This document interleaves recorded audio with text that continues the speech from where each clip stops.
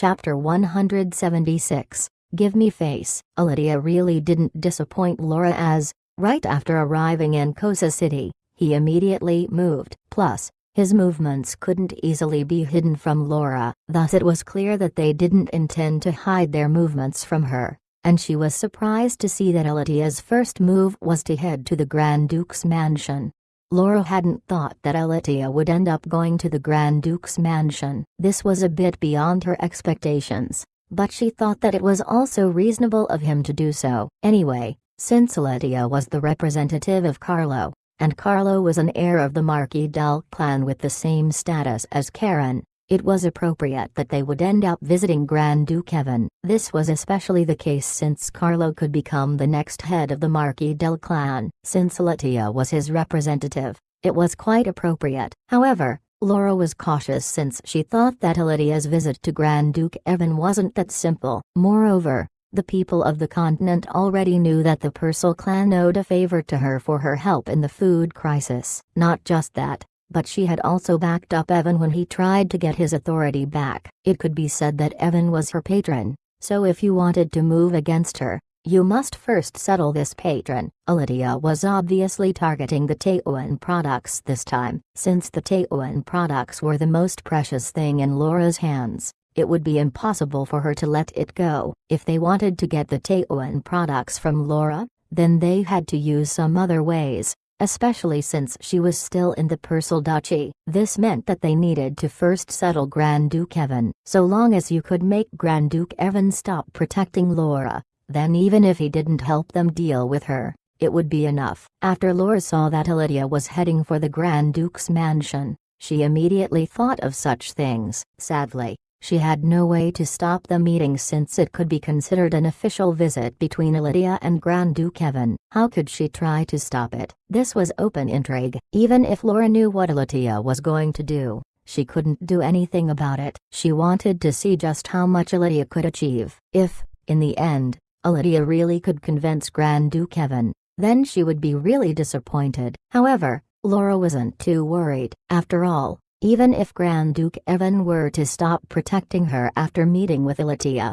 there was still Zhao Hai. If Laura's trust in Grand Duke Evan was 10, then her trust in Zhao Hai was 100. Although Laura didn't stop the meeting between Lydia and Grand Duke Evan, she still secretly observed Lydia. Since he dared to act so boldly, she was sure that Carlo had already approved it. However, since they would be moving around in the Purcell Duchy, which was Laura's territory, Laura didn't fear that they could so easily flip the skies and leave.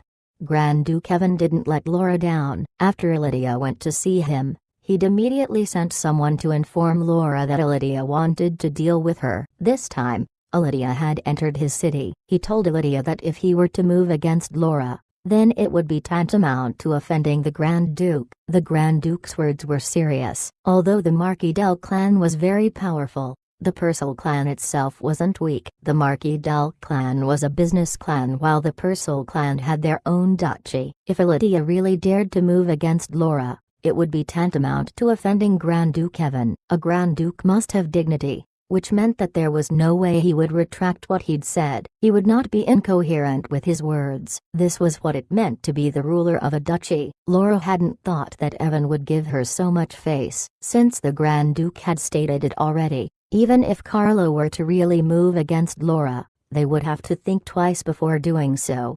Laura knew though that Lydia wouldn't stop with this just after hitting the wall that was the Grand Duke. They should still have other ideas. With this, she feared that they would start moving against Zhao Hai. With this thought, Laura couldn't sit idly by and immediately ordered people to prepare her carriage. Simultaneously, Quinjon had gone to the Grand Duke's mansion to express their gratitude. She didn't go herself to the Grand Duke's mansion to personally thank the Grand Duke, but sent Quinjon instead. After these arrangements, Laura led near and they went to Stony Mountain. This time, Laura went to Stony Mountains without sending a letter first. She had wanted to do so since she knew Zhao Hai didn't want to be disturbed and had too many secrets. However, Lydia might get there before her and act impudently. She feared Zhao Hai wouldn't be polite and would deal with Lydia. While Laura didn't like Lydia, she didn't want Zhao Hai to move against him. After all, Lydia represented Carlo. If Zhao Hai offended him, then it would be troublesome. Once Laura went out of Casa City,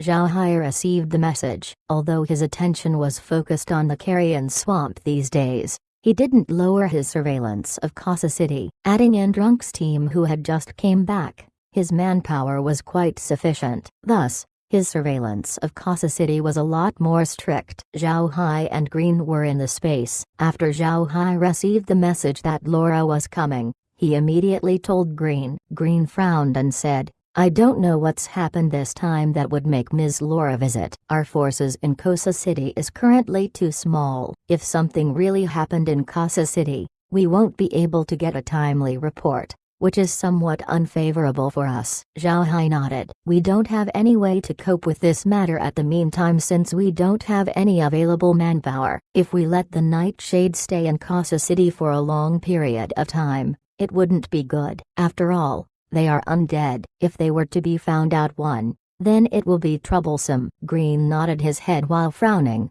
then said, "With our present state, we still haven't established our own forces. If we are to be found, it will be a problem. Right now, this manpower issue is a really big issue." Zhao Hai also wrinkled his brow. The faster they developed, the more the manpower they had would end up as insufficient. Slaves couldn't be considered. After all, they were slaves. If they were to be tasked to be stationed in Casa City, then they would just be arrested for being a fugitive slave. On the other hand, undead were undead, and if they were to be found, then it would cause its own troubles too. Most importantly, the Nightshades were now zombies. With their original appearance, they looked no different from others. If they stayed too long in Casa City, however, then it may cause their forces to be found out. At that time, it would really cause a lot of trouble. Zhao Hai had already placed the Nightshades at their former location. Still, he was afraid that powerful opponents might be able to find them. Zhao Hai didn't want such forces to see his Nightshades. If they were light magicians like Gurren, then it would definitely lead to a conflict. Zhao Hai didn't want such a conflict to occur. Green saw Zhao Hai frowning and thought that he was worried about the issue of manpower. Green said, "Master, hear me out. After we meet with Miss Laura, we should give her an eagle virtuous phantasm and ask her to send news every few days by using the eagle. With that, we will not only know the situation there, but will also be able to strengthen our ties with Miss Laura. What do you think?" Zhao Hai nodded after thinking about it. "This approach is excellent, especially now that we have more than 1,000 eagle virtuous phantasms in the space. Sending a few to Laura will not only strengthen ties, but also serve as a guarantee for Ms. Laura's security." Green lightly laughed. "Master is really concerned about Miss Laura." "Ah, sir, I think it is better to ask Miss Laura about she thoughts. If she really has regards for Master, then won't it be good to settle down with Miss Laura? What do you think?" Zhao Hai hadn't thought that even Green would mention this issue. Dumbfounded, he said, "Grandpa Green, we haven't even reached an agreement yet. For now, don't worry about it since we don't know what Miss Laura thinks of it. If I really did say something brashly, and Miss Laura has no such intentions, then our meetings in the future will be full of awkwardness." Green deliberated about it and didn't say anything. In his mind, he would just let it go for now. But if the opportunity arises, he would certainly raise the issue. Zhao Hai saw Green's facial expression and knew what he was thinking. He smiled dryly and also kept quiet. He knew that saying more would just add insult to the injury. After a little while, Laura arrived. Zhao Hai and Green went out of the space along with Marin and Meg. This was because Laura had already seen the four of them. If someone were to be missing, then Laura might get suspicious. After inviting Laura to the parlor room to sit, Zhao Hai looked perplexedly at Laura and said, "Miss Laura, what is the matter this time around? Have any incidents sprung up in Casa City?" Laura quickly smiled and said, "No, there's no incident in Casa City. However, I am visiting this time around to tell you about my issue." Zhao Hai looked at Laura, mystified. "For your issues, Miss Laura? What happened?" Laura smiled dryly as she voiced all her speculations with regards to Elydia. She then said, "Mister, this time, Elydia might disturb you. I came here to notify Mister of such a matter." Zhao Hai shook his head and said, "Miss Laura, Please tell Lydia to go back. I don't like meeting people and I will not like being bothered by him. I will not meet with him even if he dies and gives me a piece of his heart too." After hearing Zhao Hai, Laura was happy, though she still smiled wryly. "I'm afraid I won't be able to stop him. The truth is, my fifth uncle, although he seems very amiable as a person, my father says otherwise. From birth to maturity, he was someone who, if he wanted something, he will obtain it. If he can't obtain it, then he will destroy it so as to not let others take it. This time, he has sent people and I'm afraid it won't be easy to deal with them. That's why I came to tell Mister about it." Zhao Hai frowned and said, "If they know the difference between good and bad, then do not blame me for being impolite." Laura feared such a result, so she quickly said, "This time, Laura wanted to tell Mister that I am currently much stronger than fifth uncle. However, Mr. Lydia will definitely bother you, so I was hoping that Mr. will just ignore him. It is best not to have any conflict with him. I hope that Mr. would give me face." Chapter 177, Going Around in Circles. Zhao Hai looked at Laura and nodded. "Miss Laura, please be relieved. As long as they don't do anything excessive, I won't be unkind to them. You should know that I'm not the type of person that likes to stir up trouble." Laura didn't relax even after hearing Zhao Hai's words. It wasn't that she didn't trust Zhao Hai,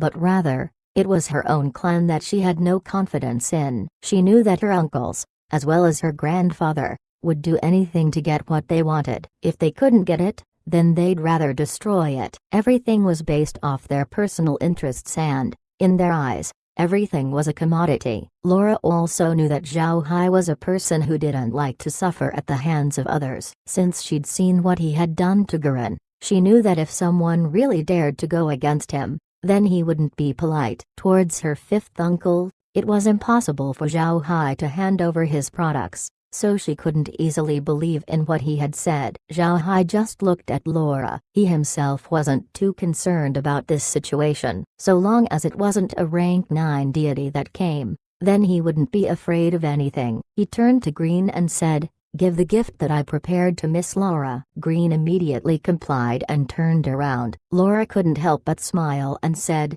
"Mister has a gift prepared for me? I'm embarrassed that Mister will be giving me a gift when I haven't brought one. How can it be good to receive Mister's gift?" Zhao Hai smiled. "In fact, this gift will also benefit me. Miss Laura, I have come here to Kosa City, but don't know much about its situation. With my identity, I wouldn't be able to stay long inside Kosa City since I fear that I'm not that popular. Because of that, I wanted to ask for one thing of Miss Laura." Laura quickly replied, "Mister is too polite. Please, don't hesitate to command me." Zhao Hai smiled and said, "I don't dare order you, but there really is one thing that I will request of Miss Laura. The young lady knows that I am a businessman, and a businessman squatting on a mountain every day won't always be good. With regards to any situations in Kosa City, I won't have any idea of them and also won't know anything. This time, I am requesting Ms. Laura to help me by informing me the situation in Kosa City." Laura felt relieved after hearing Zhao Hai. She thought that it would be some other matter. Anyway, such a request was too simple for her as she had her own intelligence network. For her, naturally, intelligence gathering was easy. Now that there was an ally like Zhao Hai, intelligence sharing between them was normal. Laura was glad to see such a situation as she felt that Zhao Hai trusted her enough, and that their relationship even closer. These thoughts made Laura smile. "That is no problem at all, so Mister shouldn't be too polite. Mister, please rest assured that every 7 days, I will send news regarding the situation in the city." Just then, Green came back from the outside. Following behind him were 5 handsome eagles. These eagles had a height of over 1 meter. They came in from the outside in a bold and imposing manner. Zhao Hai smiled to Laura and said, "Then I thank Miss Laura, and also, these few eagle virtuous phantasms are my gift to you." These were the virtuous phantasm-colored eggs that you had given me, so gifting this to you would just be returning something back to its rightful owner. Laura was surprised for a moment as she knew that hatching a virtuous phantasm-colored egg wouldn't be easy. Hatching it required the use of proper temperature. Furthermore, It was also important to note that a person would need to continuously provide magic or battle chi to the eggs. Finally, after hatching, they must be given a drop of blood in order for them to recognize their master, otherwise these virtuous phantasms wouldn't listen to anyone. Right now, Zhao Hai was giving her all 5 eagles. Even getting one would be enough, taking more would be too much. Zhao Hai looked at Laura and understood what she was thinking. During the past few days, however, Green had told him about the matters concerning these eagle virtuous phantasms, so he explained, "Miss Laura, please be assured that although they do look like normal eagle virtuous phantasms, they are different. Firstly, they do not rely on their masters to provide magic for their growth. Secondly, they aren't hard to feed, so you can just let them eat what normal eagles eat. Lastly, they don't have a master yet. After leaving one of them to be a messenger, you can keep the others for yourself." He then turned around, looked at the eagles, and said, "Later on, she will be your master. You all must abide and listen to her." These virtuous phantasms weren't stupid. After the improvements done by the space, Zhao Hai found out that they could understand him, and that they were smarter than the average 7 or 8-year-old child. Laura looked at Zhao Hai. She had already seen virtuous phantasms before, and her impression of virtuous phantasms was that they couldn't grow further. However, these few eagle virtuous phantasms near Zhao Hai were unexpectedly quite vigorous and handsome and had almost caught up in size to a normal magic beast. Furthermore, Zhao Hai could speak to these eagle virtuous phantasms. Can you really do this?" However, Laura was more surprised by what she saw happened afterward. These eagle virtuous phantasms really did seem to understood Zhao Hai, because after he directed them, they slowly walked towards Laura and acted as though they were guarding Laura and Nier as they stood there.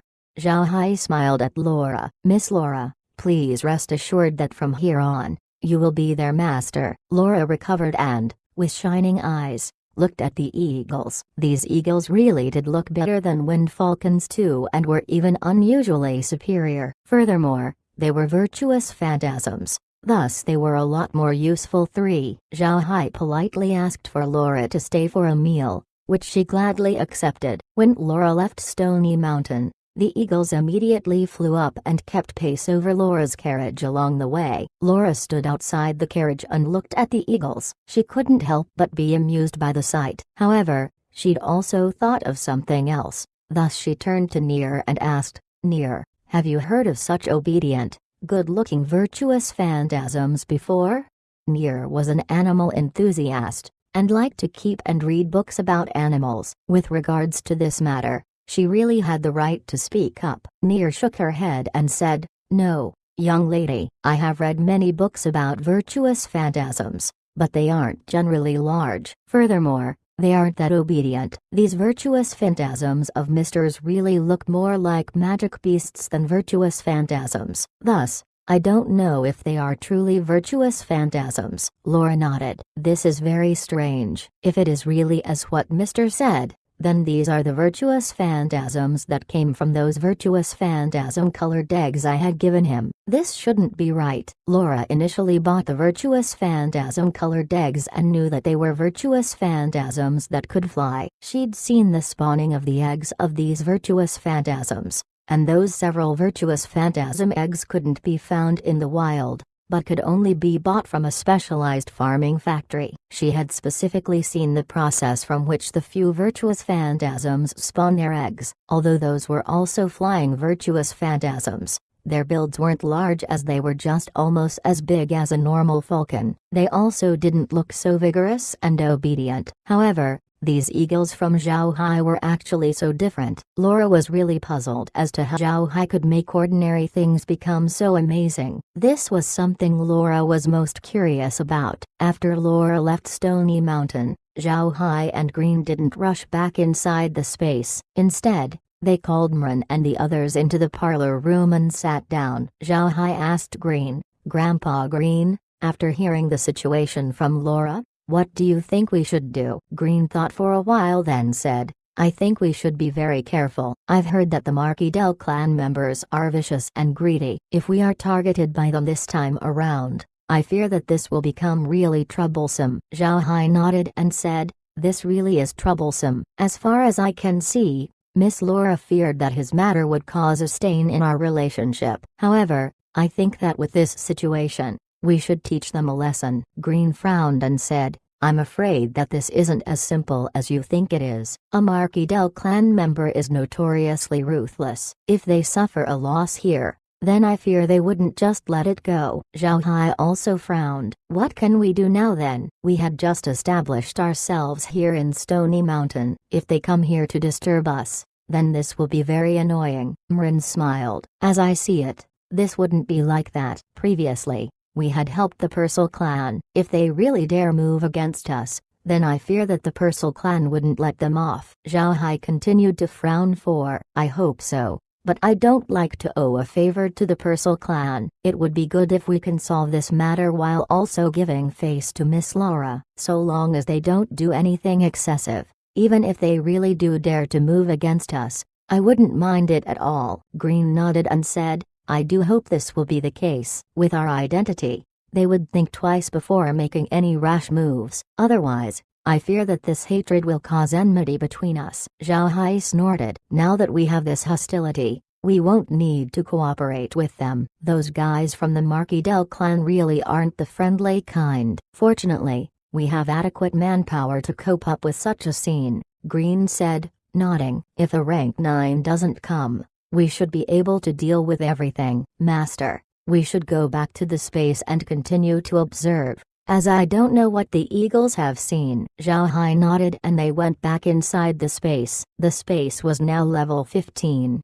but there had been no upgrade to the ranch, which made Zhao Hai feel a little sad. Zhao Hai couldn't help it. Drunk would have had a hard time catching the magic beasts in the carrion swamp. Even if they tried it wouldn't be easy to feed them. That's why they didn't catch any magic beasts and instead focused on collecting plants in order to make the space level up to 15. The eagles had been flying over the swamp for several days now, but their speed wasn't fast. Zhao Hai was surprised to see that the eagles had flown over some places that Buffy hadn't drawn on the map. It seems like they had started circling around in the swamp. With regards to this situation, Zhao Hai didn't know what problems the carrion swamp had. Why was it that both humans and magic beasts 5 went around in circles when they were inside the carrion swamp? Chapter 178, Marriage. After Zhao Hai arrived inside the space, he looked at the screen and saw that something was off. The screen didn't show the original 7-color smog,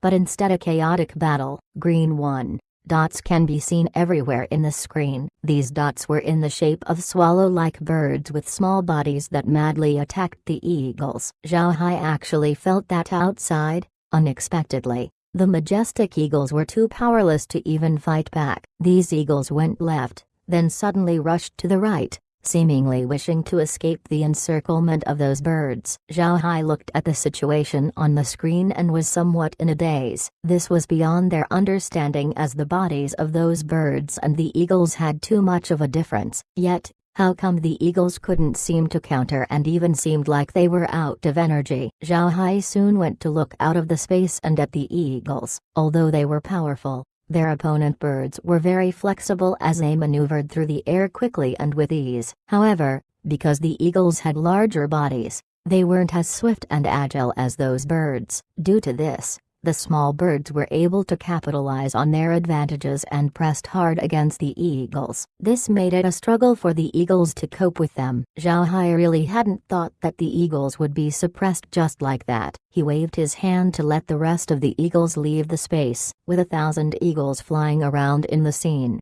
they should be able to deal with the situation. Sure enough, after the mass of large eagles appeared, the small birds panicked and immediately tried to escape. However, the eagles wouldn't let them get away and, in the end, they caught a lot of those small birds. Zhao Hai couldn't help but feel relieved after seeing the situation. Green also exhaled after watching the fierce battle. Even though they hadn't been involved, they still felt tragic over the situation and were nervous. With Zhao Hai's intent, he moved the eagles from the outside back inside the space and, along with a few others, they went over to the ranch. Upon arriving, a beep came from the ranch and sounded, "Discovered new animal biological variation, Swallow class. Animal rating of level 3. Digitizing animals. Animals can now be bought from the spatial shop. Zhao Hai didn't care since there weren't any upgrades for the ranch. Moreover, even if there were more of these swallow class animals,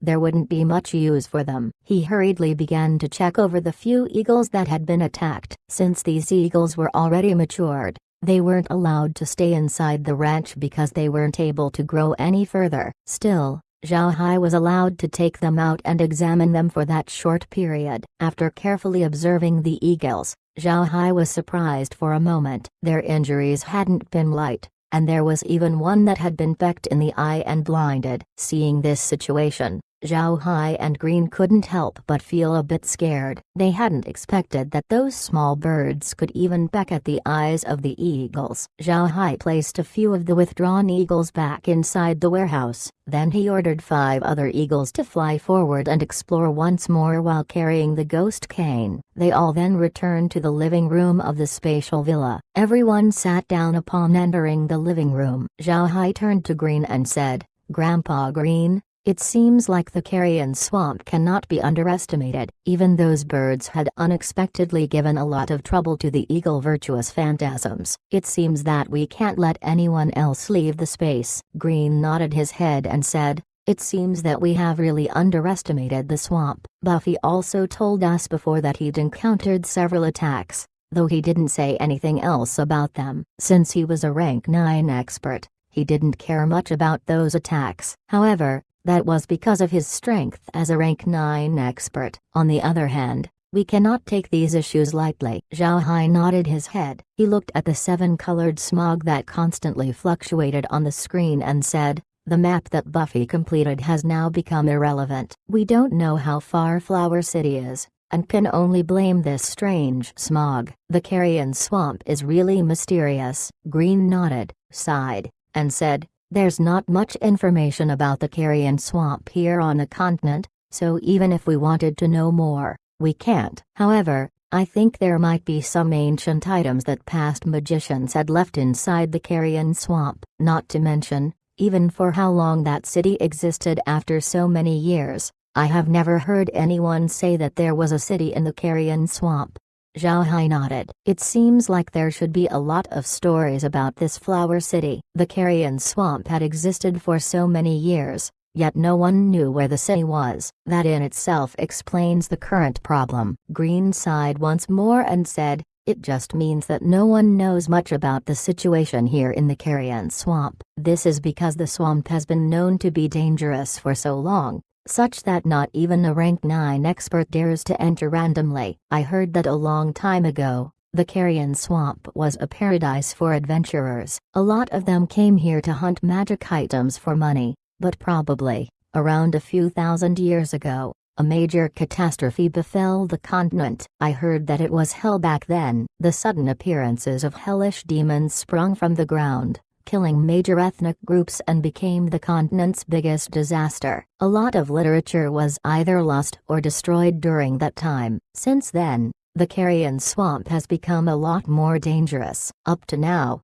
nobody dares to go venture into the carrion swamp." Zhao Hai nodded. "Anyway, we still have to go to Flower City. We must know more about that Flower City. Especially since we don't have anything important to do right now. We might as well solve this threat of the carrion swamp." Green nodded his head. He looked at the situation on the screen, then turned back to Zhao Hai. "Master, I don't think we should be flying around randomly. I think the reason why there was no information regarding the Flower City was due, first, to the destruction of literature back then. Secondly, perhaps nobody had really discovered the city. Buffy might have just been lucky enough to run into the city. Thus, we should just follow his map, even if it will make the trip a bit longer before we can reach Flower City. Otherwise, I really don't know how long it will take for us to find the city." Zhao Hai nodded his head. He looked at the screen and ordered the eagles, instructing them not to fly straight, but instead to fly across and find the terrain shown on the map. Afterwards,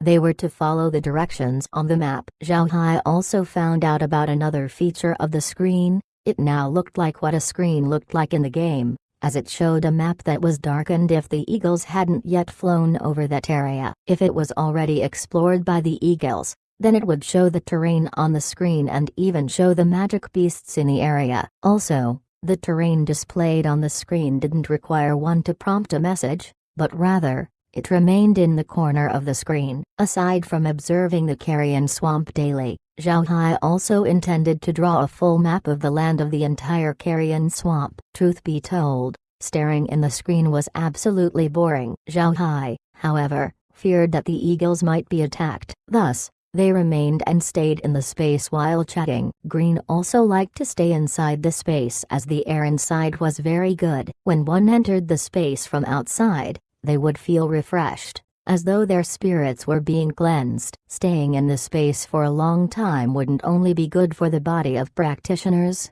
but it also enabled Zhao Hai's body to continue to feel better. He woke up well, and even after just waking up, he wouldn't feel sleepy again. Back then, he used to breathe twice as heavily as a normal person, but now he had regained his normal physique. It was the same for Miran. She was already quite old, but still very busy daily. Thus, she always felt tired. Moreover, the elderly tended to have bad sleeping conditions, so when she'd woken Zhao Hai back then, her face didn't look too well. Nowadays, however, she had completely changed. Her face was more ruddy, and even if she were busy every day, she didn't look tired at all. Furthermore, it was quiet within the space at night, so she could sleep well. Aside from that, her body really felt a lot better than before. The space was an attractive place as everyone who had stayed inside the space tended to become somewhat accustomed to it. Even the slaves,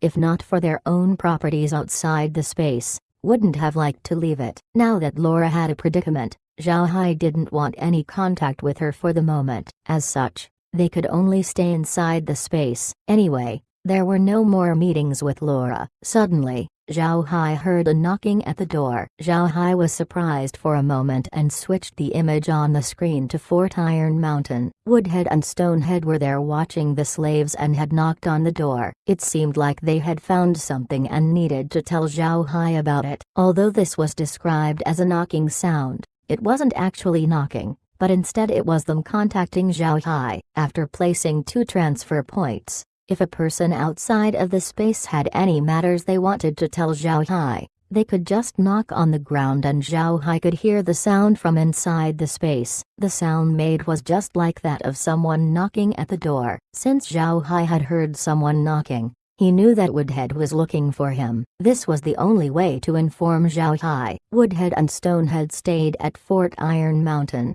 while the undead were placed in Stony Mountain. If an undead wanted to look for Zhao Hai, they could just directly contact him and didn't need to knock on the transfer point. Sure enough, after turning the screen, Zhao Hai saw Woodhead standing in the transfer point. The people around stood up, and, with Zhao Hai's intent, him and the others appeared at Fort Iron Mountain. Woodhead was standing there. When he saw everyone, he hurriedly rushed forward and said, "Master." Zhao Hai nodded. "What's up? What's the matter?" Woodhead smiled. "Master, today is a good day." Today, 2 slaves suddenly came to me and said they wanted to marry. Since Master hadn't said anything about this matter if it ever came up with the slaves, I decided to let you look into it. Zhao Hai paused for a moment, then, interested, said, "Oh, was there such a thing? This is good. Getting married is good. Hurry and lead the way." Green 2 immediately complied and led Zhao Hai outside the fort.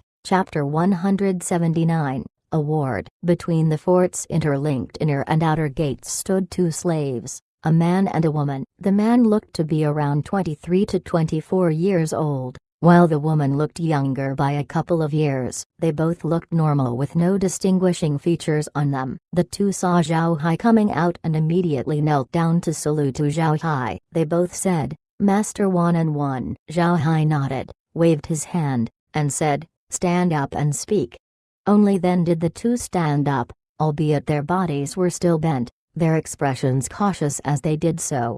Although these slaves knew Zhao Hai was kind, they had previously undergone enslavement education. Thus, when they saw Zhao Hai, they couldn't even try to be impolite. They stood up after Zhao Hai told them, which was already very good progress for them. If it were normal slaves, even if they were told by Zhao Hai, they wouldn't dare to stand up. Looking at the two, Zhao Hai didn't bother to be polite as he asked, "Are you the ones who wish to get married?" The two people lowered their heads and bent themselves further down. Then the man said, "Yes, master. We both want to get married. We seek the help of master." Zhao Hai nodded and asked, "What are your names?" The male slave immediately answered, "Master, my name is Chi Tu, and she is called C3. Zhao Hai nodded and looked at them. "All right, very good. Since you took the initiative to ask me to help you get married, it's fine then. I will help you today." "Grandpa Green, please prepare a gift to be given to them today." Green complied immediately. Mrin smiled and said, "This calls for a celebration." "Master, I'll go tell the slaves to rest for the day." The two slaves actually both knelt down together as the man panicked and said, "Master, we little ones don't deserve such treatment. Our lives are cheap and master allowing us to get married is already a huge fortune. We wouldn't dare ask for any more from master." Zhao Hai smiled and said, "It doesn't matter, since you are the slaves bought by Grandpa Green, and the first couple to be married. We should take this opportunity as well and make it as lively as possible. This isn't just for the two of you." The couple stood up afterwards. Green led the couple away, leaving only Meg to stand beside Zhao Hai. Right now, Zhao Hai wasn't missing anything, and his monthly income could feed 100 people without a problem. Zhao Hai didn't help in the preparations and instead led Meg back to the fort's living room and sat down. He had just told Green to give them whatever they needed, so if there was anything required for the preparations, Green could take care of them. After they arrived in the living room, Meg poured a cup of tea for Zhao Hai and placed it on the table. Zhao Hai then told Meg, "Sit down, let's talk about this wedding." Meg sat down, looked at Zhao Hai, and said, "Master, why did you do it in such a big way? Did you want the other slaves to see them?" Zhao Hai nodded. He sighed and said, "Now that our Buddha clan has selected these people, the slaves must be able to flourish, especially because they have been marked with the Buddha clan's brand, which is impossible to remove. Since our conditions now is a lot better compared to before, the slaves acquiring the initiative to get married will be a good thing for us. The other slaves who are afraid to do so will slowly gain confidence, and this will be a good way to increase our population. Moreover, the lands I had improved is growing. At present though, it cannot be cultivated. I plan to give these lands to the slaves and have them pay some rent. That way, they can cultivate the lands and prosper for themselves." Meg was surprised for a moment. She looked at Zhao Hai and said, "Does this mean master will restore the slaves' status back to civilians starting today? Furthermore, master will also reward them with a piece of land that they will be renting?" On the continent, farm renting was generally allowed only by civilians. Thus, if Zhao Hai said that these slaves could get land to rent, then Meg understood what Zhao Hai actually meant to do. Zhao Hai nodded and said, "Yes, it will be a good start. We can then slowly develop and grow the Buddha clan. The present situation is somewhat wrong, so I will slowly let the slaves recover their civilian status in order for them to own their own piece of land. Having their own income will be something for them to look forward to." Meg 5 grew up on the Ark continent, and in their view Zhao Hai's approach was akin to throwing out money. Everyone knew that a slave was the Lord's clan property. If Zhao Hai restored their civilian status,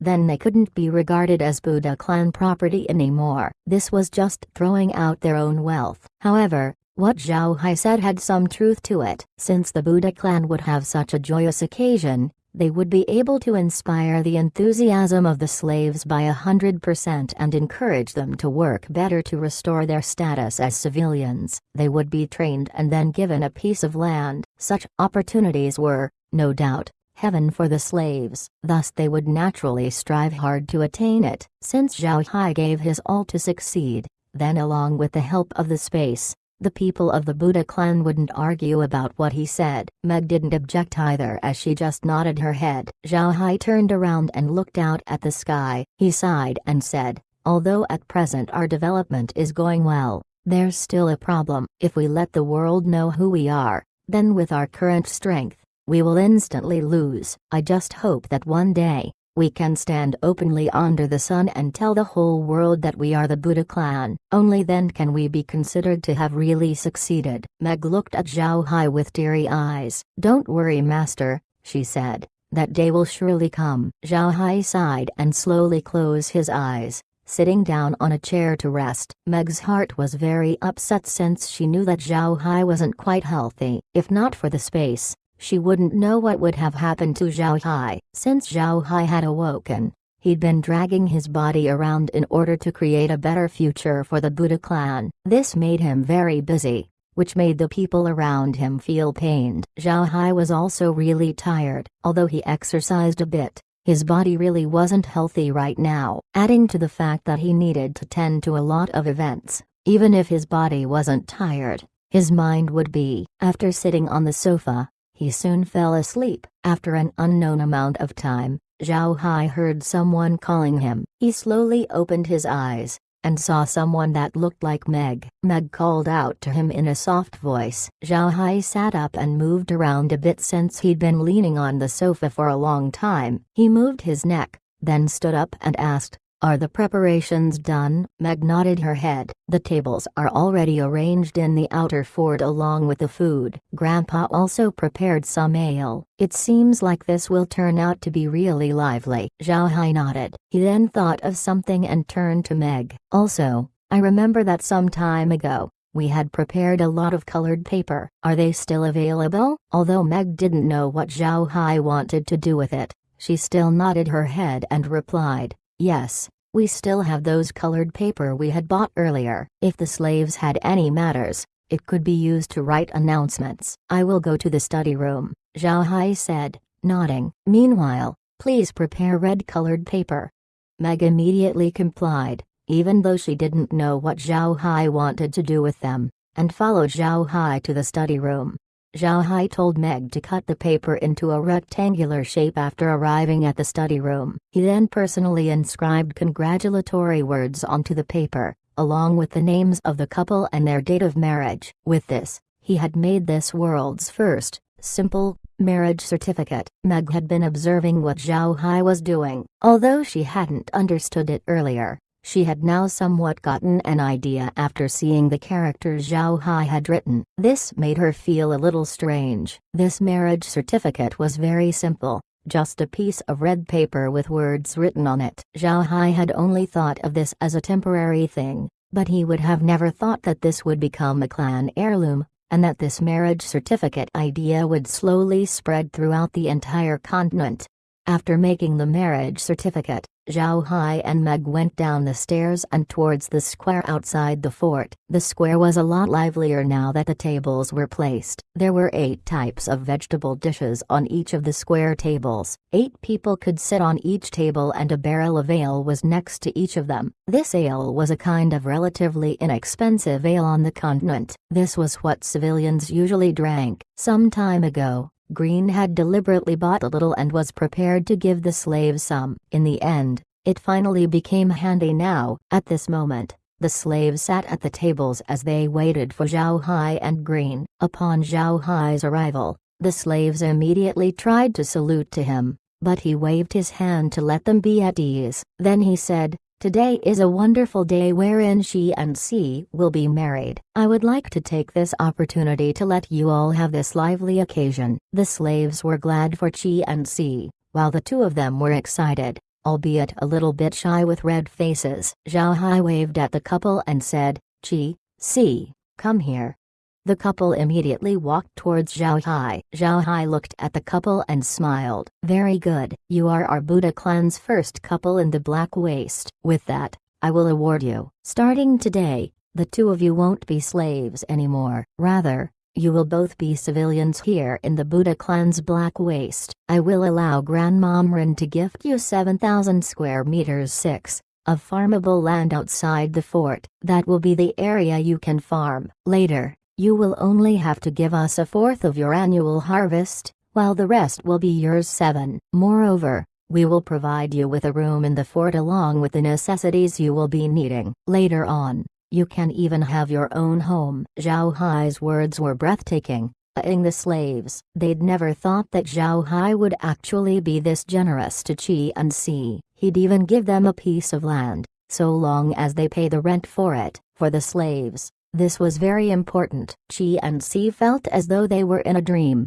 and it took them a while to react. They quickly knelt down and bowed to show their gratitude to Zhao Hai. Chapter 180. Toast. Although Zhao Hai had shown some enthusiasm and had even given rewards to the couple today, the slaves were only a bit shocked about it and everything went back to normal. After all, this wasn't the first time that Zhao Hai had shown this side of himself to them. Zhao Hai helped the couple up, then took out the marriage certificate that he'd prepared. He gave it to the couple and said, "Today is your wedding day, and as the first couple to be wed in our black wastes, I have personally prepared this marriage certificate. Although this certificate won't be recognized anywhere else but here in the Black Waste, so long as you have this certificate, you are a legally married couple. This is something on top of my congratulatory gift." This was the first time such a situation happened on the continent. No one had ever heard about it before, not even Green, never mind the slaves. Qi and Si took the paper,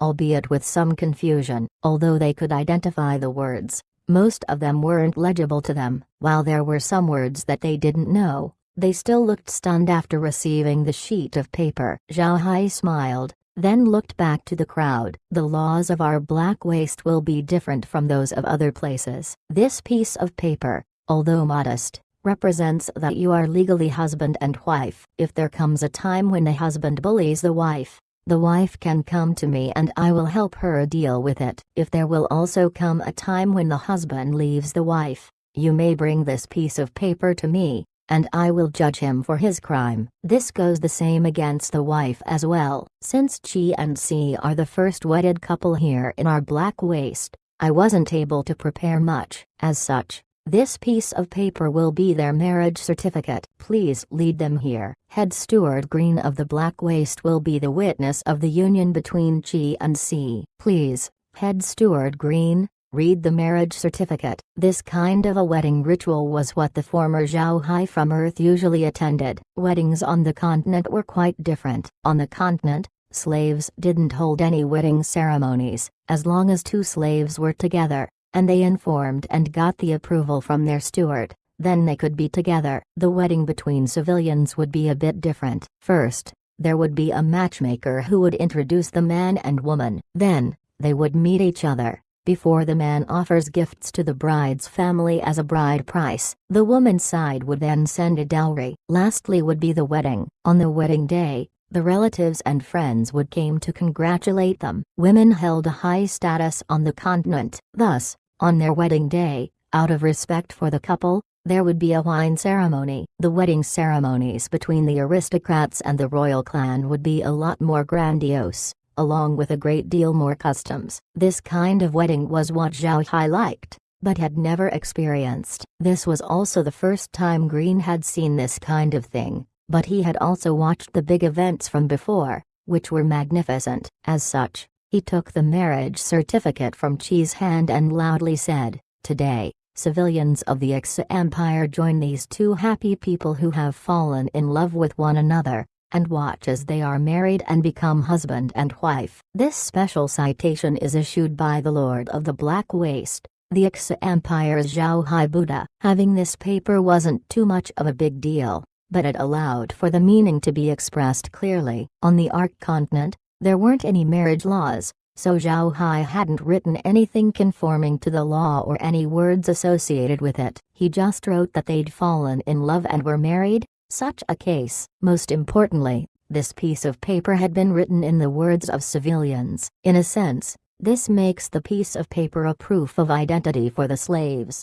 proving that they were now civilians. After Green finished reading, he handed the marriage certificate back to Qi and Si. Qi excitedly took the piece of paper, and, as though the paper felt heavy, carefully handed it to Si. Si also carefully picked up the piece of paper and folded it carefully, placing it onto her arms. Zhao Hai looked at how the couple acted and didn't said anything about it. He smiled, then said, "Well, this ceremony has now ended. Qi, Si, starting today, The two of you are now officially husband and wife. Don't be in a hurry to toast with me. Instead, don't forget to have a toast with your wedding witness, Grandpa Green." Chi and Si were excited as they complied. Mrin smiled, then picked up 2 cups of wine that were then taken by Chi and Si. The couple knelt down together and lifted the glass in front of Zhao Hai. Zhao Hai stared blankly at them. He tried to help them up while saying, "What is this? Get up." Chi and Si didn't stand but continued to kneel on the ground,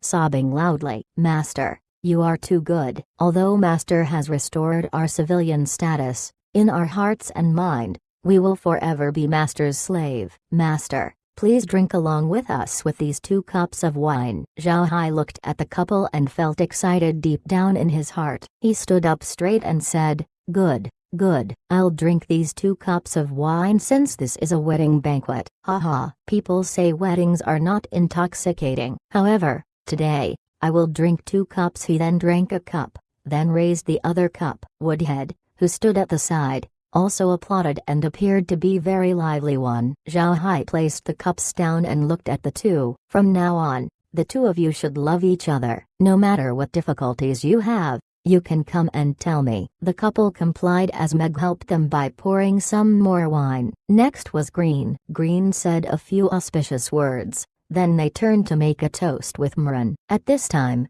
it could be considered to be really lively. The slaves had eaten meals a few times before with Zhao Hai. At dinner time, they were relaxed since during that time around, there were many meat dishes, which was also their opportunity to eat a little more. The banquet this time around wasn't the same as it was in other places. They had a lot of vegetables dishes and could also eat a lot without limit. This made the slaves very happy. Although these slaves hadn't gotten their statuses restored to civilians, they were satisfied with their current lives. They ate every day, weren't too tired, and occasionally ate tons of meat. They'd even gotten the chance to drink wine like today, which in the past was unthinkable. Seeing how Chi and Si, after getting married, were restored their civilian status, and moreover they'd been given it just like that, these slaves had also thought about how to seize the opportunity and do the same thing. This was naive, but quite lively. However, Zhao Hai didn't drink any more of the wine and, followed by Green, returned to the space. This was just in case the eagle virtuous phantasms were being attacked. 2. After they sat down in the space, Zhao Hai couldn't help but smile lightly. "Today, we had a very good start. I fear that there will be a lot of marriages soon, so Grandpa Green, you should go to Kosa City in a few days and order a batch of a higher quality paper for marriage certificates so that we can use them later on."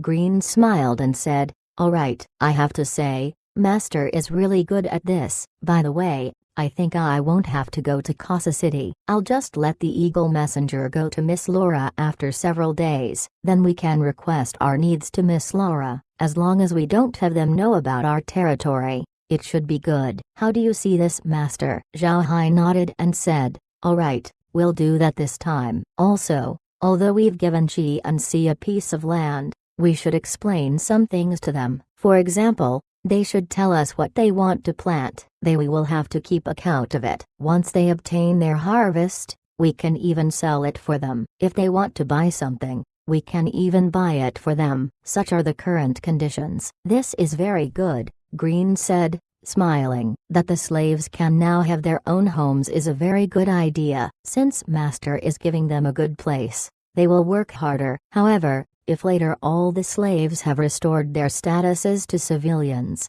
what should we do then?" Zhao Hai smiled and said, "It is actually very simple. They will still need farming tools, seeds, and even scaled wildebeests. These are things that they don't have, so we can just rent it to them. If they want to use these things, they can help us by planting in an area. Or if they have the item themselves, we can still hire them to do work for us through farming, and we'll pay them. Of course, the price wouldn't be too high, but for them, that in itself is extra money. Thus, they will naturally agree."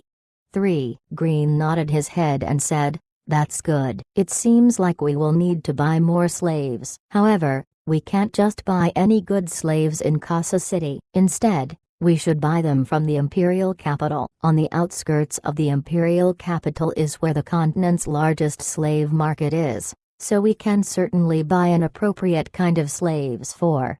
Zhao Hai frowned and said, "Is it alright with our present status? If we went to the imperial capital, won't we be recognized there?" Green nodded his head. "This wouldn't be a problem in Casa City since there's no one here that knows us, but there's a lot of people who knew us in the imperial capital. So be it, let's go somewhere else to buy slaves." "Master, I heard that the beast folk sell a lot of slave. Do you think we can go and visit the beast folk?" Marin added. "I think this approach is good. There are a lot of slaves in the beast folk prairies, and we can also establish a good relationship with the beast folk. The beast folk raise all kinds of magic beasts, but they lack food supplies. If we can develop the black wastes later on, we will have a lot of food on our hands. Since, on the continent, there are already big firms that handle the food supply, it will be difficult to intervene. I think it would be best if we can trade with the beast folk," Zhao Hai replied.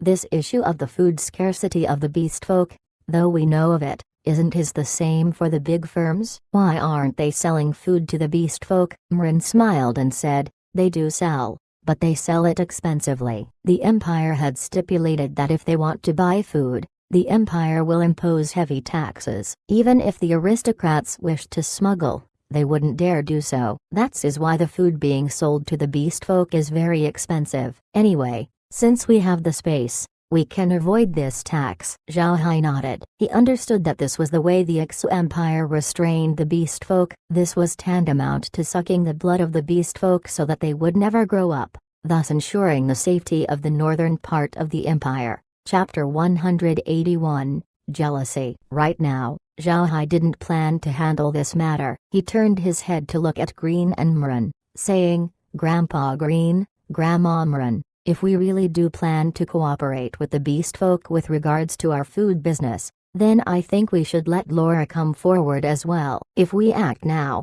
then sooner or later we'll be exposing our weaknesses. To be honest, with regards to doing business we truly are inferior to the skills of Miss Laura." Green and Marin looked at each other and the two of them saw a happy light in the other's eyes. Marin said, "I agree with Master's point of view. For this matter, it is really better to allow Laura to act. But Master, if that is the case then I fear that we will be resigned to give up a large portion of our profits to Miss Laura." Zhao Hai hadn't noticed the meaningful glance between the couple and instead replied, "There is no other way as we don't have any personal connections with them." On the other hand, this might not be true for Laura. After all, she has been doing business within the Persal Duchy for quite some time now. Saying that she doesn't have any previous cooperations with the Beast Folk Empire won't be believable. Miss Laura is beautiful. Does Master intend to marry her and have her become the lady of the house?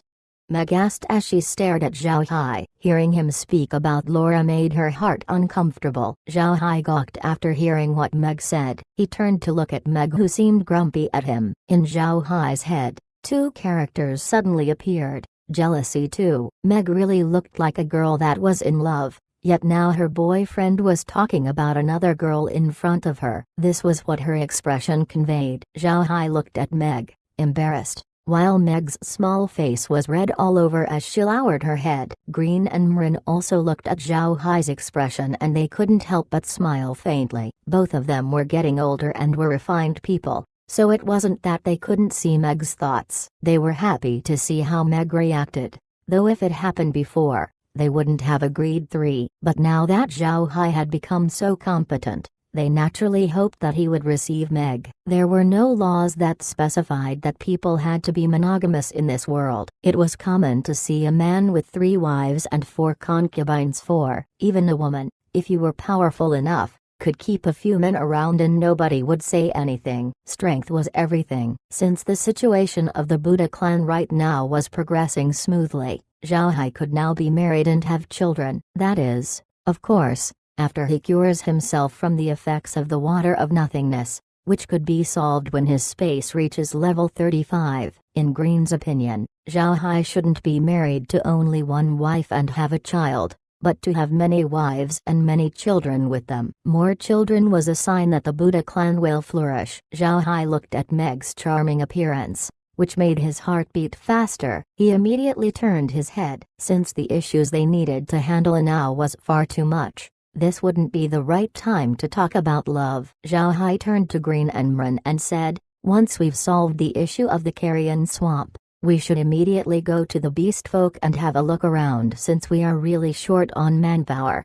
Green nodded. He turned his head and looked at the screen. The screen showed the 7-colored smog that continued to seethe. It almost looked as if this wasn't even a part of the Ark continent, but of some other space and time. Zhao Hai enlarged the map at the corner of the screen and compared it to the map Buffy had drawn. At present, they hadn't seen any terrain that was similar to what had been marked on the map, making them feel relieved. 6. However, their hearts felt uneasy. The eagles had followed the map Buffy had drawn when they'd started flying, but they didn't know how the eagles flew onto a different route. Furthermore, even if they deviated from the original track, it shouldn't have been by too much. They had been flying for over half a day now and hadn't seen any terrain similar to what was on the map. This meant that they'd deviated from the route by a great deal. If they had been allowed to fly along on their original route, then they wouldn't know in what part of the year they would have arrived at Flower City.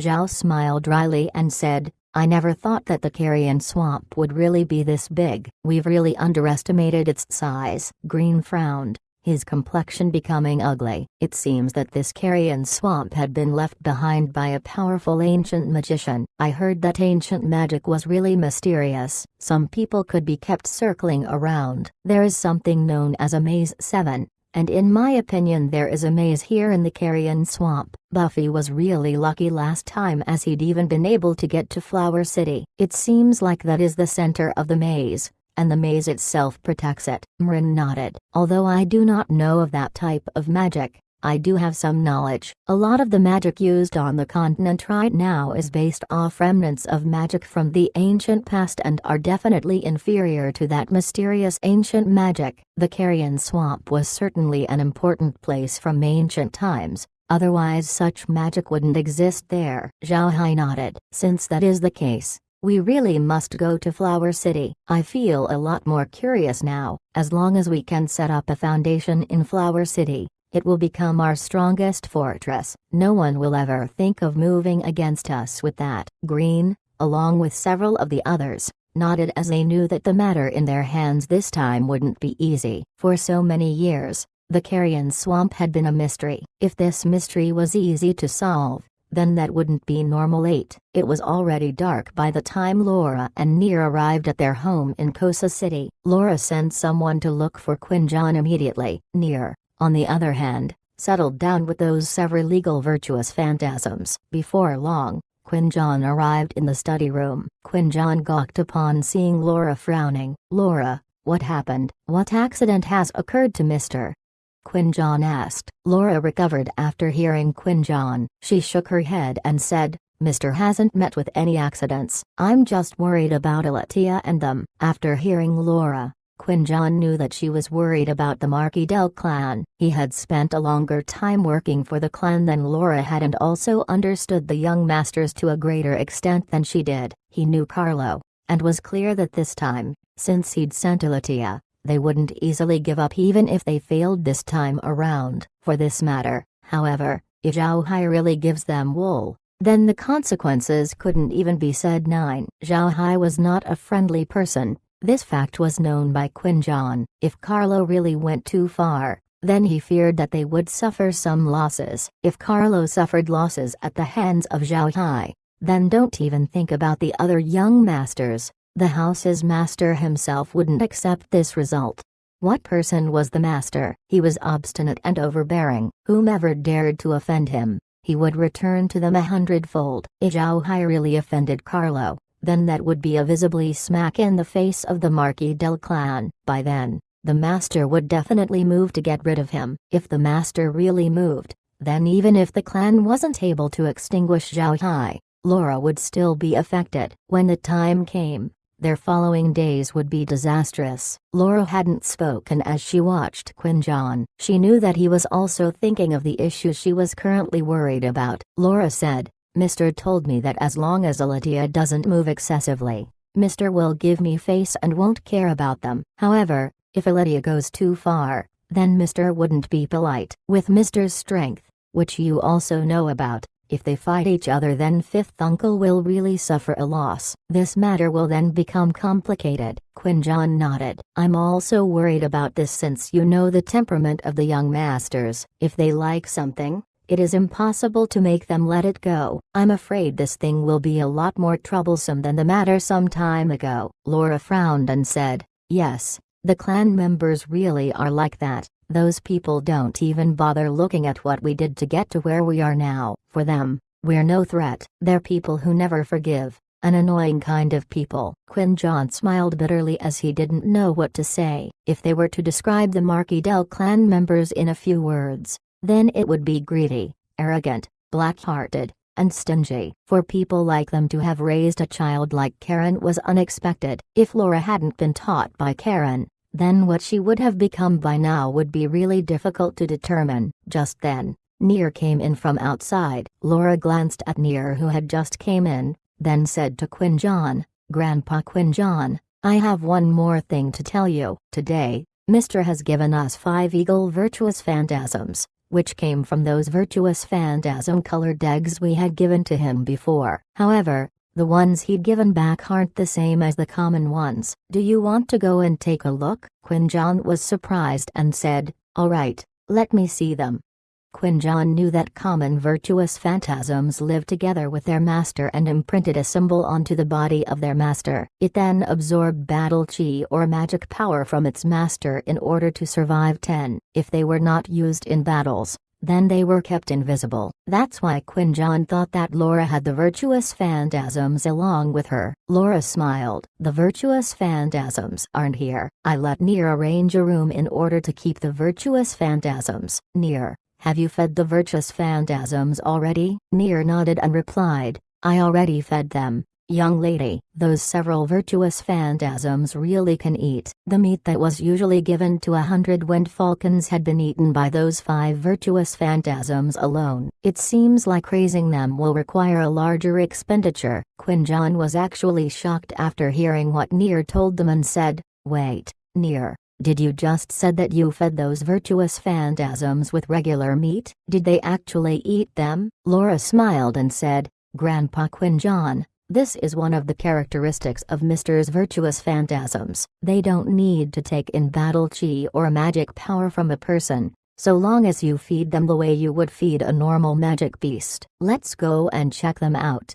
She stood up and walked out with Near while Quinjon followed behind. Chapter 182, Karen speaks of the past. The 3 arrived at the room where they raised the virtuous phantasms. After the doors opened, Quinjon looked shocked. These virtuous phantasms were really impressive and handsome, something which he hadn't seen before. After looking at these 5 eagle virtuous phantasms, Quinjon couldn't believe what he saw. Only after some time did he turn to Laura and ask, "Young lady, are these the eagle virtuous phantasms you were talking about? The ones we had actually bought before?" "Yes. These are those 5 eagle virtuous phantasms that Mr. gave. However, I haven't made these eagles into armor, so I don't know what kind they are." Laura replied with a smile. Quinjon looked at the eagles one more time, then turned to Laura and said, "Young lady, let's go back. I have something to tell you." Laura nodded and the 3 of them returned to the study. They sat down upon arriving in the study room. Laura looked at Quinjon, who seemed sullen, and asked, "Grandpa Quinjon, what's the matter?" Quinjon looked serious as he nodded and said, "I have to say, this matter with Mr. Zhao Hai. Young lady, have you not thought about it? Everything that Mr. Zhao Hai touches and has given us, they look very ordinary at first, but in fact they're all extraordinary, right?" Laura was frozen for a moment, looking at the matter carefully. Her complexion changed as she answered, "Right, all of them." Quinjon nodded and said, "Yes. Every one of them, no matter if it is the fire fish, corn, bamboo rice, fruit oil, blue-eyed rabbits, or today's virtuous phantasms. These are all ordinary objects, but once they pass through Mr.'s hands, in a blink of an eye they become extraordinary. Furthermore, Mr. had told us before that he had an ancient magic tool in his possession. However, we were mistaken about this. We thought he only had one tool. Nobody would actually think that he had 2, 3, or possibly even more. Laura was surprised for a moment. She really hadn't thought about this. Ancient magic tools would be difficult to check. After they knew Zhao Hai had one, they'd only thought he'd possessed the one ancient magic tool. They wouldn't have actually thought that Zhao Hai might be in possession of 2 or 3 of them. Qin Zhan looked at Laura and said, even if Mr. doesn't have numerous ancient magic tools, I think he is in possession of a few ancient books about alchemy and pharmacy. Due to the existence of these things, Mr. can make ordinary things extraordinary. As Qin Zhan said this, Laura also thought that this was the only way of explaining things. Qin Zhan followed up, Mr. can make ordinary things extraordinary, less common to common. He may have formulae that allows accelerated plant growth and death through pharmaceuticals too, adding in his strength, along with that of his followers and undead. Then although we haven't seen any rank 9 experts, Mr.'s status and fighting strength can be considered to be not any worse than that of a large aristocrat. This kind of person, we cannot dare to offend. Laura nodded while saying, I have never thought of offending Mr. What help has the Marquis del clan given to us that can be compared to Mr.'s? Why must we help that ruthless clan plan against our benefactor? Grandpa Qin Zhan, I understand what you mean. You want me to control Elatia, making them lose their opportunity to move against Mr., right? Qin Zhan nodded and said, yes, young lady. What we have today is all thanks to Mr. This matter of Elatia, if they fail, then it still won't be good for Mr. We won't help them, but we shall certainly help Mr. Along with Grand Duke Evan, our combined strength isn't bad and it should be enough to destabilize the Marquis del clan. Don't forget, Mr. had also helped the Purcell clan during that crisis and Grand Duke Evan isn't an ungrateful person. If we told Grand Duke Evan about the situation, he will definitely help us. Then we can convey things to Mr. Through this matter, we can set up our tripartite strength and nobody would dare to move against us. Young lady, how do you see it? Laura stood from her seat and paced slowly. She understood what Qin Zhan meant. Qin Zhan wanted her to make a decision right now. If she helped Zhao Hai, then that would be tantamount to tearing the face of the Marquis del clan into pieces. But in return, they would gain an invaluable ally in Zhao Hai, not to mention, they would continue to be on good terms with Grand Duke Evan. The most important of all was that they could finally get rid of their connection to the Marquis del clan, removing her fear of being married off by the clan.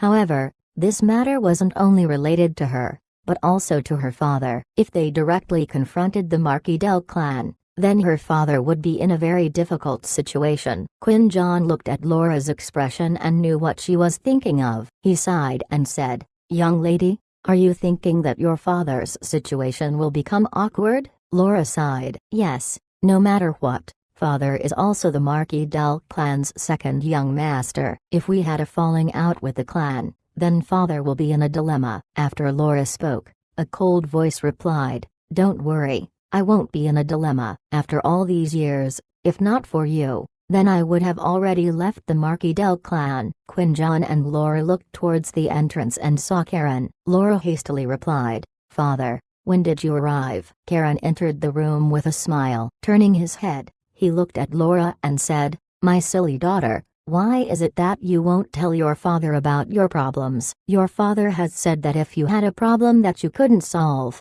your father can help. Laura looked at Karen and felt that her father's presence seemed different today. He gave off a majestic aura with an imposing manner. Karen looked at Laura and sat down on the sofa. Sit down. Today, I also have something to tell you. Laura sat, puzzled, while looking at Karen. Karen looked back at her and gave a forced smile. Laura, you should already know that your grandmother passed away when I was still young, thus, I was raised by the Great Lady 3.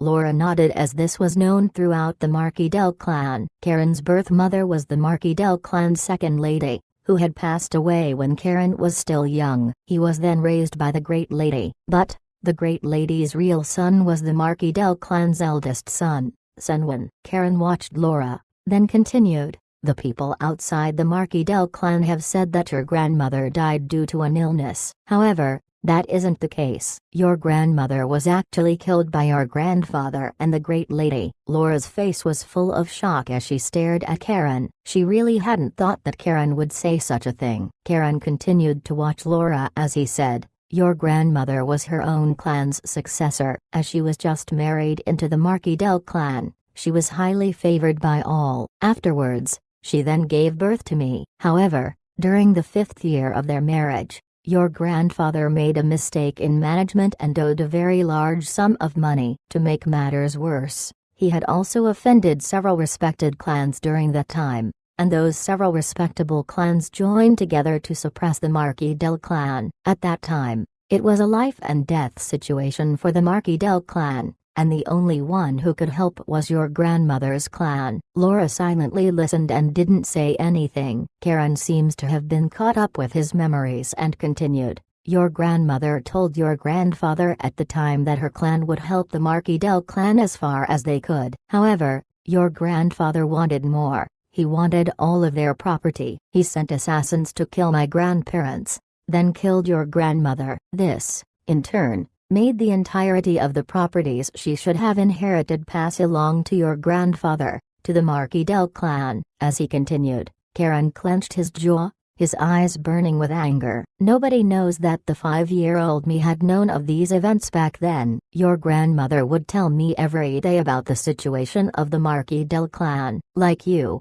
your grandmother was very good at running the business and was quite famous for her beauty back then. Although she had no steward of the Marquis del clan, she knew a lot about their business. She told me back then that the Marquis del clan had met a troublesome situation and that she wanted to help your grandfather. But I, in the end, saw your grandfather and the great lady give your grandmother a glass filled with poisoned liquor. Laura was shocked after hearing what Karen said. No one would have thought that there had been this kind of a situation. Even Quinjon, who'd been Laura's mother's servant hadn't known of such a thing. While Quinjon was a servant of the Marquis del clan for 20 years, Karen's matter had happened way back when he was small, so of course he didn't know of it. 5. Karen continued, they didn't know that they were being watched by me. I hadn't made a single sound during that time, giving my all to endure myself to not to cry. I remember that day firmly. After saying that, Karen stopped for a while and closed his eyes. He had probably recalled an unforgettable moment in his life. After some time, he continued, afterwards, I was placed under the great lady's care by our grandfather. I knew that they had killed your grandmother and that the great lady had her share in it. However, I pretended not to know, living my life daily with the enemy. Later on, I heard that the great lady wanted me to have a look at the account book. If I was interested in doing business, then she would remove me as she didn't want anyone to hinder your first uncle. Since then, I didn't look at any business books. Nor did I study magic earnestly. Instead, I only researched magic every day. Karen stopped talking for a while. He turned his head and looked at Laura. Because of that, I could grow up safely. Everyone on the continent knows that I'm not that knowledgeable and that I only wanted to learn strange things and was a waste of a person. I thought that I would be like this for a lifetime, but never thought that the heavens would feel sorry for me. The heavens delivered me in front of your mother. The me, who had been a waste, was loved by her with all her heart and soul. That was my life's dawn of light. Every day now, I don't want to open my eyes after your mother had passed away. She left us too early. If, at that time, it wasn't for you, I would have already committed suicide. But I knew that if I died, that you would be finished as you'd only end up as their tool. Don't even talk about business. I feared that you were going to be married off. Therefore, I requested the clan to let me develop here in the Persal Duchy. This is so that we could leave the clan. Laura, don't hesitate when regarding me. Towards that clan, I feel no sentiment. If you can fight the Marquis del clan, then do it boldly. Get revenge for your grandmother. Chapter 183, Grounded. Laura was about to say something when Karen waved his hand to stop her. Your father, was very cautious throughout my life as I feared that your grandfather and the great lady might hurt me. That's why I decided to not study that much. Even in the military arts, I made sure to show that I didn't have potential. As such, it was impossible for me to get revenge for your grandmother. You, however, are different. You've shown extraordinary business talent, and adding in Uncle Quinjon's guidance, you had the ability to back it up. Now, you've grabbed onto a great foothold here in the Persal Duchy. Don't forget that even before you met Mr. Zhao Hai, we didn't have any backing from the inner members of the clan, nor would the people of the Persal Duchy have backed us up if we offended the Marquis del clan. Karen's eyes shined with rays of wisdom as he continued to explain to Laura, the situation now is different. Mr. Zhao Hai has the food commodities, so surely he can control the food prices here in the Persal Duchy. The Persal clan also owes him a debt, and Mr. is a powerful magician. To sum all of this up, do you think the Persal clan would have given us face just because you helped them? I don't deny the existence of this reason, but it also might be due to our relationship with Mr. Zhao Hai. These great nobles show kindness only if they can get benefits from it. Quinjon and Laura were both shocked as they stared at Karen. They never thought that Karen, who had only wholeheartedly conducted magic research, would be able to analyze their situation. And unexpectedly, one after another, they were all reasonable deductions. Karen looked at their appearances and smiled. Well, I've told you everything, so you can figure things out. Laura, this isn't just an opportunity to befriend the Persal clan and Mr. Zhao Hai, but similarly, it is the best time to completely cut off our relationship with the Marquis del clan. Although the Marquis del clan is powerful, in the end they are still just a merchant clan. The methods they can use can only be attributed to their commercial aspects, while in other aspects they are very weak. Moreover, don't forget that on the continent, it is not only the Marquis del clan that calls itself a merchant clan. These past few years, the Marquis del clan has offended several merchant clans due to the expansion of their businesses. If they are going to receive a big loss, then those people won't let this chance slip by. If the Persal clan is fat, then the Marquis del clan is the bigger fat, isn't it? Quinjon and Laura hadn't thought of this point. They had both thought of the Marquis del clan as a colossal power, one that wasn't affable. They'd forgotten that a monster could only be fought with another monster. One wrong move from them will cause their deaths to become more miserable than those of Shrimp Swan. Karen looked at the two, then continued, one more thing. These past few days, although I've been researching, I have also been in contact with magicians, pharmacists, and alchemists I know. If they move, such a force wouldn't be a small one. If you need my help for anything, so long as the matter isn't about any aspect of the market, which I don't understand much about, just look for me in the office too. Karen stood up and patted Laura's head, saying, you don't need to be worried about anything. Even if the Marquis del clan is strong, so is my daughter. Now that we've left the nest and got into conflicts and disagreements with them, don't be afraid and don't worry, your father supports you. He turned around and walked out, then continued, the magic I've been researching doesn't feel right, I must go back and have a look. He completely disappeared from the study room.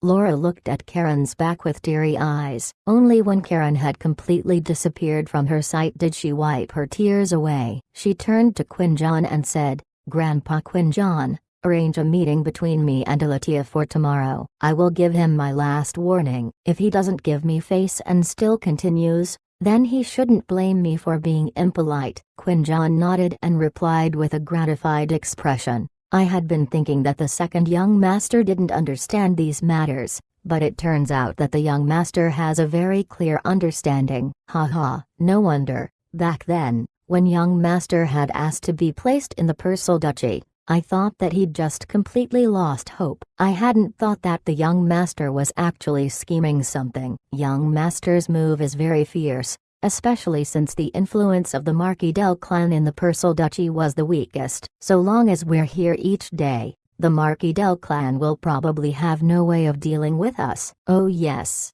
this is good. Father isn't stupid, Laura replied with a smile. It's only that he hadn't used his time to think about this matters. I looked into his research once, and after that I felt dizzy. Haha. Karen's transformation today made them both happy. They hadn't thought of letting Karen help them, but with Karen's attitude, they now would. Sometimes, a person's attitude was a lot more important than their other aspects. Quinjon showed a faint smile as he said, I'll arrange your meeting with Alatia tomorrow. Go and strike at him. If he doesn't know the good from the bad, then don't be polite and tidy him up well. Then you must go to Grand Duke Evan, wait for things to settle down with the Grand Duke, then personally go to Mr. and clearly discuss this matter.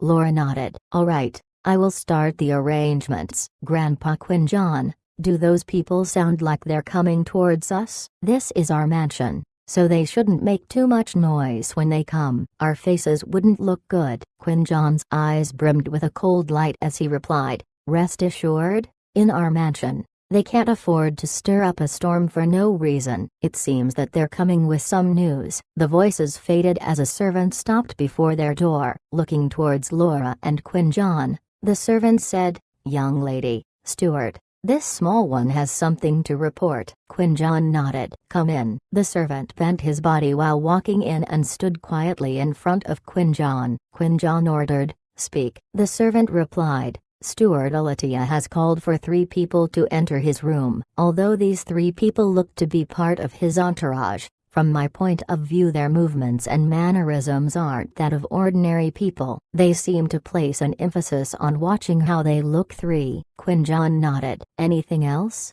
The servant shook his head and Quinjon beckoned away with his hand, allowing the servant to draw back. Laura turned her head to look at Quinjon and asked, did they investigate the status of those 3 people thoroughly? Quinjon shook his head and said, they didn't, as those 3 were new faces. Evidently, they were characters that already had blank backgrounds. The fluctuations of their battle chi also isn't obvious. Seemingly, young Master Carlo has recruited new men. Laura nodded. First, let's make them seem optimistic. From now on, if Alatia brings in more people, we cannot let them leave our mansion. Grandpa Quinjon, look into those people who had come into contact with them. So long as they had contact, no matter who it is, they're suspicious. Quinjon nodded, stood up, and went to arrange those matters. Laura walked to the door of the study and looked up at the already darkened sky while muttering, since father doesn't have any issues, then we must give them a good play. The next morning, after breakfast, Laura arrived in the study. Quinjon had led Alatia as they two entered the study. Alatia immediately gave a salute to Laura, showing his etiquette in such a normal situation. Laura nodded while her eyes still looked at the files on the table and said to Alatia, oh, Steward, today I was looking for you and wanted to tell you something. Just recently, the Purcell clan had survived through a food crisis, and much of the populace is still on guard. Because of that, the streets aren't as peaceful as they once were, so I hope Steward Alatia wouldn't allow those who came with you to move around. This is the Purcell Duchy, which isn't comparable to other places and is near the Beastfolk Prairie. The social practices are different here. If an accident were to really happen, then I wouldn't be able to easily confess it to Fifth Uncle. Respectfully complying, Alatia drew back. Quinjon remained and watched Alatia as he left, then told Laura, young lady, it seems like your warning wasn't effective. Alatia's expression was obviously perfunctory. In his heart, it was impossible to do what Laura told him. Laura coldly snorted. In the past, we didn't even rely on the Marquis del clan. HMPH, Grandpa Quinjon, convey my message to everyone, don't permit any of them to leave the compound. If they dare to insist on leaving, then break both their legs. Prepare the carriage. I'll head over to the Grand Duke's mansion. Quinjon complied immediately and went down to prepare the carriage for Laura. Now that she was certain that Alatia couldn't leave their mansion, he will have placed the job on to some other people. One must know that dealing with Alatia wouldn't be that easy. As Laura stepped her left foot out of her home, one of Alatia's people tried to go out as well. This man was one of those that had been seen with Alatia last night. As he walked in front of the gate, a servant stationed inside stopped him and asked with a smile, this big brother, may I know where you're going? The man was surprised for a moment. He looked at the servant and said, it's my first time in Casa City, so I wanted to go and stroll around for a bit. Does little brother need something from me? The servant looked back at him and slightly chuckled. Ah, I have no issues with you. But today, the young lady ordered that no one may go out of the mansion. Otherwise we will be forced to break both their legs. This little brother is only concerned for big brother. It wouldn't be good to be punished. The man smiled, but his features were actually ice cold. Laura's people within the residence were all trained by her throughout these years. That was why their loyalties to her was also very high. Adding in the current situation, although they seemed big, compared to the aristocrats they were just a small household. Moreover, in the hierarchy within this household, she was naturally the one present with the most power and wouldn't be disputed on this sort of thing. The servants' hearts were all for their master, which, of course, meant that all of that honor went to Laura. As soon as the man heard what the servant said, his complexion couldn't help but change. He refuted angrily, "This is absurd. We aren't people from your household. So why do you limit us? You also dare to cut our feet? I have chosen to go out today, so I am going to look and see how your steward will punish me." He lifted his foot to step out after saying that. Chapter 184. There are only two masters. The eyes of the servant stationed at the gate flashed with a chill. Moving his hand slightly, a baton appeared and he used it to attack the man who wanted to go out. The man intercepted the servant's attack, his stature turning while he simultaneously threw darts out from his hands toward the servant. Moving the baton in his hand, the servant knocked several of the darts to the ground. His body moved forwards, aiming the baton at the chest of the man. The baton was pitch black and didn't give off any shine. After being brandished, however, it emitted a very heavy aura, showing that this length of metal was forged through a special method. That man obviously wasn't easy to deal with. With a slight movement of his body, a piercing sword appeared in his hands. As Quinjon had implied, this man was Carlo's assassin. This piercing sword was his weapon. The man was just about to stab his sword out when he was suddenly blocked by the baton of the servant. Suddenly,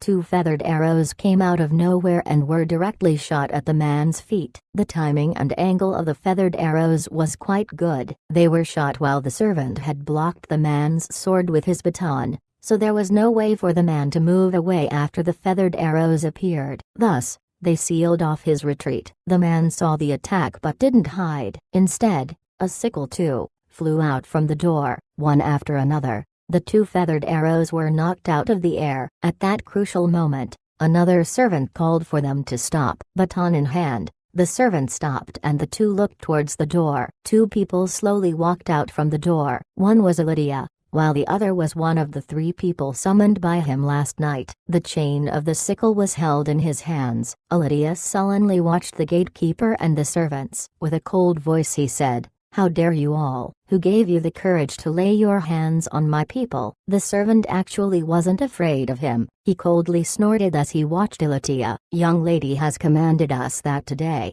no one will be allowed to leave the residence. If anyone dares to disobey this order, then we are to break their legs." Lydia looked at the servant and, with a colder gaze, refuted, "Don't forget, this is the clan mansion of the Marquis del Clan, and you are all servants of the Marquis del Clan. Offending the fifth young master wouldn't benefit any of you." The servant sneered, "I don't know about the Marquis del Clan, but what I do know is that here in the Purcell Duchy, there's only Faith Mansion 3. In Faith Mansion, there are only two masters. The first is Karen, while the other is Laura. Others do not have any right to call themselves our masters." Lydia's eyes flashed with light. In a cold voice, he said, "Good, you dare to speak against us. The Marquis del Clan owns this residence. Do you dare to rebel?" "Who said that this residence is of the Marquis del Clan?" A hoarse voice spoke these words, and everyone knew the prestige of the man behind it, Quinjon.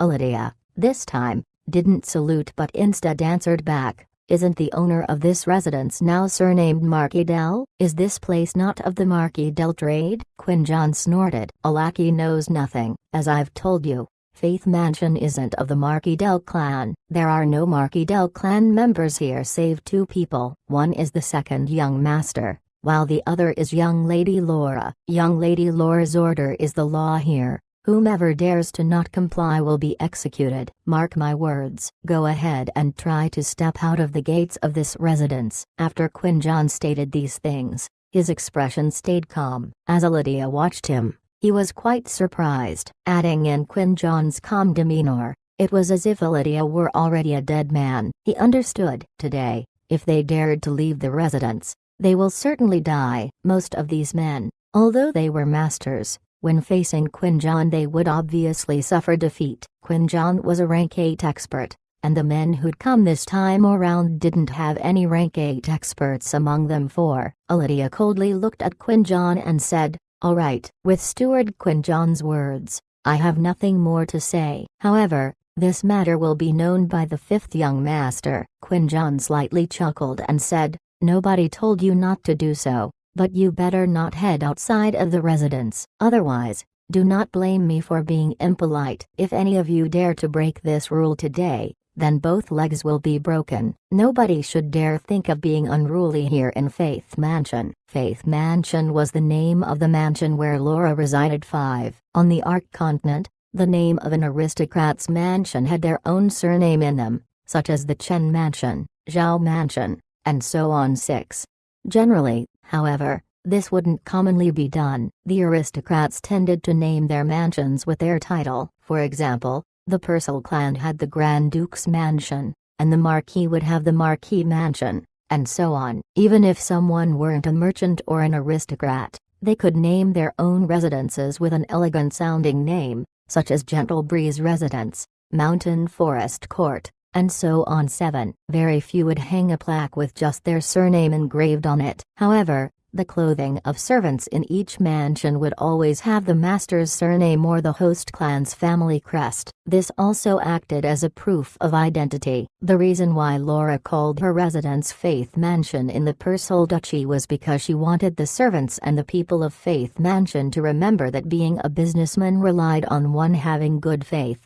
Lydia heard what Quinjon said and he couldn't help but be furious at the man. His eyes filled with fury as he said, "I think that this one dares." Just after saying those words, he heard 2 resounding brittle cracks. A pitiful yell cried out from his subordinate behind him. Lydia looked back and saw his subordinate fall down. The bones in his legs were sticking out, obviously broken. After seeing this situation, Lydia couldn't help but turn his head back towards Quinjon. You have such great courage." Quinjon snorted. "Do not forget, here in the Purcell Duchy, you are not the master, and nor is the 5th young master. You had better be honest. If you continue to have this kind of situation like today, then don't blame my hand for being heartless."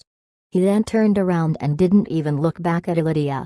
Lydia was angry. His clenched teeth creaked loudly, but he had no choice as he and his men were living under the roof of this mansion. Thus, they had to lower their heads. Lydia took a few breaths, calmed down, then turned around and ordered his man, "Bring him, then let's go." He tossed his sleeves, walking towards the mansion. He didn't dare to leave the mansion, because if he did, Quinjon wouldn't let him off. What happened in Faith Mansion wasn't something Laura knew about. She had just arrived at the Grand Duke's Mansion at this moment. Since her status was quite high in the Grand Duke's Mansion, the people of the Purcell clan knew her. During that time of crisis for the Purcell clan, Laura had bravely stepped forward to help the Purcell clan in their time of need. Moreover, the clan lord also had a very good relationship with her. One could say that the clan lord had gotten his position with the help of Laura. The elders hadn't hid those words here within the Grand Duke's Mansion, so it wasn't a secret. Therefore, the servants also knew of it. Once they saw Laura's carriage, someone immediately went to notify another servant to politely lead Laura through the second gate. Laura was quickly welcomed into the study of the Grand Duke's Mansion. Grand Duke Evan's study wasn't simple,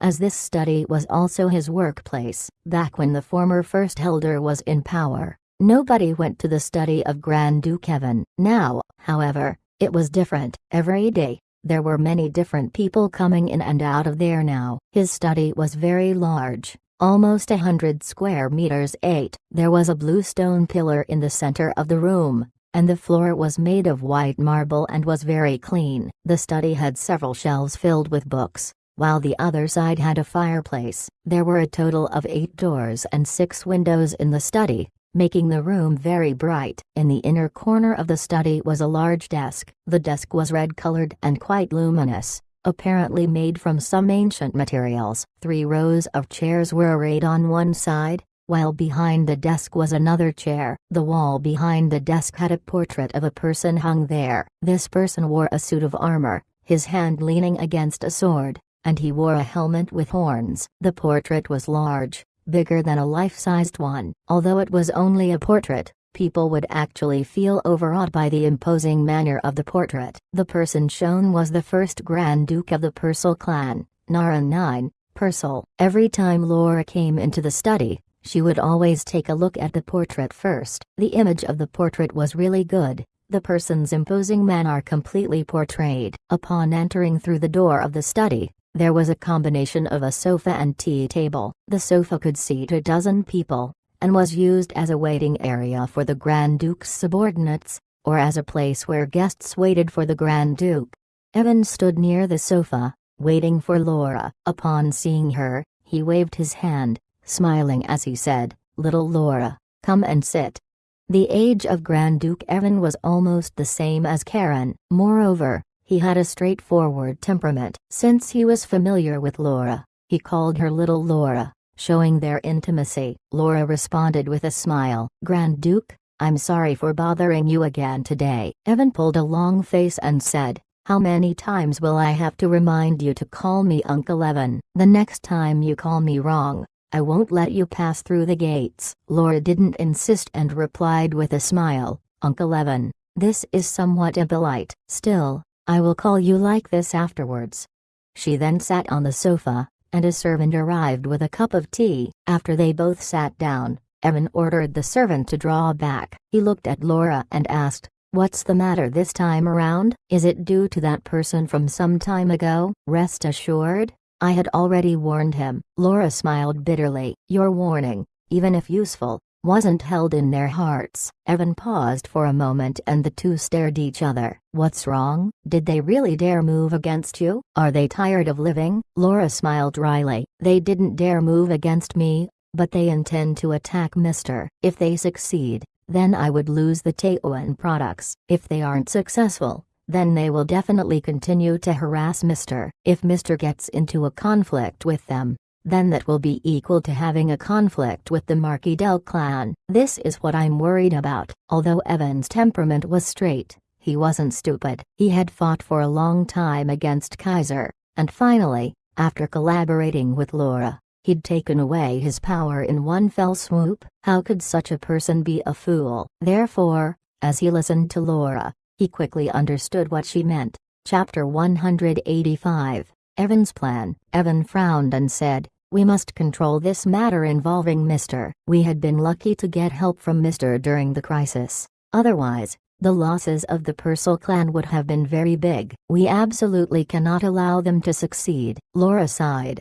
"The problem here lies in the fact that my uncles do not back me up. They are wolves, and being eyed by them won't be good. This time around, they had sent someone and aren't planning to let Mr. off. If Mr. complies to them, then it would be fortunate for them, but if not, then they will certainly hunt Mr. A couple days ago, I had spoken to Mr. and he told me it was impossible for him to comply with their demands. I then asked him to give me some face. As long as they don't do anything excessively, then Mr. wouldn't give much care. If they move excessively, however, then Mr. wouldn't comply with my concerns and instead deal with them. By the time, what I fear will happen is that there will be major conflict between the Marquis del clan and Mr. Evan understood that Laura was testing him to see what his attitude towards Zhao Hai would be. In fact, Laura didn't need to do so. Evan had his own plans already. Evan was a person who noted graciousness and was a man of gratitude. Otherwise, he wouldn't have helped the Buddha clan in the past. Due to that, he had lost authority within the clan, but he had never regretted his actions. It was also because of this that he saw what a violent temper the Purcell clan had. He endured, and finally, today, he held that power. He came into power this time around with the help of Laura and Zhao Hai. Therefore, He was very grateful to them. He had long wanted to meet with Zhao Hai. With regards to Zhao Hai's magic, he also knew that his battle efficiency wasn't weak. Aside from Zhao Hai's help, he required his battle prowess as well. However, Zhao Hai didn't want to receive any guests. He wouldn't meet with even the Persal clan. Only Laura was able to see him. Therefore, Evan regarded Laura highly. This was what Quinjon had said. Evan's regard for Laura was not only because of his gratitude, but more so because of her connection to Zhao Hai. Evan was very clear. If he allowed the Marquis del clan to do as they pleased, then Zhao Hai would be unlikely to continue living at Stony Mountain. Not having any contact with Zhao Hai right now wasn't the main problem. Instead, he was afraid that Zhao Hai might become their enemy. Therefore, he couldn't let the Marquis del clan be successful. He was willing to offend the Marquis del clan, so long as Zhao Hai remained. If Zhao Hai remains, then later on, the Persal Duchy wouldn't have any problems in regards to food. If their relationship with Zhao Hai was good, then later, if the Persal clan faced problems, Zhao Hai would help them. Zhao Hai's strength wasn't weak. If he were willing to help the Persal clan, then the strength of the Persal clan would increase, which was good for them. To be honest, Evan didn't have a favorable impression of those great merchant clans. If those great merchant clans hadn't acted mischievously back during the food crisis, then the situation wouldn't have developed to what it was today. Although he was the one who profited the most in the end, he wouldn't thank these people. This was because Evan was of the Persal clan, and those great merchant clans had dared to act against his clan. The reputation of the Marquis del clan on the continent wasn't good. Besides Laura, the other members of the Marquis del clan had been nicknamed members of the Vampire One clan. A vampire was a dark creature that sucked the blood of humans and magic beasts in order for them to live, and could also transform itself into a bat. They were annoying creatures too. This was how people described the Marquis del clan, and this was what their reputation looked like. For a vampire clan, would you expel your own powerful and strong benefactor? Only idiots would do so. Obviously, Evan had the same thoughts as Quinjon. They both thought Zhao Hai had a deep background, otherwise, it would be impossible to supply such a large amount of food. Although people hadn't heard of such a person as Zhao Hai here in the Ixu Empire, there was no guarantee that Zhao Hai wasn't some great lord from another country. If Zhao Hai was, then offending him would be a bad choice. The continent was divided into several countries. In every country, however, an aristocrat would always be given respect. Even during times of war, when a defeated aristocrat was captured, they could use that person to request a ransom. Thus, that captive wouldn't receive any injuries. With that, one could see the influence an aristocrat had. In this case, how could Evan offend an unidentified aristocrat? Evan couldn't say that Zhao Hai wasn't an aristocrat of some other country. With regards to that, it was equal to making contacts with the aristocracy of another country. This way, even if the Persal clan faced some tragedy within the Ixu Empire in the future, they could still seek exile to another country. There was this unwritten rule among the aristocrats of the Ark continent. For example, if you were an aristocrat from the Ixu Empire, and you committed treason or some other crime against your empire, then you wouldn't be able to stay there. You could then seek protection with another country's aristocrat, provided that the aristocrat from that country was of the Count 3 rank or higher. Evan had no such contacts with the aristocrats from other countries. The Buddha clan, once a great clan, had degenerated to their current situation because their time as an aristocrat was too short. Furthermore, their own strength wasn't that good, and they also had no connections with the aristocrats of foreign countries. These were the reasons why they weren't able to safely leave the Ixu Empire. They couldn't move out of the empire as they had no connections, nor would other countries have accepted them as their own aristocrat in order to avoid needlessly offending the Ixu Empire. Since they couldn't grow in another country, and they definitely wouldn't find any security there, their situation had thus deteriorated to such a level. Since Evan had seen what happened to the Buddha clan, he gained a sense of crisis. Thus, he wanted to establish a connection with aristocrats from other countries. With such an idea, it was impossible for Evan not to look into this situation of Zhao Hai's, so he nodded and asked, Mr. will certainly not be facing any accidents, so I wonder what you mean to do?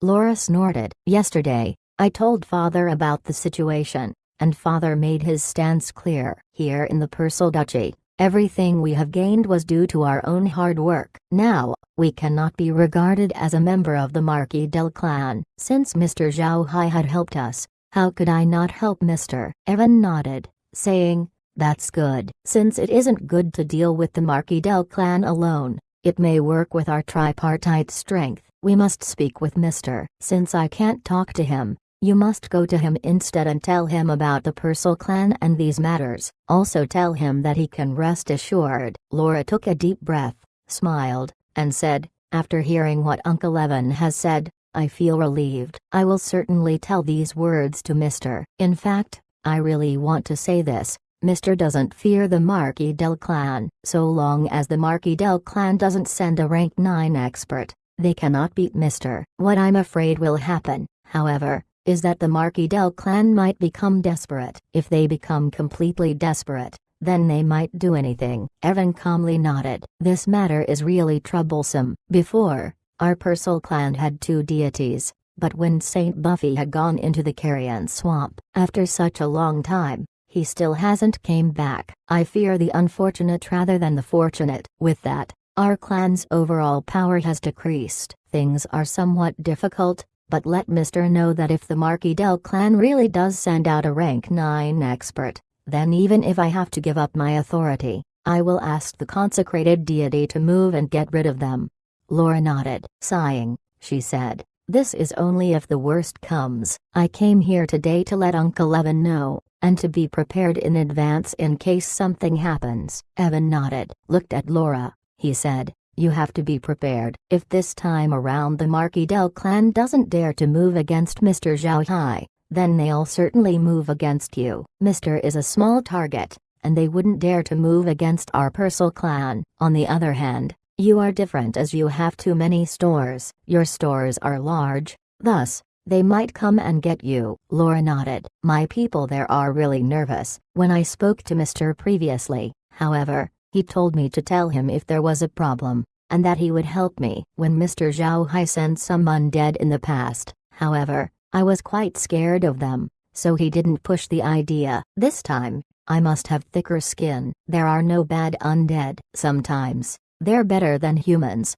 Evan replied with a smile. I'm a little envious of Mr. Since I had no talent in learning magic. I really wanted to be a black magician. Laura, you and Mr. have had a lot of contact, so please tell me, what kind of person is Mr.? Laura smiled as he heard Evan's question. Mr. is a good person, but a very traditional black magician. He wears a black robe, and has more undead than humans around him. He also doesn't want to see other people that much. He has a good heart, however, and I feel that his age probably isn't too old. I don't think he's as old as Uncle Evan. After hearing what Laura said, Evan paused for a moment, then asked, are you telling the truth? That Mr.'s age is smaller than mine? Laura nodded and answered, yes. Although I haven't seen his appearance, his voice tells me that he is young. Evan nodded. His heart was actually startled, but this strengthened his beliefs about Zhao Hai being a powerful magician,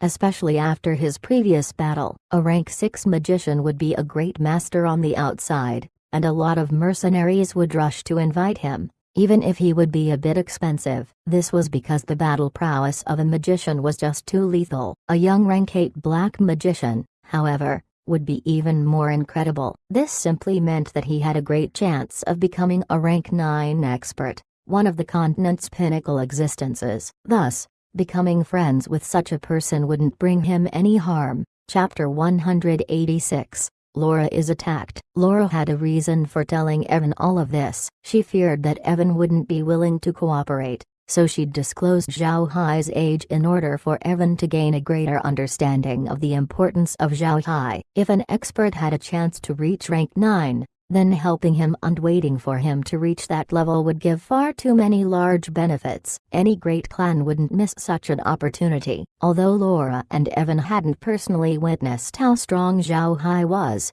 the fact that Zhao Hai had dealt with Gurren wasn't something only Laura knew of. Evan also knew about it. Since Gurren had vanished, They had a general understanding of how strong Zhao Hai was. Laura understood even more about Zhao Hai's strength than Evan, therefore, she vigorously tried to facilitate an alliance between herself, Evan, and Zhao Hai. Once the three of them truly joined together, they wouldn't fear anyone. On the surface, officially the power and authority would be with the Purcell clan, while the commercial aspects went to her. Behind him stood Zhao Hai, who could provide the most aid to either of them. The three of them together would truly be a strong union. As Evan looked at Laura, he suddenly laughed. Little Laura, your thoughts are really clever, but I must thank you. If you didn't tell me these matters, I wouldn't have known of Mr.'s strength, though I would still have helped Mr. even if you didn't tell me. I won't let Mr. be disturbed by these matters,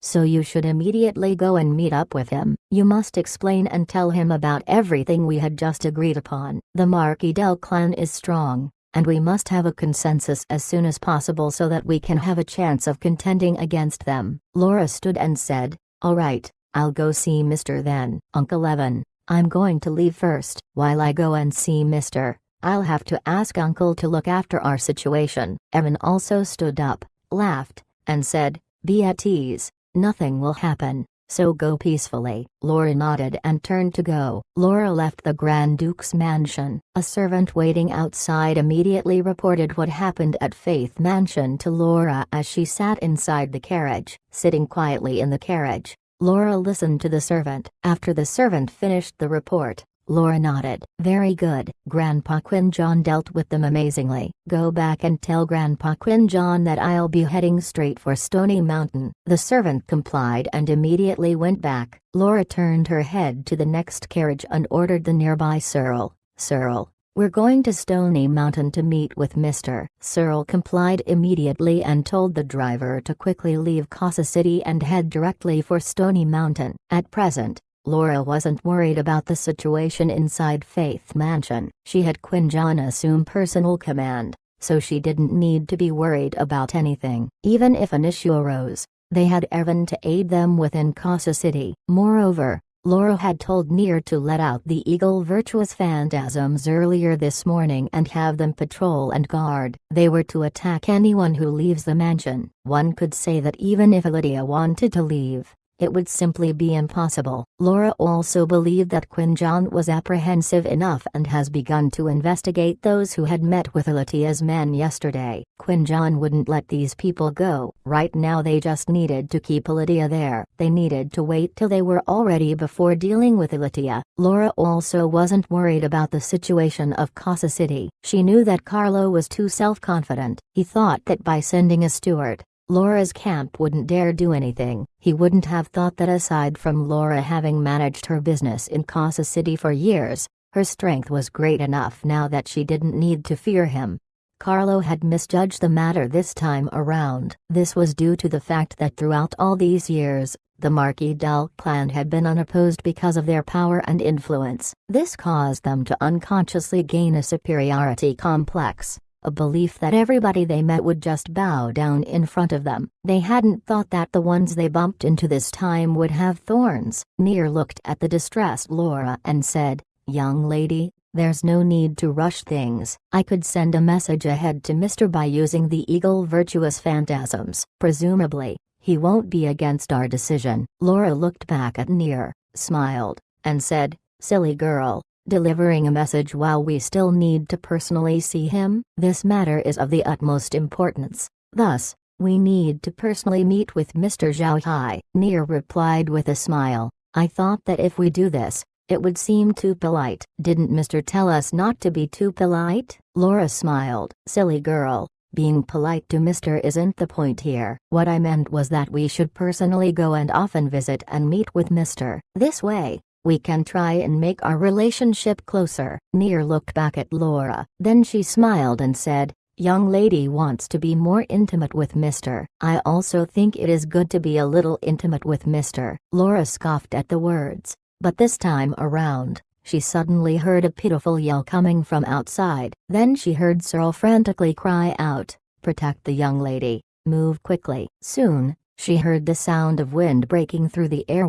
Since she was a knight, she knew what these sounds were. It was the sound of arrows. A massive assault using arrows. Laura wasn't worried about those arrows hitting her. After its modification, her carriage had consumed the best materials available. It simply wouldn't be broken through just by being shot at with arrows too. What made her worried was that the sounds of those arrows indicated that there were far too many being shot out. Seemingly, they were being attacked by a large number of people. She didn't move. Looking at Nir's pale complexion, Laura smiled and said, "Don't be afraid, everything will be alright." Then she turned her head and called out, "Searle, how many of them?" Searle replied, "No idea, they are hiding in the woods while attacking with arrows and none have come out yet." "Young lady, I think we should speed up. So long as we get to Mister's place, we will be safe." With a cold voice, Laura said, "I'm afraid it won't be that easy." It seems that Fifth Uncle didn't send only Lydia. Good. Fifth Uncle, it seems like you really want to succeed. Laura clearly knew that Carlo was a somber person. This time around, they feared he had concealed one thing by covering it up with another three. He had secretly planned several things. The first plan should be Lydia, while the hidden plan was laid out by someone unknown. They most definitely wouldn't be an average person. Otherwise, Carlo wouldn't feel assured by giving them tasks. Nir said, "Young lady, what should we do now? Will something happen to our home?" Laura shook her head as she replied, "There won't be any incidents happening at our home. Even if Fifth Uncle's courage is big, he wouldn't dare cause trouble inside Kosa City, as it would mean offending the Purcell clan. If he did so, then it would mean that they'd be in conflict with the Purcell clan. Fifth Uncle doesn't have the guts to do so. Even if it is grandfather, he wouldn't dare." It seems that someone saw what happened earlier this morning at our residence, thus they came out to give us a lesson. Nir nodded and asked, "That being said, are we in danger?" Laura shook her head. "That's hard to say. They know that the people in Kosa City are under my command. So long as I'm removed, then even if Father or Grandpa Quinjon wanted to take command, it wouldn't work because their authority wouldn't ring true. They can naturally just let them go. Well, let us see. Regardless of how they do it, I want to see if they can really put me in my place." For just then, several more screams were heard. Laura, however, realized that the cry didn't come from those protecting the carriage along with Searle. She quickly asked, "What happened?" Searle replied, "Young lady, there might be someone helping us." The screams a moment ago came from the woods. "It seems someone is attacking the people ambushing us." Laura ordered, "Protect the carriage. Do not move heedlessly. The enemies might just be leading you into a trap. No matter who it is helping us, all of you should just focus taking care of the carriage." After hearing the command, Searle immediately complied. The screams coming from the woods became more and more frequent. After some time, they soon heard a whistle coming from the woods. The shadows of the woods then started to shake as a large number of people rushed out. The people rushing out of the woods were dressed as mercenaries. They took out their weapons as they moved towards the carriage. Searle noted, however, that some at the back wore black warrior clothing as they chased afterward to kill. The weapons of these people were mainly piercing swords, and one look was enough to tell they were dead warriors. 5. Although Searle didn't know where those dead warriors came from or why they were helping them,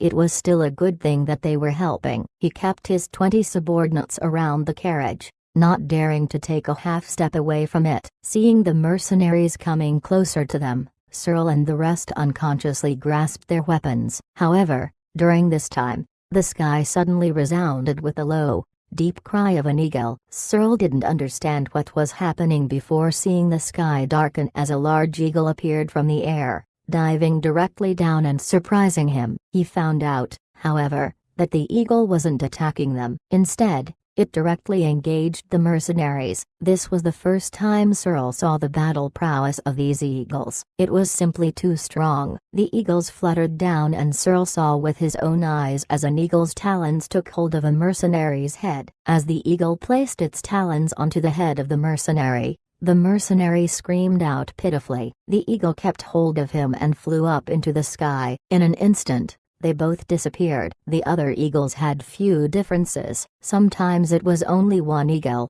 sometimes a few of them joined together, but all of them picked up a mercenary and soared high. They actually didn't put them down. Instead, They flew over in the direction of Stony Mountain. After only a short time, they couldn't see anyone in the dress of a mercenary anymore. Those people who looked like dead warriors kept back from the carriage. Not far from Searle, one of them bowed in their direction and then they returned to the woods. Searle was stunned for a moment, then heard a voice behind him saying, "It is Mister's people. Continue forward towards Stony Mountain."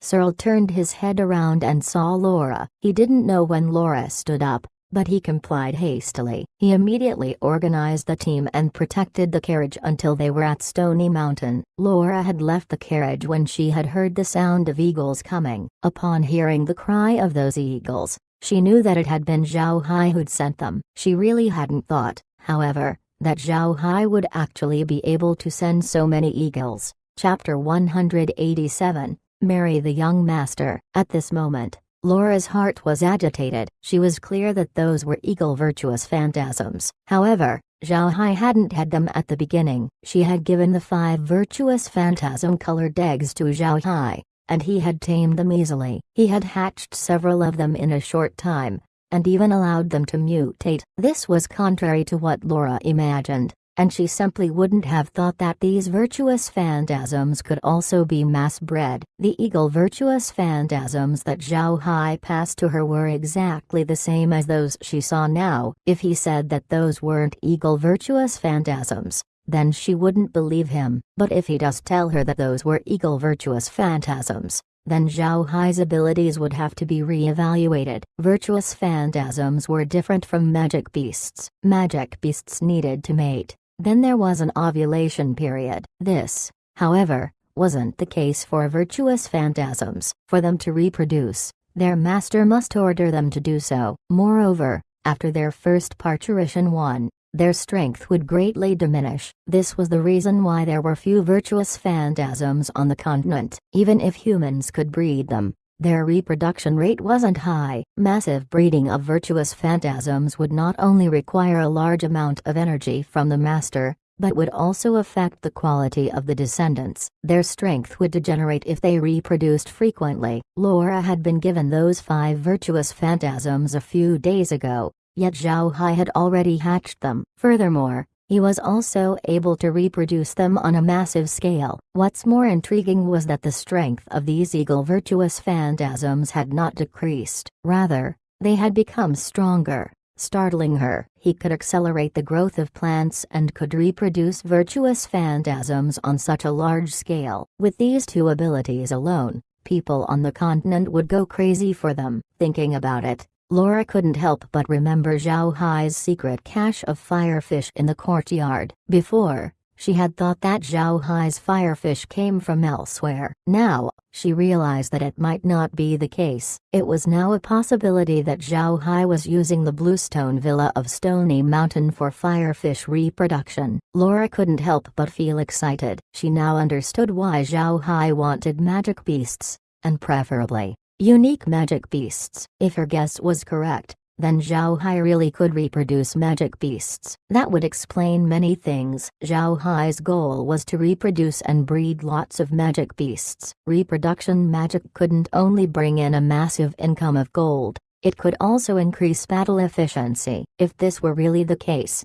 then so long as Zhao Hai had time, he could continuously increase his strength. To what degree was hard to say for now. Then Laura remembered the blue-eyed rabbits. How was Zhao Hai able to reproduce so much of them? This explanation might be the reason. Laura took a deep breath, her heart shaken as she couldn't calm down. Zhao Hai's ability could easily attract others. If people were to know of his ability, then sure enough, they would be tempted to rob it from him. Not even adding in this heaven-defying ability, with only the Taoan products, he had already attracted others. Thinking about such things, Laura couldn't help but shiver. Near looked at Laura's expression and thought Laura was feeling cold. She hastily asked, "Young lady, are you feeling cold?" Laura shook her head. "I'm not cold." "Searle, transmit my orders. What happened today should not be spoken of. Let it rot in your stomachs too. If I hear a word about today's matter, Then don't blame me for being ruthless. Searle complied immediately and passed the order. Laura didn't need to order Near, as Near was with her every day. It was alright not to order her. After a little while,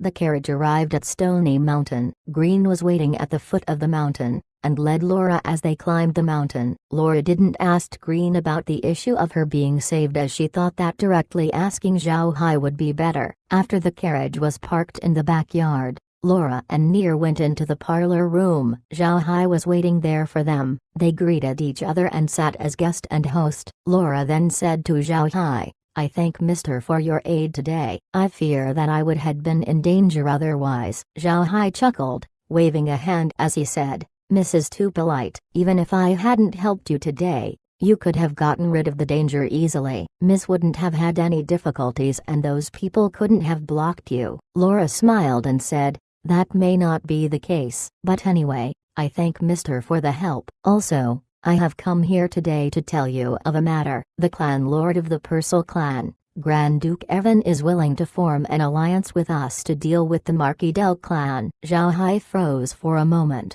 frowned, then became excited. Naturally, Laura didn't see his facial expressions since they were hidden. After a little while, Zhao Hai said, "Is this matter serious?" Laura smiled dryly as she was worried about Zhao Hai's reaction. She told Zhao Hai about the matters she had discussed with Evan. Zhao Hai frowned as he calmly listened. He hadn't thought that this matter would unexpectedly be such a serious deal. It had reached the point where even Evan had decided to participate. After Laura finished, she didn't hear anything from Zhao Hai, so she said, "Mr. I am not exaggerating things. I understand the Marquis Del clan. For benefits, they won't give any face." Mr. should have guessed it, but the attack today was done at my fifth uncle's orders. Zhao Hai also knew who attacked Laura, as he had caught those men and brought them to Bluestone Villa. Those caught by the eagles were already dead. Zhao Hai didn't bother to threaten them and just turned them all into undead. The final conclusion was that they were all Carlo's men. This time,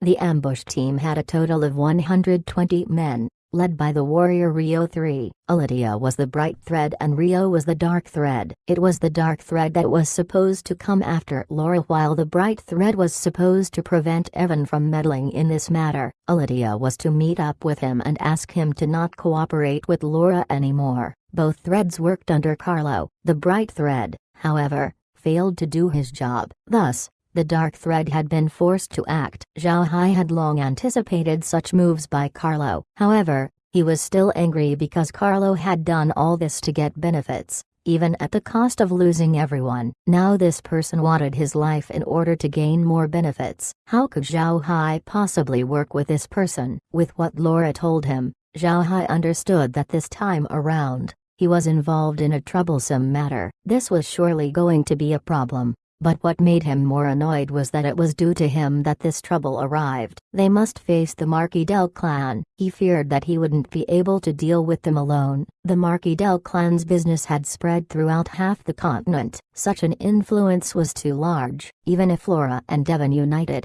it wouldn't be of use. Only when their tripartite was established could face the Marquis Del clan. If he wanted to face them alone, then it would be no different from courting death. With this thought in mind, Zhao Hai nodded and said, "All right, please pass my message to Grand Duke Evan. I pledge myself to be a part of this alliance. Thus, the three of us are allies." Laura couldn't help but feel relieved. She feared that Zhao Hai might not agree, as she knew Zhao Hai had some arrogance. If Zhao Hai didn't agree, then this matter would be troublesome. Zhao Hai looked at Laura's expression and smiled. "I don't want to have any relation with the Purcell clan, but the situation has already developed to this point. If I don't want to die, I will have to rely on you, Miss Laura. This is nothing. We're both prospering. If one side suffers, then all sides will take losses," Laura said with a smile. Her two eyes suddenly began shining as she looked at Zhao Hai. "Mister, can I ask you a question?" Zhao Hai looked at her appearance and couldn't help but feel surprised. He said, "Miss, please ask." Laura looked back at Zhao Hai and said, "Mister, the eagles you sent to help me today were hatched and reproduced from the 5 virtuous phantasm-colored eggs I had given you, yes?" The question seems simple, but in fact it was hard to answer. Zhao Hai was surprised for a moment after hearing Laura's question. Looking at Laura's appearance, Zhao Hai knew that she might have been having her own suspicions up till now. He knew that this day would come, but never thought it would come so quickly. He took a deep breath, turned back, and then asked Laura, "Miss Laura, I'm sure this isn't the only question you have, right? If so, ask them all anyway." Laura's heart was conflicted, but she still listened to Zhao Hai's words that didn't seem to show that he was angry. She clenched her teeth and, nodding, finally said, "Mister, I really have many things I want to ask of you, though I don't know if it is convenient to do so." Having said that, she looked elsewhere, her gaze falling on the silent green 5. Zhao Hai understood what she meant, so he replied with a smile and said, "Miss, please speak." "There are no outsiders here." Laura nodded. She looked at Zhao Hai and said, "I want to know how Mr. was able to accelerate plant growth, how you were able to reproduce virtuous phantasms without their strength degrading, and lastly, I want to know what is Mr.'s true identity." Laura had decided that she must lay all her cards on the table before Zhao Hai. This time, after their cooperation starts, she would really be with Zhao Hai. Locusts tied to one rope 6. Therefore, she must know about these matters. Zhao Hai didn't speak, but instead stared back at Laura. Green suddenly interrupted, "Miss Laura, knowing the answer to your questions wouldn't be difficult, so long as Miss Laura accepts our condition, then we can tell you everything you want to know." Zhao Hai was frozen for a moment while Laura's eyes were full of concentration as she said, "Please, do tell me, sir." Green said, "Marry the young master 7. Laura was shocked. Zhao Hai turned his head to Green and said, "Grandpa Green." Green didn't listen. Instead, he decided to look at Laura and say, "As long as Miss Laura marries the young master, then the young master's identity and all his secrets will be told to you. If Miss Laura doesn't comply, then we're sorry. We will definitely withdraw from the Persal Duchy and make everyone unable to find us. We also cannot tell you the identity of the young master if that happens." 8:1. What a word. Since I'm an idiot and got stuck, this means the act of giving birth. 2. Oh, I like this one. What does it mean, tilde? Well, things in your stomach can be removed in several ways, but she's telling you to keep it in there, undigested, rotting. I like this one. 3. Kamiliao. Basically Leo would be Kamiliao. 4. He's honestly just super annoyed and busy. 5. Poor Green. He was probably counting his coins or something. 6. No explanation from me. Just http://www.standardmandarin.com/idiom/literally like locusts tied to one rope idiom. 7. Haha. Revenge for interrupting his coin counting. 8. He's, like, really pissed or something. This thing has only bad options. Say yes and she's engaged. Say no and her life is ruined. Chapter 188. Divergent Warlock. Laura wouldn't have thought that Green would actually make such a proposal. She was surprised, her face becoming pure red. This condition was just too sudden and beyond her expectations. Although the culture here on the Ark continent wasn't like that of ancient China where women paid attention to the 3 obediences and 4 virtues too, they still had their own set of rules. There was some equality between men and women. For example, in a large clan, it wasn't only the men that could obtain the inheritance, but the women as well. The context of marriage was also relatively free. Just take a look at Ryan 3, Persal, who didn't like Zhao Hai. He could propose an engagement, then she would let her clan find a way to break off the engagement. This kind of setting was normal for, however, the present situation, where someone is suddenly offering a condition of marriage to a girl such as Laura, could easily make the girl extremely shy. Others might have forgotten this. Green watched Laura's reaction, smiled, and said, "Miss Laura, please don't worry. The young master of our clan is less than 20 years old and is at a comparable age with Miss Laura. Furthermore, he is an aristocrat, so he is absolutely not unworthy of Miss Laura." Zhao Hai forced a smile while saying, "Grandpa Green, don't say such things." "Miss Laura, please don't be offended. but my identity will bring you too much trouble. Even our alliance with the Purcell clan wouldn't be enough to save me. I will kindly ask Miss to not delve further." Laura was actually shocked, as she wouldn't have thought that Zhao Hai would say such things. His identity would bring her too much trouble. Suddenly, she thought of when Zhao Hai spoke Green's title. In the previous visits Laura had, Zhao Hai had always called Green by the name of Ringer 5. On the continent, Ringer was a common name, so it was nothing special. As such, Laura hasn't cared about it before. Zhao Hai, however, had been anxious and had addressed him by the name of Green, although it wasn't anything special. After thinking of Zhao Hai's status and Green's strength, Laura suddenly thought of a clan. Laura stared at Zhao Hai and said, "Is it possible that Mr.'s surname is Buddha, and the sir beside you is the Spirit Wind Battle General Green? This isn't right. Didn't Mr. drink the water of nothingness? How can you use magic?" Zhao Hai and Green were both startled. They hadn't thought that Laura was so unexpectedly smart that she had guessed their identity with just a name as her clue. The two looked at each other and smiled bitterly. Green removed his helmet that hid his face and tossed it aside. Looking at Laura, he smiled and said, "Miss Laura really deserves to be called Heaven's lovely daughter 6. You are really smart." With just a word from the young master, you had actually correctly guessed our identity. "Ah, this is great." Zhao Hai had also removed the cap of his magic robe. With a forced smile, he said, "I never would have thought that I would be the one revealing flaws." "Miss Laura, I'll reintroduce myself. I am called Zhao Hai Buddha, formerly Adam Buddha. This is my head steward, Green Buddha. My maidservant here, who is the granddaughter of Grandpa Green, is Meg Buddha. And the person who had prepared food for you back when you visited several times is Meg's grandmother,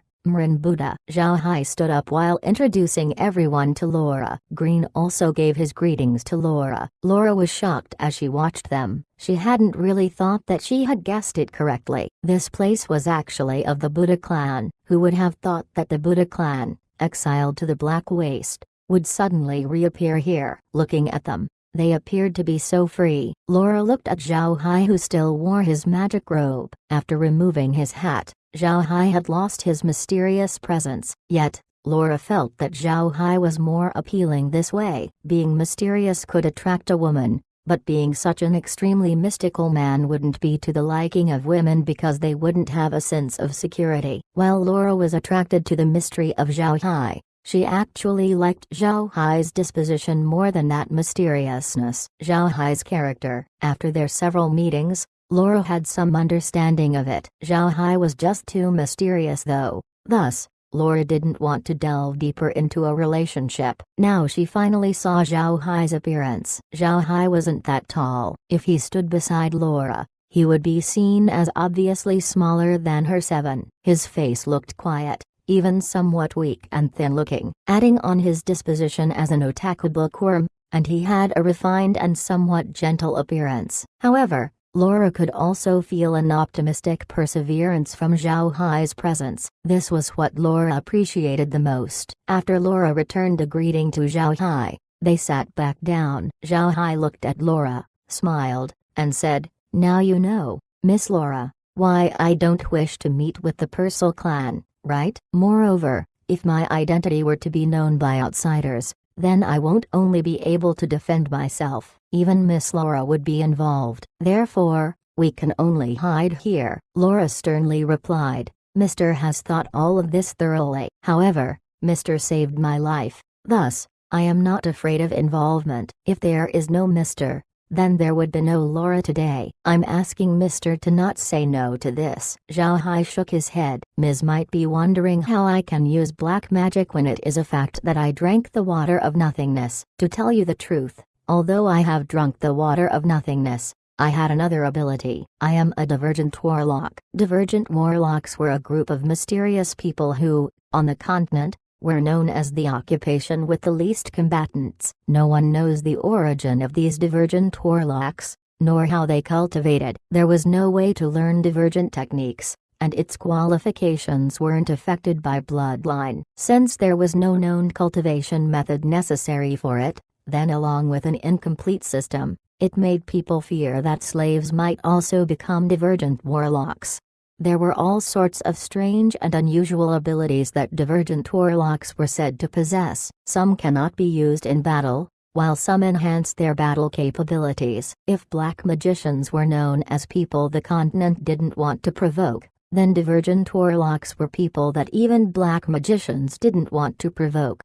At the beginning, Zhao Hai didn't know about the existence of divergent warlocks. It was only after some time that he finally found out about those divergent warlocks. To put it bluntly, they were like the mutants in the X-Men movie he'd watched back on Earth. Some people had different abilities and were called mutants. On Earth, mutants and abilities existed only in legends. These legends, however, were real here on the Ark continent. They really existed and were considered occupations that had its own identity and status. Divergent warlocks were different from black magicians because while the common aristocrats didn't like to invite black magicians, divergent warlocks were actually people the aristocrats liked to invite.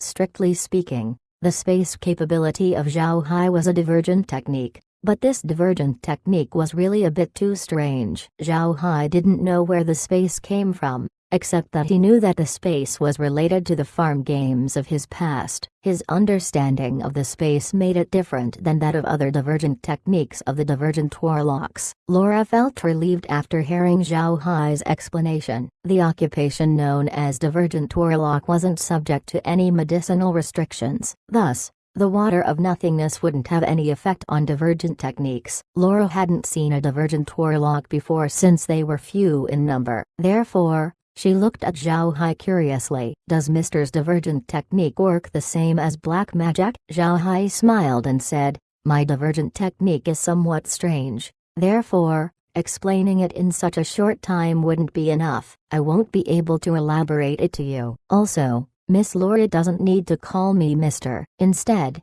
call me Zhao Hai from now on. Laura smiled and replied, I will call you Mr. since I have been accustomed to do so anyway. Oh, right, Mr. If you had an ancient magic tool, then why didn't you use it when your clan was being exterminated? The last time Sir Green went to the Purcell clan, hadn't you used one? Do you still have that ancient magic tool? Zhao Hai smiled and said, I didn't have any ancient magic tool. If I did have such a thing, then I wouldn't be in this situation. What you're talking about is just part of my divergent technique. Laura held her breath. Although she hadn't seen a divergent warlock before, she knew that there were many different types. Some of them had a very high potential, even reaching a rank 9 expert's strength. Some of these divergent warlocks, however, didn't have much use, such as the ability to study skin or the ability to read when their eyes closed. Those things were absolutely useless and didn't have any battle efficiency. 8. Zhao Hai wouldn't speak of how many abilities his divergent technique had, since even having just this ability was already sufficient to cause envy. It was equal to owning an ancient magic tool. But Laura still wanted to confirm things. Therefore, she continued to question Zhao Hai. Mr. Do you mean to say that your ability is like an ancient magic tool that can transfer a human, such as, you can transfer them here to Stony Mountain? Zhao Hai smiled again and replied, the ability isn't as easy as you say and, in fact, has a great limitation. First, the person to be transferred should be trusted by me. Second, he needs a medium so that I can transfer him. 9. If it were really easy, then I wouldn't need to be here? Laura smiled while nodding, then blushed. After she listened to Zhao Hai tell her that the person must be someone he trusted, she thought that the person couldn't be anyone but people close to him. She couldn't help but think about Green's words. Green, who cut a wise and fine figure 10, looked at Laura's reaction and knew what she was thinking. He couldn't help but smile as he told Laura, Miss Laura, our identity is extremely sensitive. I do hope that Miss can give the young master some assurance that you'll keep it a secret. Laura smiled after hearing what Green said. She looked at Green's expression and couldn't help but blush. Laura soon calmed down. She was different from common girls and said, Sir Green, rest assured, I know what I should do. Miss Laura is too polite. Please don't call me Sir Green, but just call me Green. Or maybe it would be even better if you call me Grandpa Green, as that is what the young master calls me, Green replied with a smile. Laura's face became even more red. Quietly, she replied, This Laura is impolite. From now on, I'll call you Grandpa Green." Though she said this, her voice was very low. Chapter 189, Brother High One. Green looked very happy as he laughed and said, "All right, good. From now on you will call me Grandpa Green." Ha ha ha ha. Zhao Hai patted his head, completely silent. He wasn't stupid, of course he knew why Green was happy. Laura calling him Grandpa meant that she wasn't against Green's sentiment, and this was what made Green happy. What Zhao Hai observed, others would naturally observe as well. Laura's face became even redder. Nier laughed at her side, and Meg, who should have been angry, unexpectedly wasn't. Meg's life was very simple. She was a Buddha clan member, and although she liked Zhao Hai, she understood that it was impossible for Zhao Hai to marry only her. Don't even speak about if Green or the others would agree to it. She herself wouldn't agree to that either. The Buddha clan needed a successor, and not just one, but many successors. Only then could they guarantee the continuation of the Buddha clan. Therefore, Zhao Hai was destined to have many wives. Also, Laura, after knowing Zhao Hai's identity, showed a positive reaction. Thus, this had won her a favorable impression from Meg. No matter what, the Buddha clan was still an enemy of the empire. Once people knew that Laura had a relationship with them, it wouldn't do Laura any good. Accepting Zhao Hai's situation, along with the matter of her falling out with the Marquis del clan, increased Meg's favorable impression of Laura. Also, after having meeting with her several times too, Meg found that Laura was a nice person. She was friendly while still being a young lady of a clan. She was a good person. Zhao Hai felt a bit of anguish. He couldn't understand how or when his charm had become so great. Now it had easily, and unexpectedly, made an idol have a favorable impression of him. This really wasn't part of his plans. Zhao Hai was an otaku, and as an otaku he didn't like changes or matters that were hard to control. Obviously, Laura's matter was something Zhao Hai hadn't been able to control, thus making him unable to respond. Soon, Mrin also came in. As soon as she saw Zhao Hai and Green's face exposed, she couldn't help but change her expression. "Green, young master, what's this all about?" "Miss Laura, this is Grandma Mrin." Zhao Hai responded to Mrin's question by introducing her to Laura. Laura stood up and greeted Mrin. "I have seen Grandma Mrin. Please rest assured, I will not betray the Buddha clan." Mrin looked at the calm Zhao Hai and the smiling Green. She exchanged eye contact with Green and immediately understood Green's meaning. Her eyes began to shine brightly while looking at Laura and she said, "Good, this is good. Miss Laura is too polite. Oh, I just remembered. Today I cooked your favorite fire fish." "Alright, everyone, let's go eat first." Afterwards, Zhao Hai led Laura towards the dining room. Laura's face was all red. Mrin's eyes held a sort of passion in them when she looked at Laura. Laura thought it was a bit much, but she couldn't help it. Zhao Hai stood up and went to the dining room along with Green, whose face was filled with a smile. Afterwards, they sat down in the dining room while Mrin brought out the meal that included the fire fish Laura liked. While they ate, it wasn't only Mrin who urged Laura to eat the other dishes, but also Meg. Laura felt that Meg had changed her attitude towards her, something that puzzled her. Based on her calculations, Meg should be more hostile towards her. Now, however, it didn't look that way. It seemed like Meg didn't have any hatred towards her. Zhao Hai was speechless after eating the meal. Afterwards, they returned to the parlor room and Laura said, "Mister, I have also visited this time to ask for your help. Although I won't be harmed in any way when I'm inside Kosa City, that won't be the case if I went outside. I fear Mister might take it as a joke, but the strength I have now won't be enough to ensure my security. Therefore, I want to ask Mister to give me some aid while I travel back home. Is that okay with you?" After they ate, Zhao Hai also wanted to open up some topics. Anyway, their future development will depend highly on Laura. To say he wasn't affected by those ideas earlier, however, would be a mistake. After all, to him, Laura was an idol. Since he currently had the qualifications to pursue her, it would be unfair to himself if he didn't. Laying down the knot in his heart, Zhao Hai replied with a lot more ease and lightness. He smiled and said, Call me Zhao Hai or Brother Hai since I think I'm older than you. Also, you do know that these people are undead? While there certainly wouldn't be a problem on my end, won't it be troublesome for you? Laura shook her head and said, don't worry, I already have an agreement with Grand Duke Kevin. He also agreed with me about bringing some undead back. Zhao Hai nodded. He turned to Green and said, Grandpa Green, do you remember how Drunk had led 200 undead in the past? Miss Laura, would 200 undead be sufficient? Laura nodded and said, it will suffice and be more than enough. Brother Hai, please also call me Laura instead of Miss Laura. After calling him Brother Hai, she blushed a little but recovered soon after.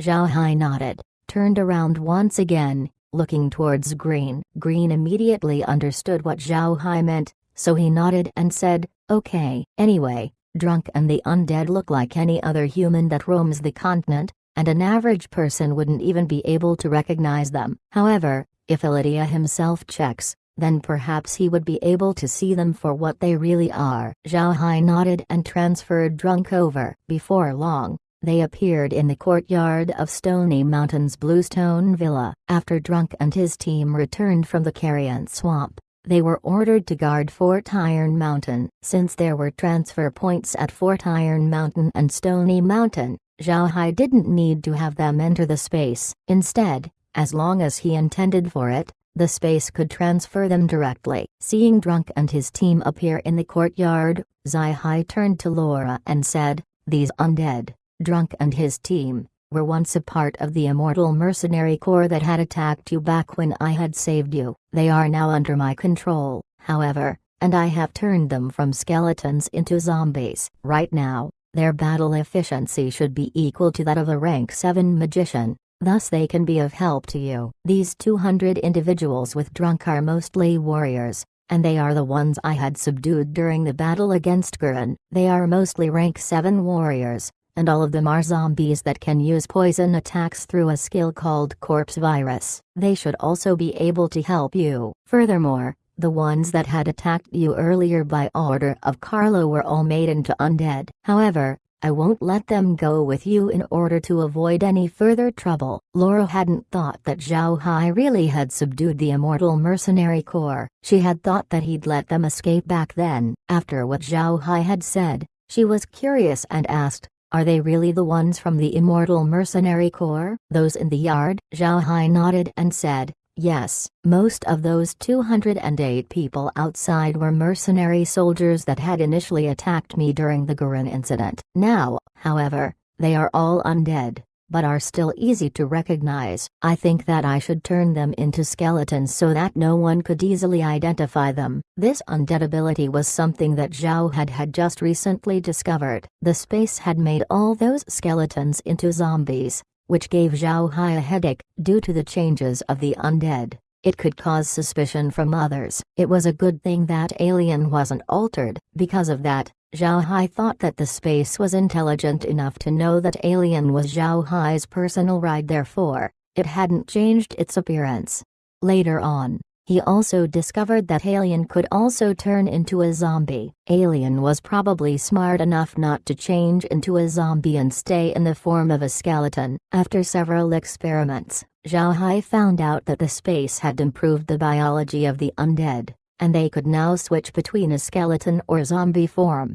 When Laura and Nier came out of the villa, Searle stood stupidly in the courtyard. There was no other way for him to react. A white light continually flashed out, sending teams of mercenary warriors to appear in the courtyard. Not waiting for them to react, this team of mercenary warriors, led by a few people wearing magic robes, instantly transformed into skeletons. Searle understood that these mercenary warriors weren't of the living, but of the dead. Laura hadn't seen this change. She only saw the 8 magicians leading 200 skeletons standing before her. Laura curiously observed the 8 magicians, but in the end, she couldn't find any clues to their identity. Drunk and them all wore black magician robes that hid their features, causing Laura to be unable to find out anything. Laura turned around and ordered Searle and his men, everything you have just seen at Mister's place is not permitted to be divulged to the outside. Do you understand what I said?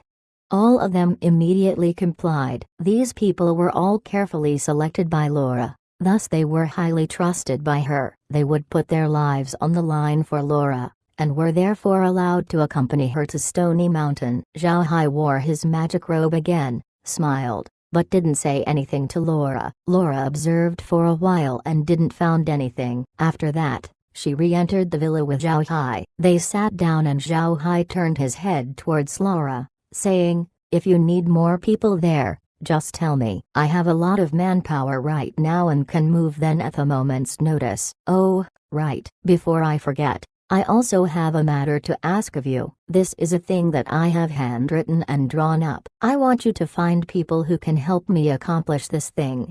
Zhao Hai took out a sample of the marriage certificate that he had made and gave it to Laura. There were characters written above that stated where the word marriage certificate should be printed. Laura received the sample and looked at it. She immediately understood the use of it. This made her curious, so she asked, "What does Brother Hai intend to do with this?" Zhao Hai smiled. "Nothing much. Just that in my territory, some people haven't gotten married yet. Therefore, I made this for them." Haha. When the Buddha clan entered the Black Waste, they were accompanied by 100 slaves. This was known by everyone on the continent. Laura had thought that Zhao Hai already made them into undead, but now she knew that wasn't the case. Chapter 190, Warning, Threaten. When Laura came down from Stony Mountain, besides the guards that followed behind her, there were also 208 undead. With the exception of the undead magicians, the others wore warrior clothing and moved quickly. They dashed behind Laura,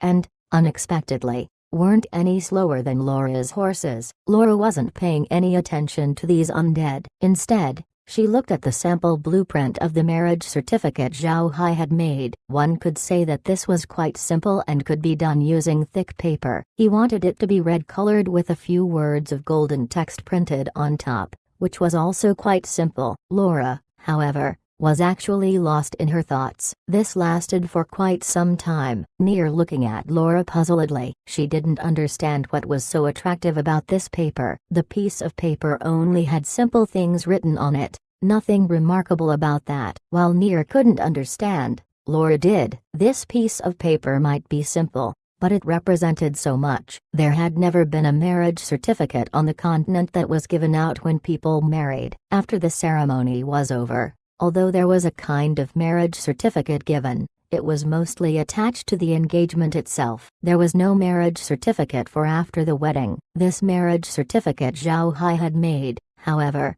was proof that the two people were a legally married couple. What was more amazing was that this document could be taken to Zhao Hai and used to ask for a divorce if they were no longer compatible with one another. As long as it was approved, they would no longer be husband and wife. If it were before, Laura wouldn't have thought that this thing was useful. Zhao Hai wouldn't be able to enforce monogamy, so what was the use of this paper? But when Zhao Hai gave that piece of paper to her, Laura somehow felt a greater desire for that piece of paper. Near couldn't stand it anymore, so she waved at Laura. "Young lady, haven't you had enough of sightseeing the periphery of Stony Mountain? You have been watching for over an hour." Laura recovered, blushed, and hurriedly stored the sample paper. She looked at Near and said, "Near, why do you think Brother Hai gave me this blueprint?" Near wasn't stupid and understood what Laura meant. She looked at her and teasingly said, "Young lady, are you lovesick? Mr. also let you call him Brother Hai. To make you call him Brother Hai, ah. How shameless." Near knew of Laura's sentiment for more than just a few days. As such, she could speak as such to her. Laura didn't get angry at Near and instead said, "You silly girl, if I really marry Brother Hai, then you won't be able to escape. Some people might be tricked by your small and hurt appearance, but Brother Hai might be in favor of it." Laughter filled the air afterwards. They soon arrived outside Casa City. Not long after, the garrison at the city gates were surprised to see so many undead coming along with Laura, but they had already been given orders by Evan. They didn't stop the group and let them pass. Laura's action this time around caused a huge commotion inside Cosa City. Bringing in a large army of undead and blatantly marching them through the streets was daring, and also quite rare. There were many onlookers watching Laura, but everyone on the continent knew that black magicians could use skeletons, thus nobody was scared.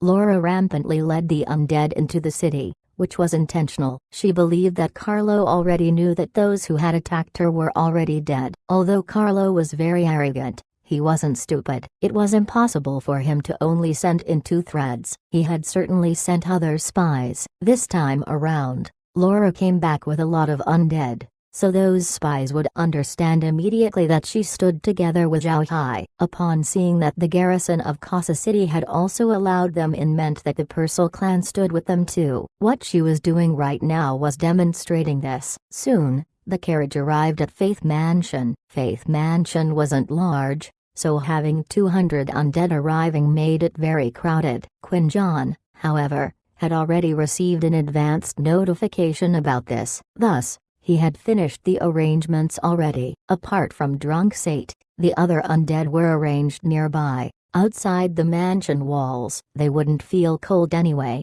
so being stationed at the walls was okay. They seemed like a row of statues, though these statues looked a bit scary. Lydia watched Laura, whom had just come back. Seeing that she had brought so many undead made him feel that something was wrong. Although they didn't know much about Zhao Hai, they knew that Zhao Hai wasn't a weak black magician. Laura went out, came back, and had brought a lot of undead. They knew that this was certainly related to Zhao Hai. Moreover, why did Laura bring back so many undead this time around? Those undead didn't appear to be of low level, so was she really thinking of breaking off from the clan? As he thought this, a servant came to Lydia and told him that he was asked to meet with Laura. He calmed down, straightened his clothes, and walked towards Laura's study room. Upon arriving at the door to the study, Lydia gawked as he saw that standing in front of Laura's study were 2 skeletons, one on either side of the door. They looked as though black jade had been used to carve them. Besides the 2 skeletons,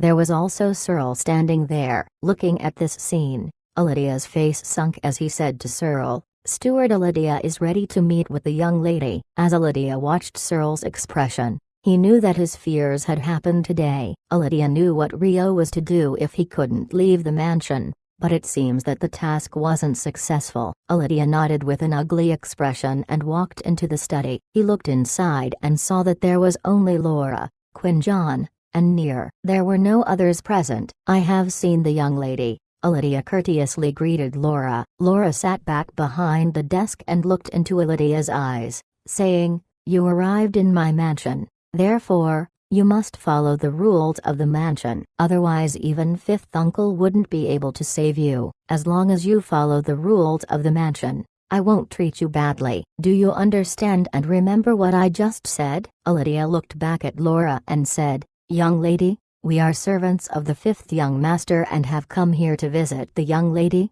not to work as a servant for the young lady. Now that I have seen the young lady, this little one wishes to go back. I ask for the young lady's consent." Laura looked at Lydia and said, "Stay here for some time. These days, the outside isn't too peaceful. Today, I had just left the mansion and was unexpectedly attacked. Moreover, the strength of those people wasn't weak. If I let you go out now, and an accident were to occur, then I wouldn't be able to face Fifth Uncle. As such, stay here for a period of time. I'll let you leave after things calm down. You can go back now." Lydia listened to what Laura said and an eyelid couldn't help but unconsciously jump. What Laura meant was very clear. Laura was giving him a warning, threatening him. "You people had attacked me, but I had survived. Your attacks were defeated." Now she said that outside wasn't peaceful. This means that if he were to leave Casa City, she would kill him and let him die in vain. Lydia wasn't stupid. He knew that he was currently in Laura's territory. It was impossible for him to fight Laura. They would never have thought that Laura's strength would have increased to such a height already. Now, he could only hope that Carlo would quickly hear the news and save them. Earlier this morning,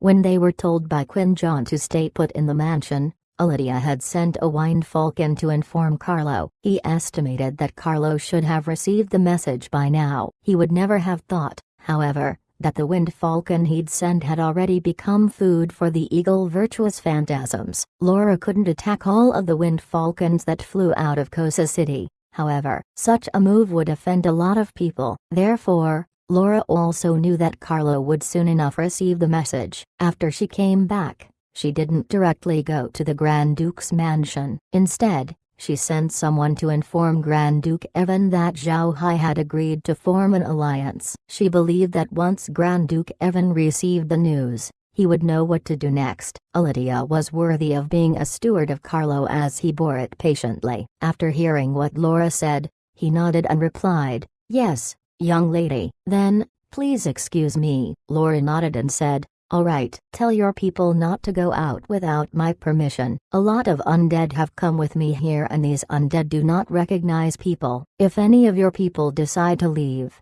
they could possibly be killed." Lydia lowered his head and complied, slowly drawing back as he knew he couldn't do anything. If he did move, then he would be the same as courting death. Looking at Laura's expression, it showed that she didn't mind killing them. Watching Lydia retreat, Quinn John looked at Laura and said, "Laura, are you alright? I saw the arrow marks on the carriage. It seems to have been a very fierce attack." Laura shook her head and said, "It's alright. Brother Hai came to my rescue." "Grandpa Quinn John, please sit down. I have to tell you about Brother Hai's situation." Quinn John nodded as he also wanted to know these matters. Upon Laura's arrival, he had been summoned immediately, so there hadn't been any time to explain things to him. Laura sat beside Quinn John, then ordered Searle to move further away. Quinn John understood the meaning of this, as it showed that Zhao Hai's identity must be extremely delicate. Quinn John had thought of a lot about Zhao Hai's identity,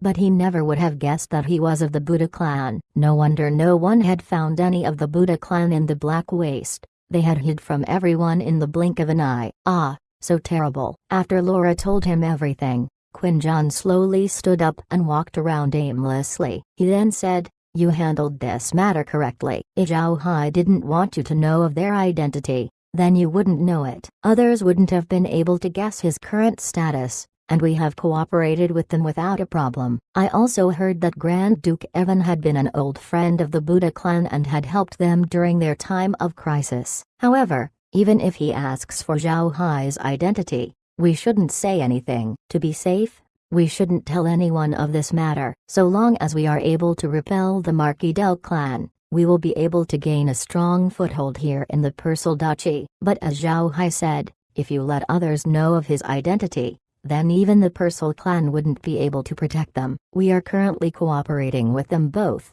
and before the alliance we were already on good terms. Laura gave a soft cry of agreement. 1, Chapter 191. Within 2 days, Zhao Hai sat in the spatial villa's living room. Standing behind him was Zhao En. He was once called Ren too, before, but his name was changed to Zhao En. Zhao Hai didn't want to ask him about anything else since Ren had already told Zhao Hai what he needed to know. Zhao Hai now understood the strength behind Carlo, as well as his goal. Marquis del clan's successors were each given their own territory. They were assigned to manage these territories, just like what Laura was doing here in the Persal Duchy. Carlo's share was the whole of the Ixu Empire, except for the Persal Duchy. The difference between just the Persal Duchy and the entirety of the Ixu Empire was really large, and one could see the disparity between Karen and Carlo from this point.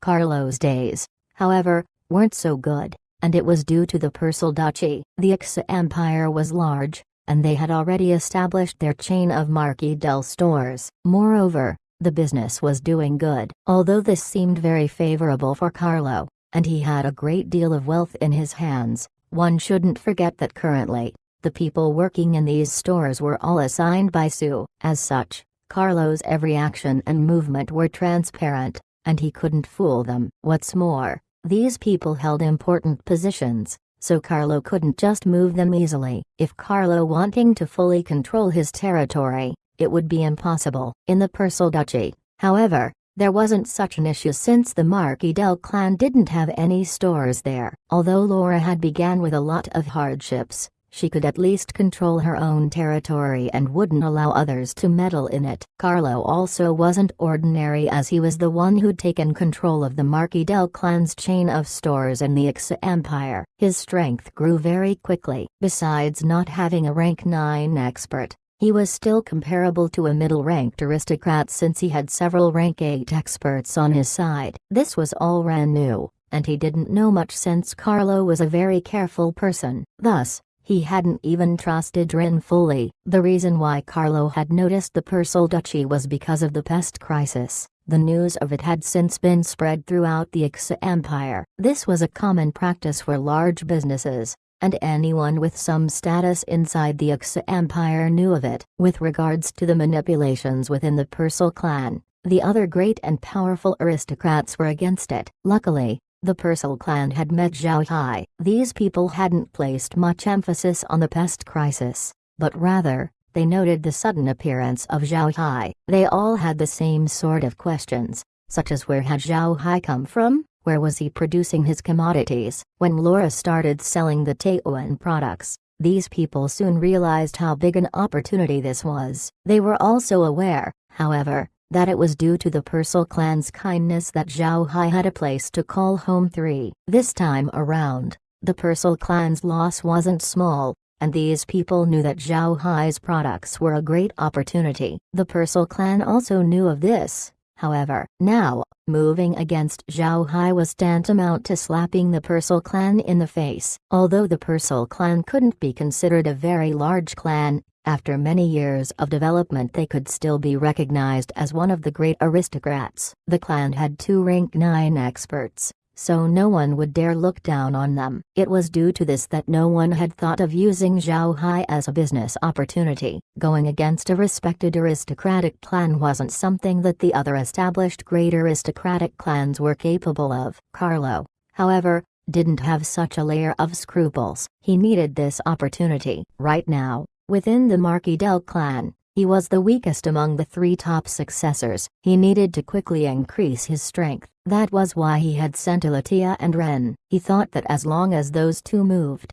Laura would certainly comply. When the time came, Zhao Hai wouldn't be able to run freely and would be taken in. He hadn't thought that they would fail to coordinate against Laura, even to the extent of shutting Alatia up and confining him. Ren had known that this matter was bad, as they had wanted to kidnap Laura and use her to find a way to take over Zhao Hai. Naturally, if Laura resisted intensely, then they weren't afraid of taking her life. So long as Laura dies, the business within the Persal Duchy would become headless. Perhaps they could even take over the entire Persal Duchy's industry without a problem. They hadn't thought that Zhao Hai would send his eagle virtuous phantasms at the scene of the ambush. All those that died have now become his undead. This information had some uses for Zhao Hai, but it wasn't too significant. Therefore, Zhao Hai didn't care much for it. After having asked Zhao En, he moved back inside the space. He watched the eagles as they advanced forwards through their route. He didn't want to make any more mistakes,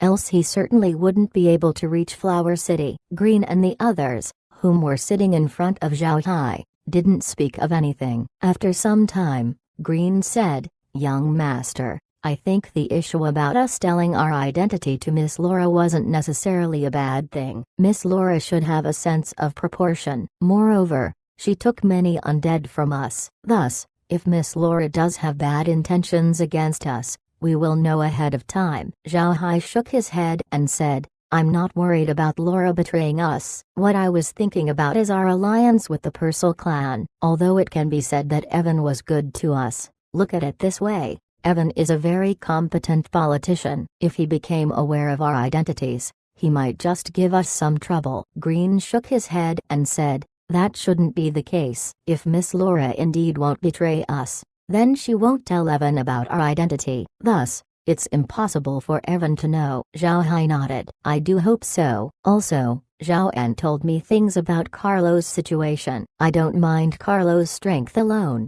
but having understood his portion of strength, I fear that the whole Marquis del clan's power is very high. It seems like this time, we might have met with some hard stubble. Green coldly snorted and said, "It's not an extraordinary matter. So long as we are cooperating with the Persal clan, the Marquis del clan won't easily move against us. A rank 9 expert won't be easy to get rid of. And then there are the many rank 8 experts within the Persal clan. We still have a little power to restrict them with." Zhao Hai nodded. He looked at the terrain on the screen and checked the map. Taking a deep breath, he said. I only hope that Carlo won't start moving within the next few days. According to the map, we can arrive at Flower City in about 2 days. I hope Carlo will give us enough time. Green also looked at the screen and checked the map. He nodded and said, looking at the terrain on the map, we should arrive at Flower City the day after tomorrow. During this period, no one should leave the space. Well,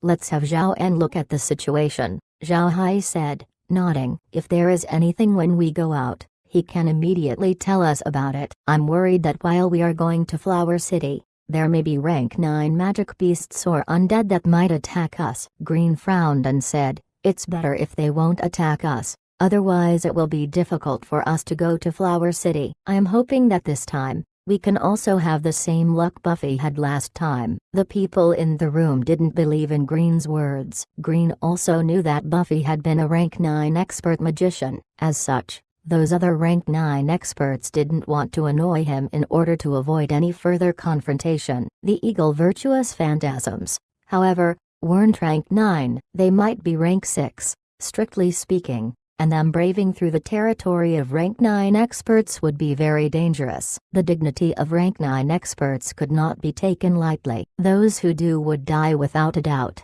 Due to this, Zhao Hai was a lot more careful. The people in the room had a few more conversations before he left the spatial villa. The space was now level 15, and altogether it had a total of 48 mu of land. Radishes were planted in 8 mu of the land, fruit oil trees in 10 mu, and bamboo rice for another 10 mu. He also planted corn in 10 mu of the land, and different plants were planted in the remaining 10 mu. He'd planted cabbages, potatoes that were called tuber blocks here in the Ark continent, sweet peppers, green lettuce, and olives, each on 2 mu of land. 4.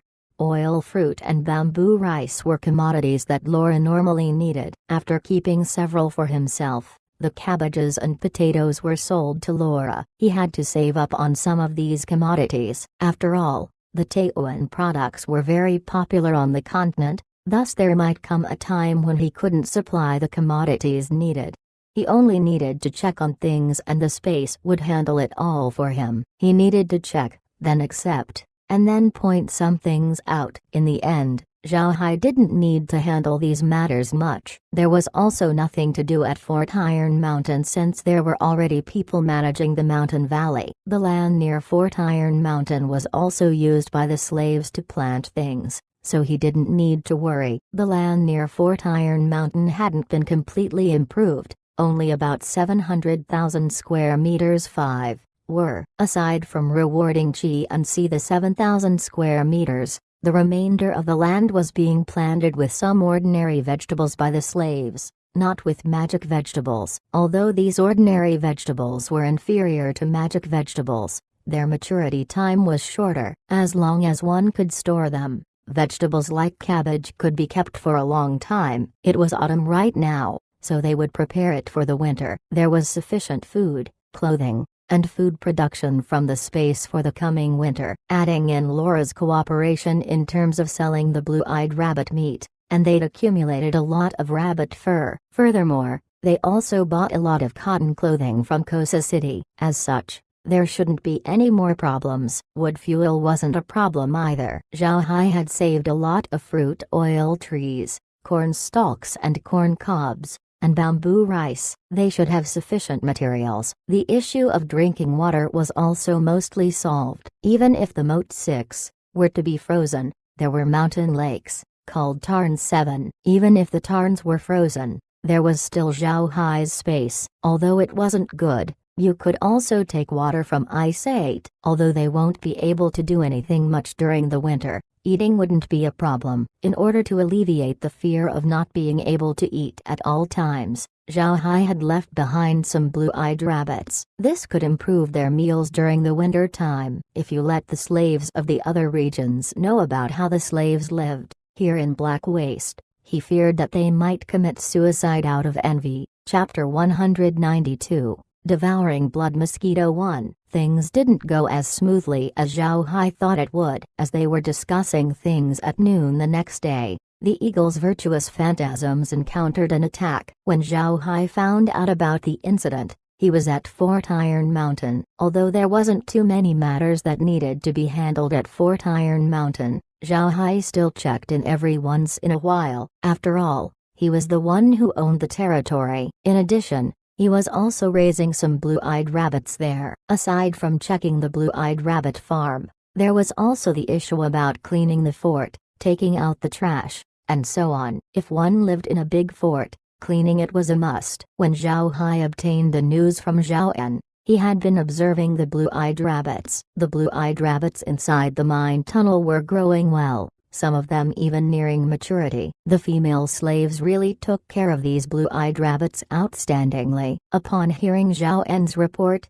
Zhao Hai immediately returned to the space. He looked at the screen in the living room and found that the eagles were being attacked by a group of magic insects. Magic insects were also able to fly, but common magic insects shouldn't be able to fly so high. These magic insects that were attacking the eagles, however, were somewhat exceptional as they could fly as high as birds. Zhao Hai couldn't help but examine the insects. These insects were as big as the palm of a human. Their proboscis too, were as long as their bodies, and they looked seemingly like a larger version of a mosquito. The bodies of these insects were red-colored, and they looked very aggressive. The quantity was stunning as they were in an extremely large group, probably around tens of millions or even 100 million. Blotting out the sky.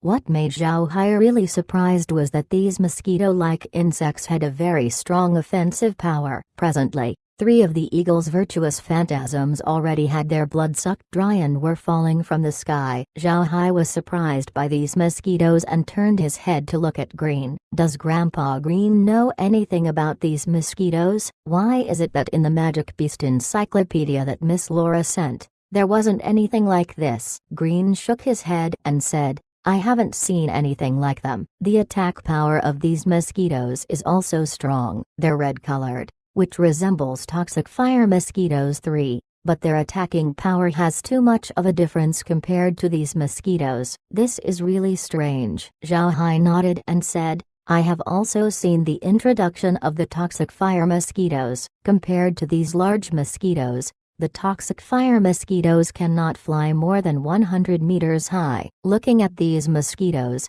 however, they can fly as high as a bird, plus they are also strong. Green nodded. This time, the other eagle fell to the ground. Only the one holding the ghost cane remained. Zhao Hai thought, use pesticide.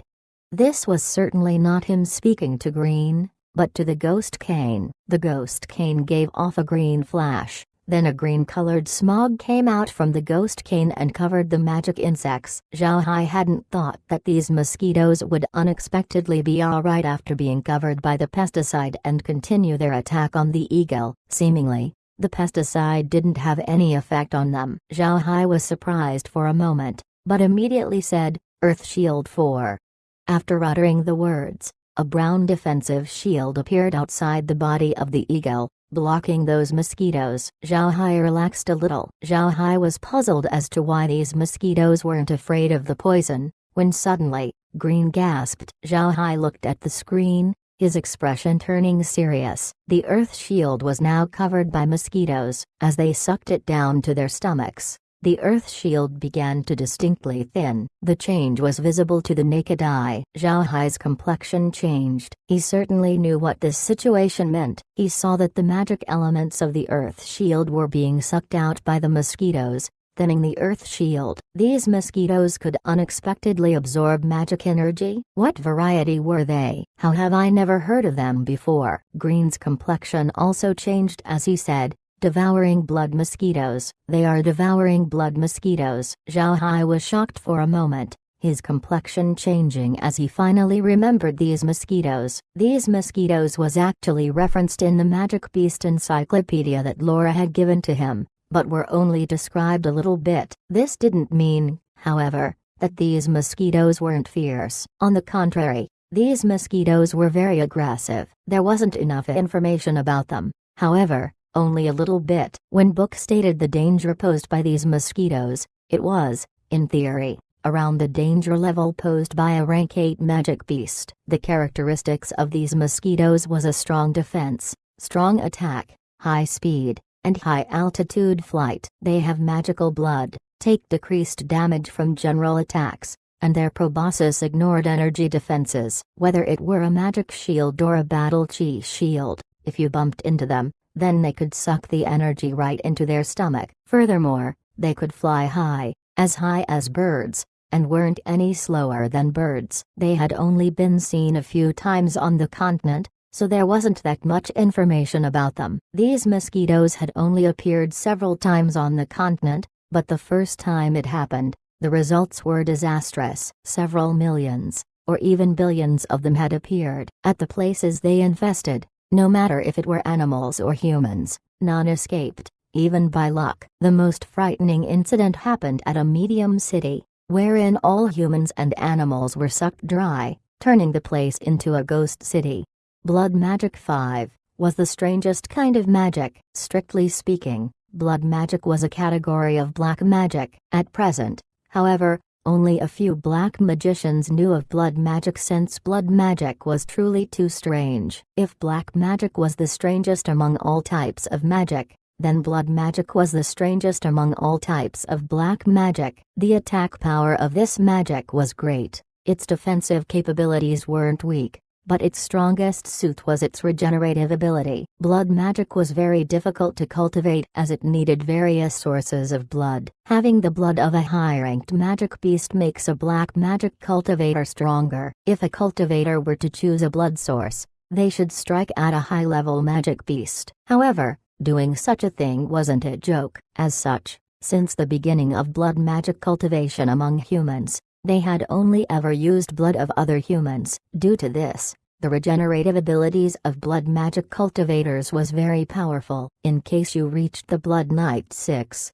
grade height, then even amputation could be regenerated. Due to the nature of its cultivation, magic instructors on the continent prohibited its use. It was precisely because of blood magic that up until now, no one on the continent had found a way to effectively deal with these devouring blood mosquitoes. Due to their use of blood magic, devouring blood mosquitoes could use the blood poison 7 skill to attack. This skill was formidable. Once blood was poisoned by it, death awaited them. Even if they weren't sucked dry by the devouring blood mosquitoes, death would be caused by the bursting of arteries within the whole body, which happened in less than 1/3 of a moment. 8. Zhao Hai's complexion changed. He shouted with a cold voice, "Sea of Flames Technique 9. This technique was a fire element magic area of effect spell. The effective attack range was between 10 to 50 meters. If there was any magic that could deal with devouring blood mosquitoes, it should be fire element based magic. Moreover, this was an area of effect attack. The effect wouldn't be very good if the Sea of Flames technique was cast by a rank 5 fire element magician or lower. In such a case, the devouring blood mosquitoes wouldn't be affected. If the rank was too low, then it could not break through the defenses of the devouring blood mosquitoes. Right now, however, the Ghost Cane's attack power was equivalent to a rank 7 magician. Thus, it should be somewhat effective against these devouring blood mosquitoes. After knowing that he was up against devouring blood mosquitoes, Zhao Hai understood why the pesticide wasn't effective against them. It was due to the fact that these mosquitoes themselves were poison experts. They had high immunity against toxins. Common toxins would be useless against them. Sure enough, after casting the Sea of Flames technique, a large number of the devouring blood mosquitoes were burned to death. The number of mosquitoes was just too much, however, and they weren't afraid to die. The flapping eagle that was surrounded by the Sea of Flames technique would not be able to stop them for too long. Zhao Hai watched the situation, frowned, then said, "Windbind Technique 10. Windbind Technique was a single-use spell, and was also an area of effect spell. It could bind up to 20 targets. This preliminary wind element magic spell was a spell that was difficult to deal with." Green had been observing the situation outside. Like Zhao Hai, he had also thought of using the Sea of Flames technique. No matter what, it should be effective against the devouring blood mosquitoes. He wasn't sure, however, why Zhao Hai had suddenly switched to the windbind technique. Zhao Hai's target this time were only 10 mosquitoes. After all, the windbind technique was only a preliminary magic spell. If you used it to bind more targets,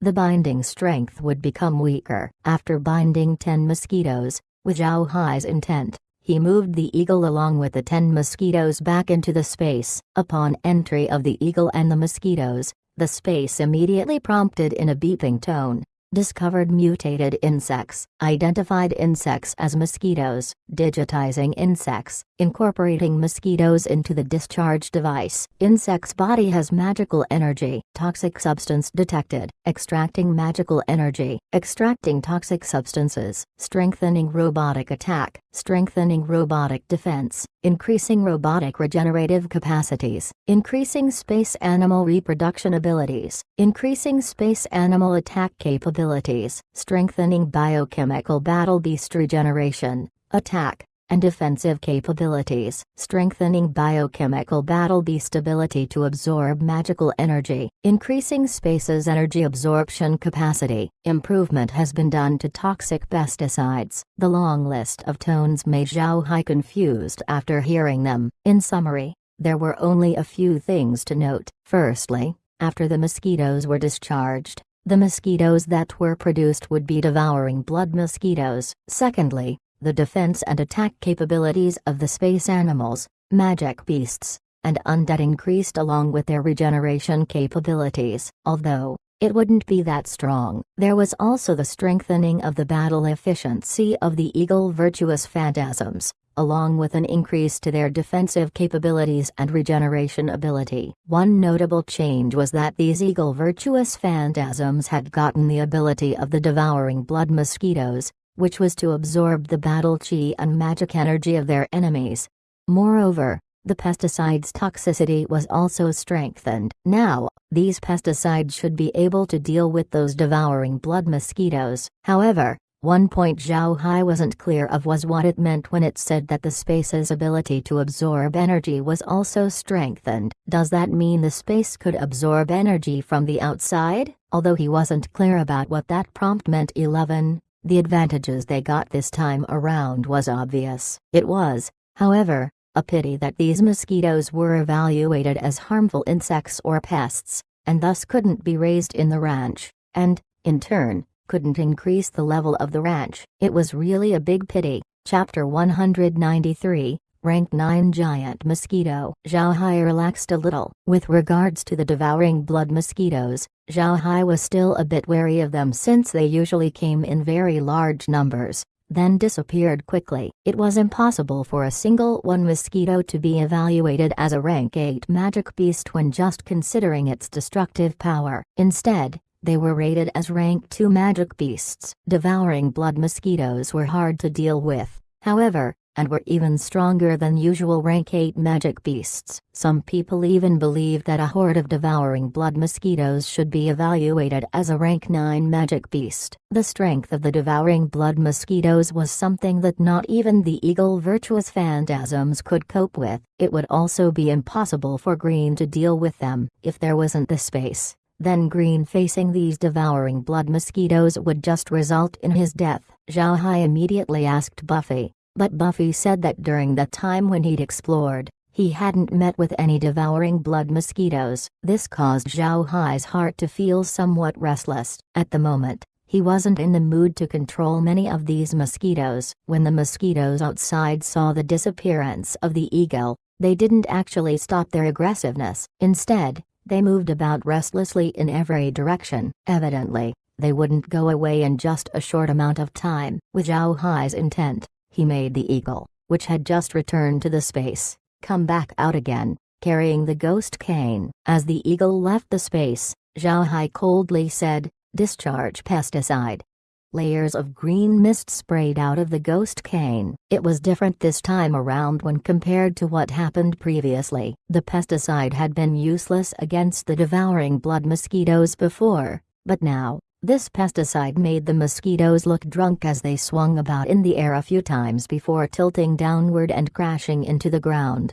The amount of green mist increased more and more, and the mosquitoes fell like rain from the sky. There were a lot of them falling. Following the eagle, more and more of the devouring blood mosquitoes fell from the air until the screen was almost empty of the mosquitoes. Zhao Hai and Green were relieved. To be honest, The overwhelming number of mosquitoes had given them a great pressure. Now that they had found a method to deal with those mosquitoes, their hearts felt loose. Those devouring blood mosquitoes soon found out that there was something wrong with the smog. Thus, they stayed far from the green smog. With that, the path ahead had unexpectedly become clear. Before long, the eagle escaped the encirclement of the mosquitoes. Since the devouring blood mosquitoes didn't pursue, Zhao Hai felt that they had been really affected by the pesticide. Zhao Hai felt relieved, but still watched the scenery from the screen as he was wary that the devouring blood mosquitoes might come back. Fortunately,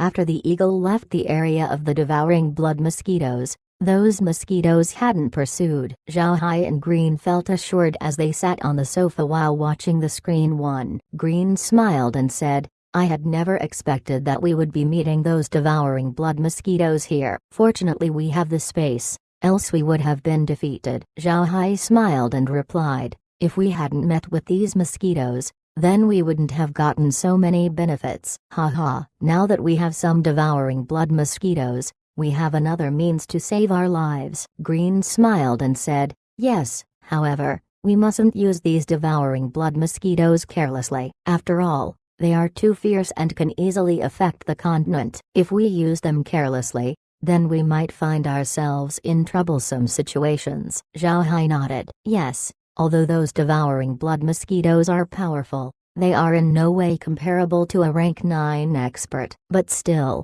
having a large-scale area of effect attack is nice to have." As they were in discussion, the eagle that flew forward suddenly screamed pitifully and fell from the sky. While the eagle was falling, its body suddenly burst, changing into a fog of blood that dissipated afterwards. The ghost cane dropped down from the sky, though it didn't hit the ground as it unexpectedly hovered in the air. Zhao Hai and Green, both of whom had been carefully watching the screen, were shocked. They didn't know what just happened. Just as Zhao Hai was about to retrieve the ghost cane too, Green suddenly said, "Young master, don't move." It must be a rank 9 expert, as only they can suddenly kill the eagle just like that. This appears to have been an attack by a rank 9 expert. Zhao Hai stilled and didn't recover the ghost cane. Remember that the ghost cane was bound to him, so even a rank 9 expert wouldn't have any way of using it. As long as he wanted to, he could easily take it back at any time.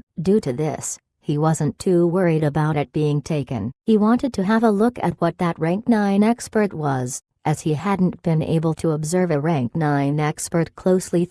Green's words made Mran and others quite tense, for all of them motionlessly watched the screen, wondering what kind of rank 9 expert it was. They were very clear that this couldn't be a rank 9 Terran 5 expert, as they didn't have a foothold here in the Carrion Swamp. No matter what their race was, however, as long as they reached rank 9, they would receive the proper respect. Even if it were a magic beast, so long as they were able to reach rank 9, then their intelligence would be the same as humans. Furthermore, they could observe their surrounding using their divine sense 6. Thus, no matter what race it were, they would be regarded as deities on the continent. Before long, a giant devouring blood mosquito appeared in front of them. This devouring blood mosquito was very large, around 10 meters in height. It had a red-colored body and its crystal-like wings were curved, glittering and translucent. What Zhao Hai felt was a lot more strange was its unexpectedly coiled proboscis,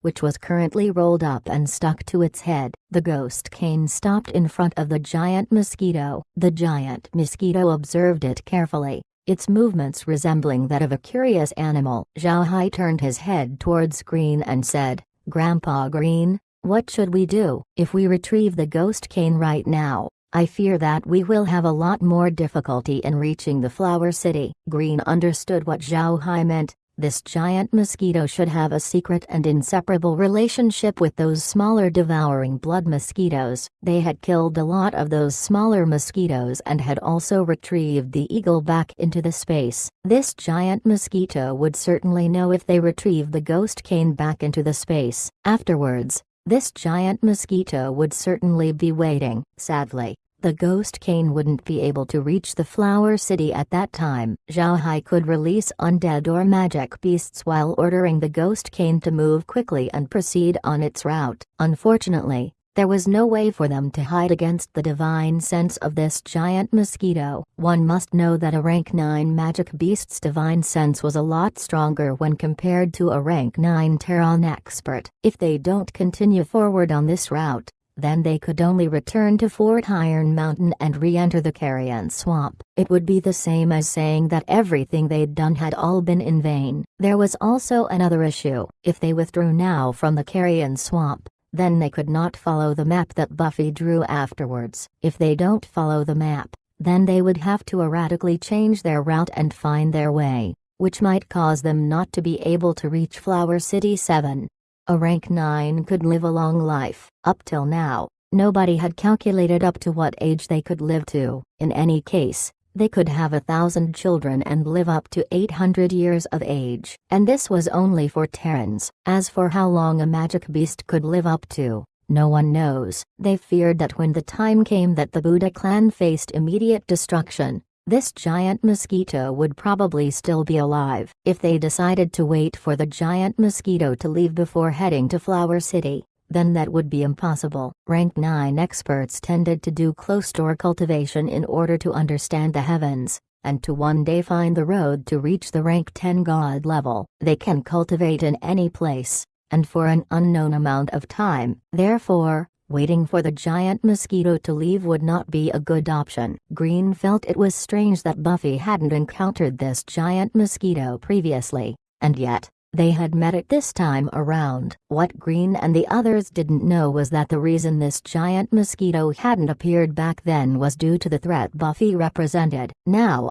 however, there wasn't any threat, so it appeared. There had been a lot of rank 9 experts that had ventured into the Carrion Swamp, but most of them weren't able to reach Flower City. Most of the rank 9 experts that explored were killed by the colorful poisoned smog of the Carrion Swamp, and only a very few have ever reached Flower City.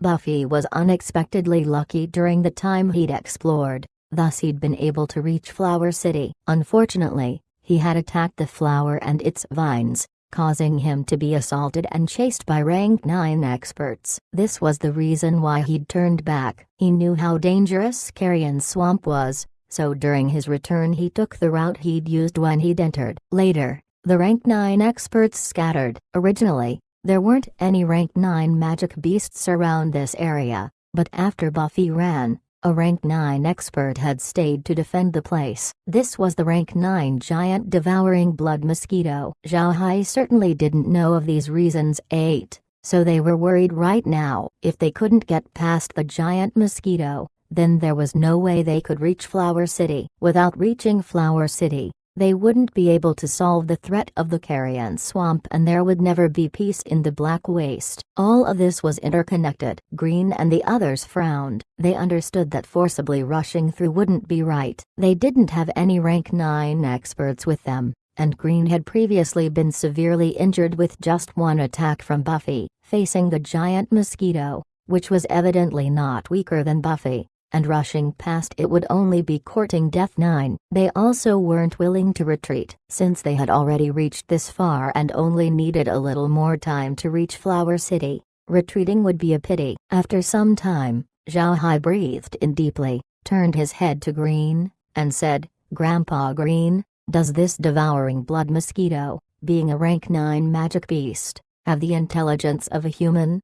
Green nodded and said, "It isn't that highly intelligent, but they are smarter than most humans." "Young master, what do you intend to do?" Zhao Hai replied, "I will go out and have a chat with the 10. Dragging this matter isn't a good idea." Green was shocked for a moment. His complexion changed as he said, "No, absolutely not. Young master, that is a rank 9 expert. Just a little mistake and you'll die. You cannot meet with such an accident." Zhao Hai knitted his brow and said, "What should we do then? Always waiting isn't a good idea, and if we retreat then we might not find Flower City in our lifetime. Then the Black Waste won't have peace." Green frowned as he certainly understood the situation. However, he couldn't think of a good solution. In any case, Zhao Hai wasn't allowed to meet with the giant mosquito as it was too dangerous. Chapter 194, Subduing the Giant Mosquito. Silence filled the living room of the spatial villa. Everyone didn't make any noise. It could be said that they had fallen into a hopeless situation. If this matter wasn't handled properly, then the threat of the carrion swamp would be a problem for who knows how long. Zhao Hai was silent for a while. Then he stood up and slowly walked outside the spatial villa. Green's expression changed as he followed closely behind Zhao Hai. Mrin observed the expression of the two of them while she thought about what Zhao Hai said. Her complexion changed as well and immediately suggested, "Young master, let Green go." Zhao Hai shook his head and said, "I will go. If Grandpa Green goes and he is attacked by the giant mosquito, my reaction would be delayed and Grandpa Green would be in danger. If I go, however, then with just a single thought I can come back." This isn't the case for Grandpa Green. Green turned his head to Zhao Hai and said, "Young master, let me go with you so that if there is any danger, I can cover for you." Zhao Hai turned around and looked at Green. "Grandpa Green, you will stay here. I am the clan lord of the Buddha clan. So this sort of a situation should be faced by me. I cannot always hide at the back. Please relax. I assure you that I'll be fine. If something were to happen, then you must find a place to hide and, a few years after my death, go look for a child and tell everyone that he was my child and have him inherit the position of clan lord of the Buddha clan." Green's complexion changed. Meg's eyes had tears falling as she moved to Zhao Hai's side and said, "Young master, let me go with you." Zhao Hai turned around and looked at Meg, then shook his head. Meg moved to decisively hug Zhao Hai, refusing to release him. At this time, she didn't say anything. She just held on to Zhao Hai. Zhao Hai looked at Meg's appearance, then forced a smile. Woodhead and Stonehead also arrived beside Zhao Hai. They both didn't say anything, instead taking out their great swords, lifting the sword in their grips. They then placed it on their necks. Zhao Hai patted his head and told the two, "You both can't change the pattern of your moves. This time, if that giant mosquito really wants to attack us, then even if you both stand in front of me, what can you do?" Green lightly laughed as he said, "Young master, things have come down to this point. You don't need to say anything else. I think we should all go out. If something were to really happen, then we will all die together." Zhao Hai couldn't bear it anymore. He looked at Green and said, "Grandpa Green, how can you even say that? Haven't you understood? If I have an accident, the Buddha clan won't disappear. If we all die together, however, then the Buddha clan is finished." Green looked at Zhao Hai with teary eyes. He took a deep breath while holding in his emotions. Turning to Woodhead and Stonehead, he said, "Both of you, put down your swords and don't insist on going with the young master. If something were to happen, Zhao Hai would be delayed in pulling you in and his movement will be affected. Meg, you go and follow the young master." Woodhead and Stonehead both placed down their swords. Zhao Hai nodded to them and, with his intent, the ghost cane appeared in his hand. Meg and himself disappeared from outside the spatial villa. The reason why Zhao Hai had to retrieve the ghost cane first was because it was currently in front of the giant mosquito. The giant mosquito, however, was flying through the sky. If they directly exited the space, they would be airborne and would just fall to their deaths immediately since they couldn't fly one. The giant mosquito was surprised. It was a rank 9 expert.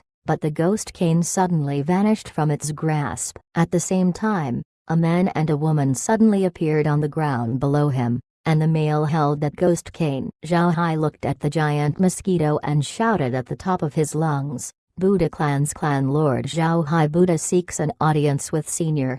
A clan lord calling a rank 9 expert senior wasn't overrated. Even if it were the king of a country, if they even had a little understanding upon seeing a rank 9 expert, they would call them senior. The giant mosquito was astonished, then a flash of excitement streaked within its eyes. Though they didn't see any movement, it arrived in front of Zhao Hai in the blink of an eye. Its huge body completely oppressed Zhao Hai. He knew that hiding would be useless since sooner or later, they would be found out, so he just bowed to the giant mosquito and said, "Your Honor, Zhao Hai Buddha has seen senior." The giant mosquito looked interestedly at Zhao Hai. Then a voice gracefully resounded in Zhao Hai's brain. What made him surprised was the voice was unexpectedly that of a female. Who are you? You don't have much energy in your body, so how can you use that wand? This female voice was very pleasant to listen to. As she spoke, it was seemingly like that of a knock on a golden bell, clearly conveying its humming, echoing sounds. If she were on Earth, she could be a superstar too. Zhao Hai hastily replied. This little one is the clan lord of the Buddha clan, Zhao Hai Buddha, and this is my maidservant, Meg Buddha. I don't have much magic and battle chi, but in fact, I am a divergent warlock. What's a divergent warlock? This is so amusing. The interest in the giant mosquito's eyes grew thicker. Zhao Hai was shocked. After hearing the giant mosquito ask this with that clear voice, Zhao Hai understood. It seems that this giant mosquito, as a magic beast, was still quite young. Zhao Hai looked at the giant mosquito. Suddenly, he thought that it didn't seem too scary. He couldn't help but smile and say, "Your Honor, can you leave with me to another place as I can't be at ease here?" After waving his hand, a spatial crack appeared beside him.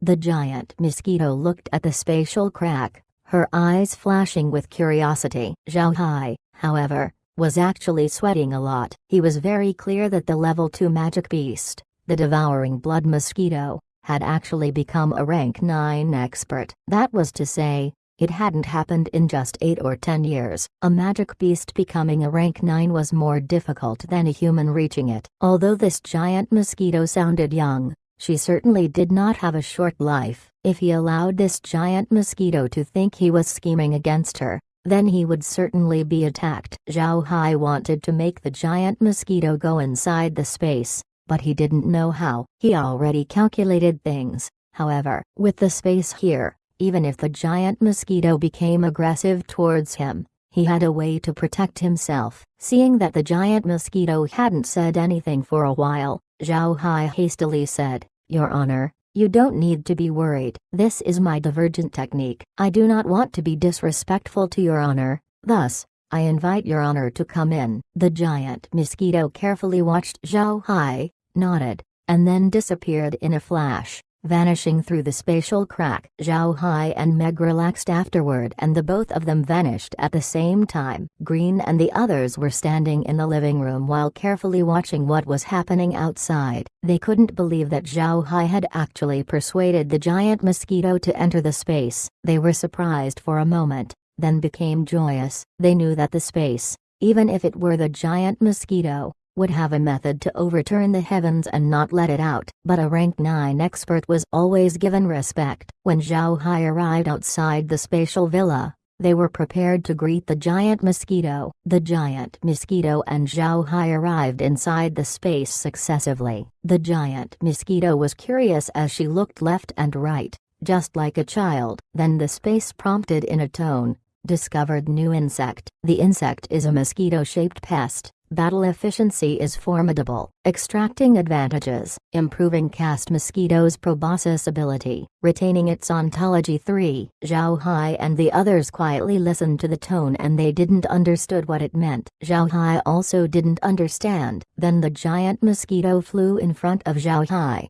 bowed, and said, "Master." Zhao Hai looked at the giant mosquito, his face filled with joy. "Did you just call me master?" The giant mosquito nodded. "Yes, master." Zhao Hai was so excited that he almost fainted. He hadn't thought that the space could be this formidable, that even a rank 9 expert could be subdued by it. For Zhao Hai was also puzzled, however, as the first time he wanted Green to enter the space, he hadn't succeeded. Then afterwards, when he'd spoken to Green, that was the time Green was able to enter the space. This was also the case with the slaves. At that time, it puzzled Zhao Hai. The giant mosquito, however, got in after only one try, and was also subdued 5. While Zhao Hai was still puzzled, the space seemingly knew of his confusion and prompted a sound, transmitting. The space is a farm space. It has no attack. Intelligent beings can voluntarily access the space, or the host can capture it outside. The space cannot forcibly do so. Zhao Hai smiled after the space told him these matters. Originally,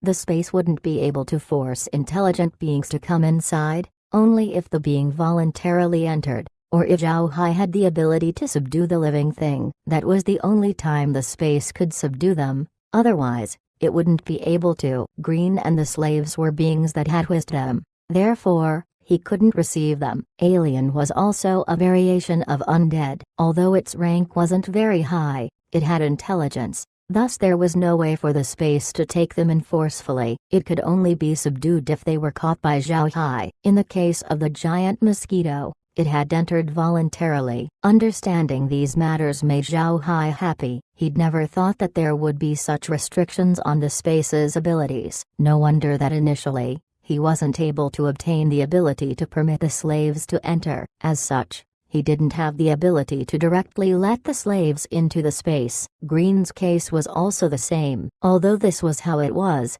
as long as a creature entered the space could help subdue them. This news, with regards to Zhao Hai, was absolutely very good. Zhao Hai felt some regret, as the giant mosquito was identified by the space as a pest, thus, he couldn't breed and reproduce it. This was really a big letdown. If he could only raise giant mosquitoes inside the space, then when the time comes, he could keep an army of rank 9 giant mosquitoes. 6. When they were let out, those mosquitoes wouldn't be afraid of death. With them around, it would be fun to look at who has the guts to move against the Buddha clan. 7. With this thought, Zhao Hai suddenly remembered what the space had prompted. It had extracted the advantageous traits of the giant mosquito, and the space also improved the caste mosquito's proboscis. With that said, if the caste mosquito improved along with its proboscis, could it cast giant mosquitoes too? Zhao Hai was excited and immediately said,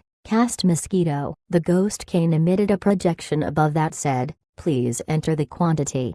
It was followed by a blank space. Zhao Hai quickly replied, 1.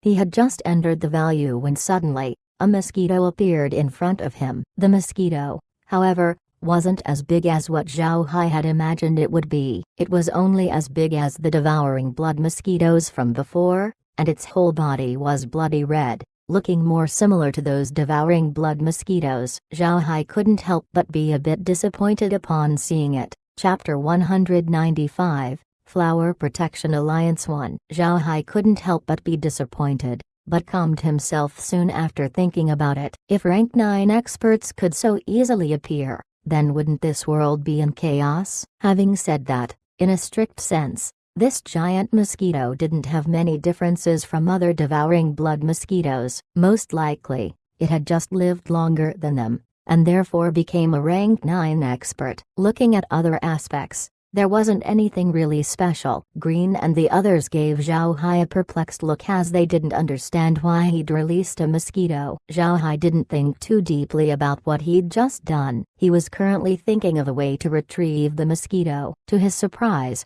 the space gave a projection. It was a prompt with written words on it that asked, "Do you wish to recover the mosquito?" This made Zhao Hai surprised for a moment. He really hadn't thought that the mosquito could be unexpectedly retrieved. He immediately decided to do so and the mosquito disappeared. After watching the mosquito disappear, Zhao Hai turned around and looked at the giant mosquito. He asked it, "What's your name?" The giant mosquito looked at Zhao Hai. "Name? What is a name?" Zhao Hai sighed. It seems that this giant mosquito didn't cultivate little by little in order to reach rank 9, otherwise, why was it that it didn't understand? If she naturally cultivated to rank 9, then upon reaching rank 6 or 7, she should have gained basic knowledge. Upon reaching rank 8, she should have had wisdom that wasn't any lower than a normal human's too. How was it possible for her to not have a name? Moreover, she didn't even know what a name was. It seems that she'd reached rank 9 due to some fortuitous encounter. Zhao Hai looked at the giant mosquito and said,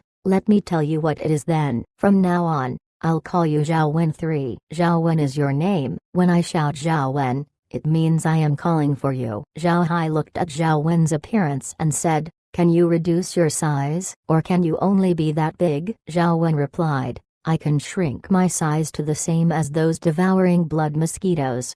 Afterward, her body slowly shrunk until she was around the size of an ordinary devouring blood mosquito. Her body, however, was like a blood jade carving. If she stayed motionless, others might think she were a statue, and a beautiful one at that. 4. Zhao Hai nodded. He turned towards Green and said, "Grandpa Green, let's go back into the living room. I want to ask Zhao Wen about things inside the carrion swamp." Green nodded while curiously looking at Zhao Wen. They, however, couldn't look at it as casually as Zhao Hai. They also looked at Zhao Hai with eyes filled with curiosity, along with a bit of awe. After they entered the room, Zhao Hai looked at Zhao Wen and asked, "Zhao Wen, when did you become a rank 9 expert?" Zhao Wen thought for a while before responding. "I don't know. We devouring blood mosquitoes aren't just hematophagus 5. Sometimes, we also drink water. I don't know how long ago it was when I saw a drop of some garnet thing. It was the same color as blood. I drank that drop of garnet, and fainted afterward. Once I woke up, I found that I had become different from the other devouring blood mosquitoes. My body had become larger, and there was an enormous increase in strength. Then, one day, an alligator found me and told me that I had reached rank 9 while also asking me to join the Flower Protection Alliance." Although Zhao Wen could communicate with humans using Divine Power 6, a rank 9 expert controlling their divine power this way was just child's play. A rank 9 expert could use their divine power to communicate with a person, and also use it to connect with a multitude of people. In this case, Zhao Hai, Green, and the others could also hear Zhao Wen's words. Zhao Hai was puzzled. "You said that drop of garnet seemed the same as blood? Where did you find it?" Zhao Wen shook her head and said, "I don't know such things. It was like a kind of biological blood and even had the right scent." That drop of blood, however, had fallen to the ground and had already been there for a long time, yet hadn't dried up. Surprisingly,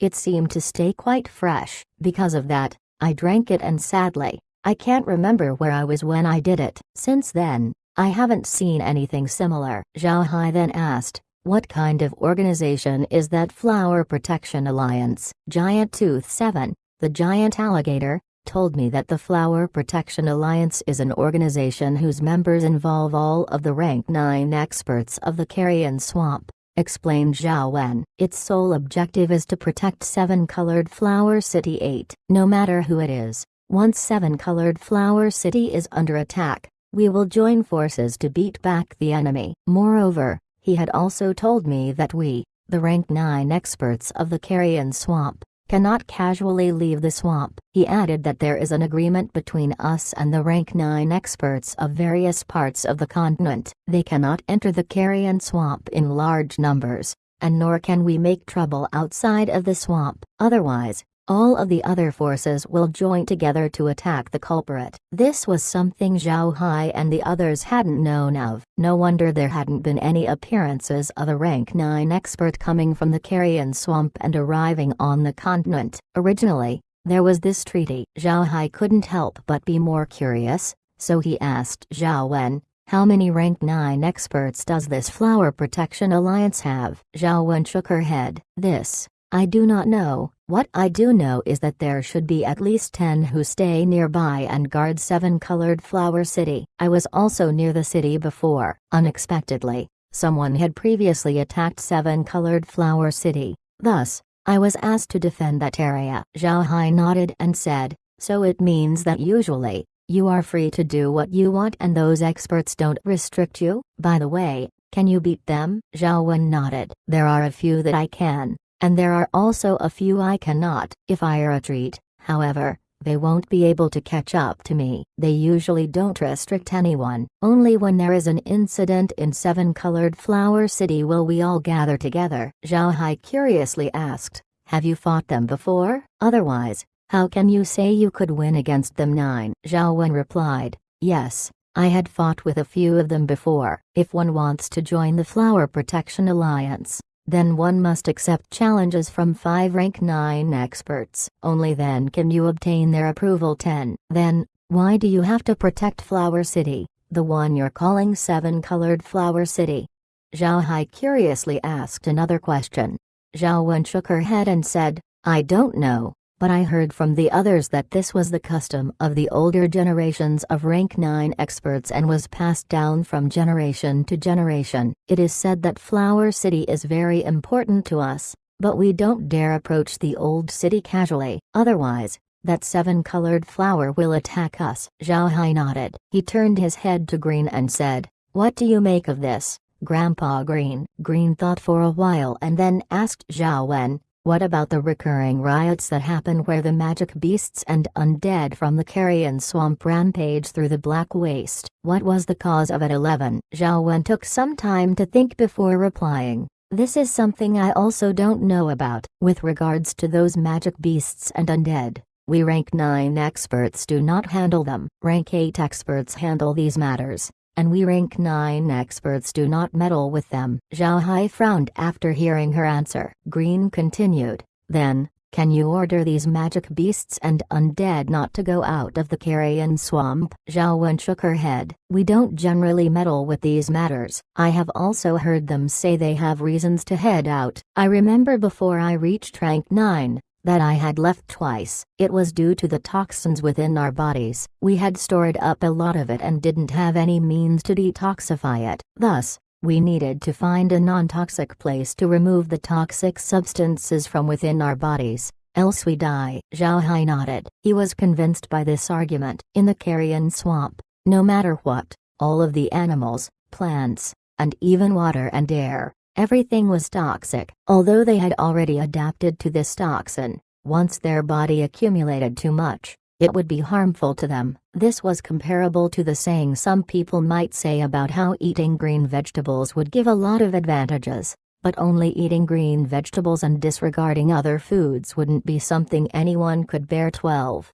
Since the Black Waste was adjacent to the carrion swamp, it had naturally become the place where these magic beasts and undead go in order to expel their toxins. The reason why the Black Waste became this way was probably due to this reason. In fact, Zhao Hai had already thought of this reason a long time ago, but couldn't think of any solution. 13. Thus, they wanted to go and see Flower City in order to get some ideas on how to solve this matter. Now it seems that even if they could visit Flower City, those magic beasts and undead would still riot within the Black Waste. If they didn't do that, then they still must find an alternative way to detoxify themselves. They are in a toxic place, thus, wanting to find a place to detoxify would be harder than the actual detox itself. Zhao Hai, however, couldn't go back now after arriving this far in his search for Flower City. In any case, they might as well go and visit Flower City and have a look. If Flower City could actually help them resolve their security issue, then they could at least have a rear base that was secure. Thinking of such things, Zhao Hai turned his head back towards Zhao Wen and said, "In a while, you will bring the ghost cane to Flower City. Once you reach the outer part of the city, I will let the eagle virtuous phantasms out and you will hand them the ghost cane. Then you can come back inside the space." "Do you like to stay inside this space?" Zhao Wen nodded. "I really like it here. It's very comfortable." Zhao Hai nodded. Although Zhao Wen was subdued by the space, he didn't want Zhao Wen to be regarded as an undead. No matter what, Zhao Wen was a living being with high intelligence, and he had deceived her to come into the space. This had confused her and allowed her to be subdued by the space. This was really unjust. 14. Moreover, Zhao Wen was also a rank 9 expert, and thus could help them with many issues later on. 15. Zhao Hai gave the name Zhao Wen to her as he regarded her as a clan member, not a tool. 16. Green and the others were very happy as they listened to Zhao Hai. Now their clan had a rank 9 expert. A clan with a rank 9 expert compared to a clan without one were two different concepts. Now, if they went out and told the world that they were the Buddha clan, they knew of only a few individuals who would dare move against them. Zhao Hai looked at Zhao Wen and said, "Now then, go and take the ghost cane and fly towards Flower City. Once you are near Flower City, go back inside the space. By the way, if you are inside Flower City, will the flowers there attack you?" Zhao Wen nodded. "Yes, if we go inside Flower City, those flowers will attack us. Furthermore, their attack strength is formidable, and I'm not their match." Chapter 196. Flowers World. Zhao Hai and the others sat in the living room, but the atmosphere was quite odd. Green and Meg were smiling and Meg said, "Grandpa, Grandma, you don't know how anxious I was when we faced that rank 9 expert." The young master, however, wasn't nervous at all and spoke with confidence in front of it. "It was really amazing." "Who said I wasn't nervous?" said Zhao Hai, smiling. "That was a rank 9 expert and I wasn't strong at all against it." I found out, however, that Zhao Wen didn't have any evil intentions toward us. Since we were out in the open, nervous, we naturally must speak in order to communicate with it. Green and the others smiled. Shown on the screen was Zhao Wen holding the ghost cane as she flew towards Flower City. Zhao Wen was quick, and she also knew where Flower City was. She naturally wouldn't take the wrong route. The good atmosphere in the room was naturally due to Zhao Wen. After Zhao Wen joined their clan, they felt more daring. Don't even speak about the Marquis del clan. Even if it were the whole of the Ixu Empire, they wouldn't be afraid. On the continent, only those clans which had a rank 9 expert in reserve could be called a genuine and respectable clan. If the Buddha clan had a rank 9 in the past, then they wouldn't have fallen to their current status and situation, and these weren't the only advantages they had obtained here. One must know that a rank 9 expert was a good deterrent force against the magic beast riots that rampaged throughout the Black Waste. The clan could ask Zhao Wen to act and frighten off the invaders. Even if they couldn't deal with every magic beast and undead invader, they could at least protect the people, crops, and castle. But Zhao Hai and the others also knew that Zhao Wen couldn't move so casually. She was still a rank 9 expert of Carrion Swamp. If the other rank 9s knew of her actions, then it might spark greater trouble. After all, there was still the treaty between the Flower Protection Alliance and the other factions on the continent. Anyway, since they now had a rank 9 expert, their morale had been bolstered. They were confident enough to face the Marquis del clan. Before long, Zhao Wen reached the outskirts of Flower City. She hadn't encountered any problems along the way, although there were some magic beasts. When they saw Zhao Wen, they immediately lay on the ground and didn't dare to move. Wild animals and beasts had strong intuition. With regards to the existence of a rank 9 magic beast expert, they were, without a doubt, revered as deities. No one dared to violate the prestige of a deity. Zhao Hai soon found that he could communicate with Zhao Wen when she held the ghost cane. It was as if Zhao Wen was still with Zhao Hai. Seemingly, the ghost cane acted similarly to a long-distance remote control too. Zhao Wen suddenly stopped and told Zhao Hai, "Young master, not far from here is Flower City. There shouldn't be any magic beast that goes further than where I currently am. If a magic beast crosses this distance, the 7-colored flower might be alarmed and might call in other magic beasts." Zhao Hai knew she meant the other rank 9 experts. He naturally didn't hope to see them, so he nodded and said, "All right, pass the ghost cane on to the eagle." He released an eagle afterward and returned Zhao Wen to the space.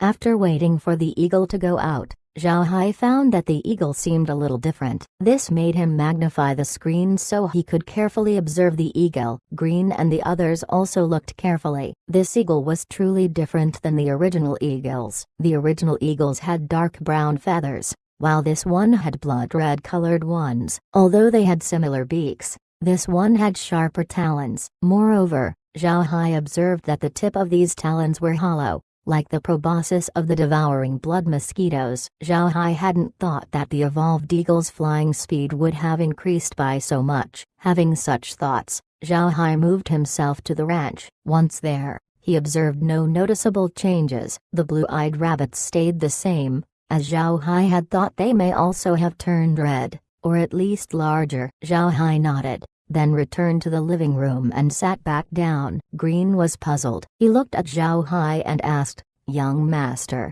what did you do?" Smiling, Zhao Hai said, "Nothing. I just went to the ranch." "Anyway, Zhao Wen, what do you usually eat?" Zhao Wen replied, "Nothing in particular. We eat some magic beasts, any kind of magic beast. With regards to our kind, what we eat isn't very important." Zhao Hai nodded. "How much do you eat every day?" Zhao Wen shook her head and said, "This is something I cannot answer clearly. Sometimes, I eat a lot in a day. Sometimes, I do not eat for many days. It depends on my mood. If I am in a good mood for eating, then I'll eat. Otherwise, I won't. Zhao Hai smiled. You are too easy to feed. This is good. If you want to go out to find food later, just catch a few magic beasts and bring them back.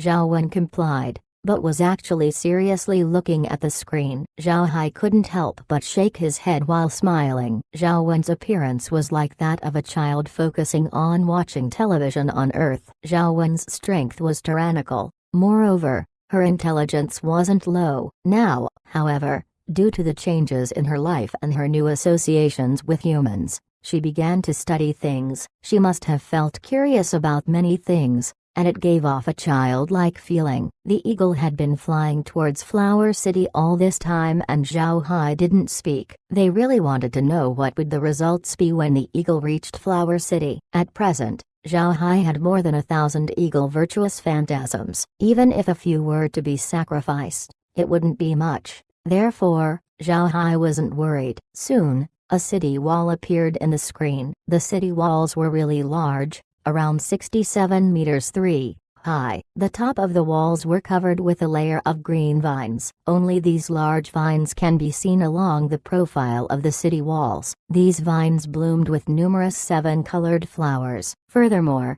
these flowers were immensely large, none smaller than a meter in diameter and some reaching as big as 2 to 3 meters. Zhao Hai had never seen such large flowers. What surprised Zhao Hai the most was that each flower had 7 petals, each uniquely colored. These 7 petals had the same colors as a rainbow and were both beautiful and alluring. Green also watched the scenes on the screen blankly. What they saw was too beautiful, a beauty that made people forget to even breathe. Zhao Hai now understood. Previously, Buffy had described it to them, but now that they saw it, it really was too beautiful, too intolerably and extremely beautiful for.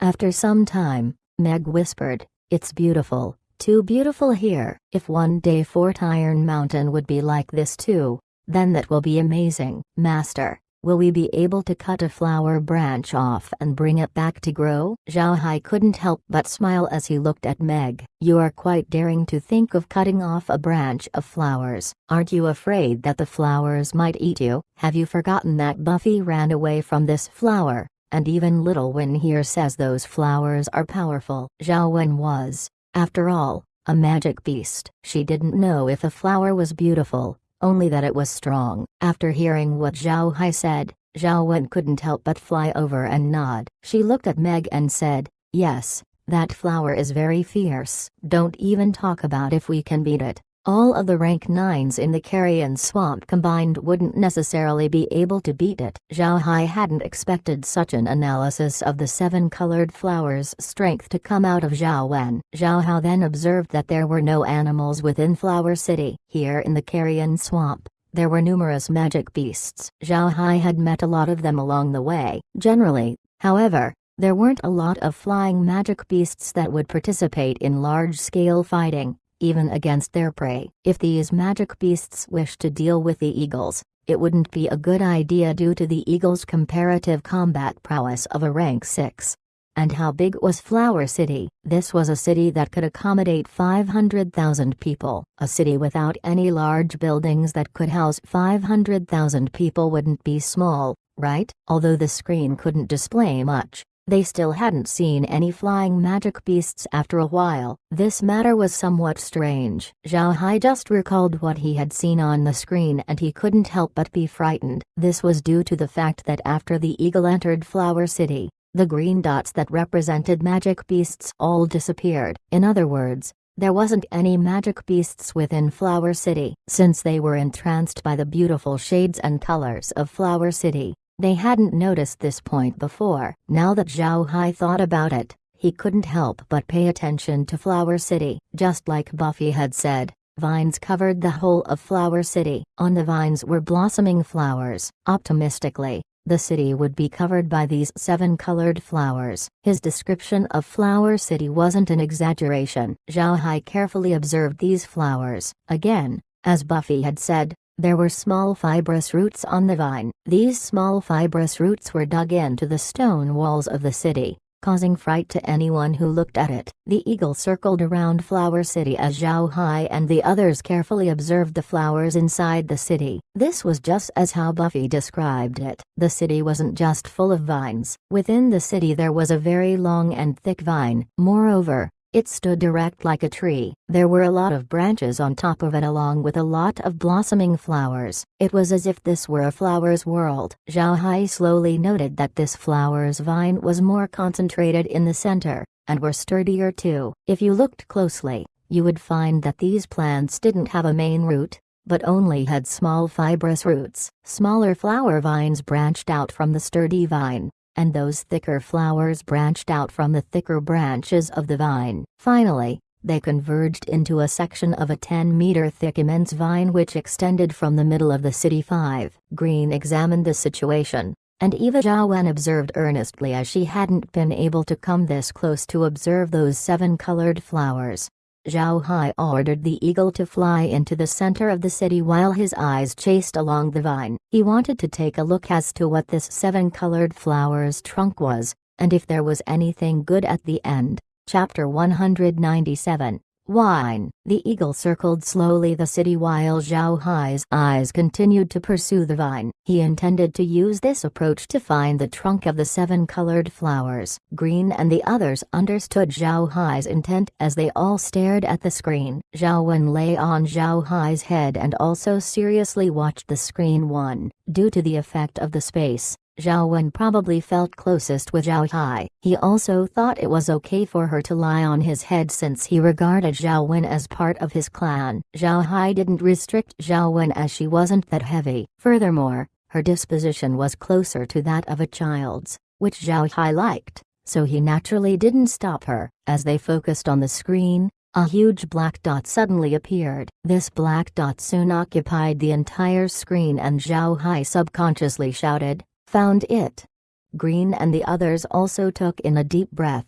Zhao Hai ordered the eagle to circle above the large black dot. He immediately focused the screen on it. Everyone carefully watched and saw that it wasn't a black dot, but a black hole. They estimated its size to be around 100 meters in diameter. This hole had actually been grown into the 7-colored flower and was a part of the thickest section Zhao Hai had yet seen. The branches around the hole were also thick, but the strangest thing was that the flowers on this vine wasn't very tall, only about 20 meters. This was quite small compared to the ones on the surrounding vines and branches. If they hadn't looked at the screen carefully, they wouldn't have been able to find it easily. Zhao Hai ordered the eagle to fly down. The eagle drew nearer and nearer to the hole. This was in fact a test by Zhao Hai. He wanted to see if the 7-colored flower would attack them. Without giving any response, the 7-colored flower seemed just like an ordinary plant. It didn't have any response,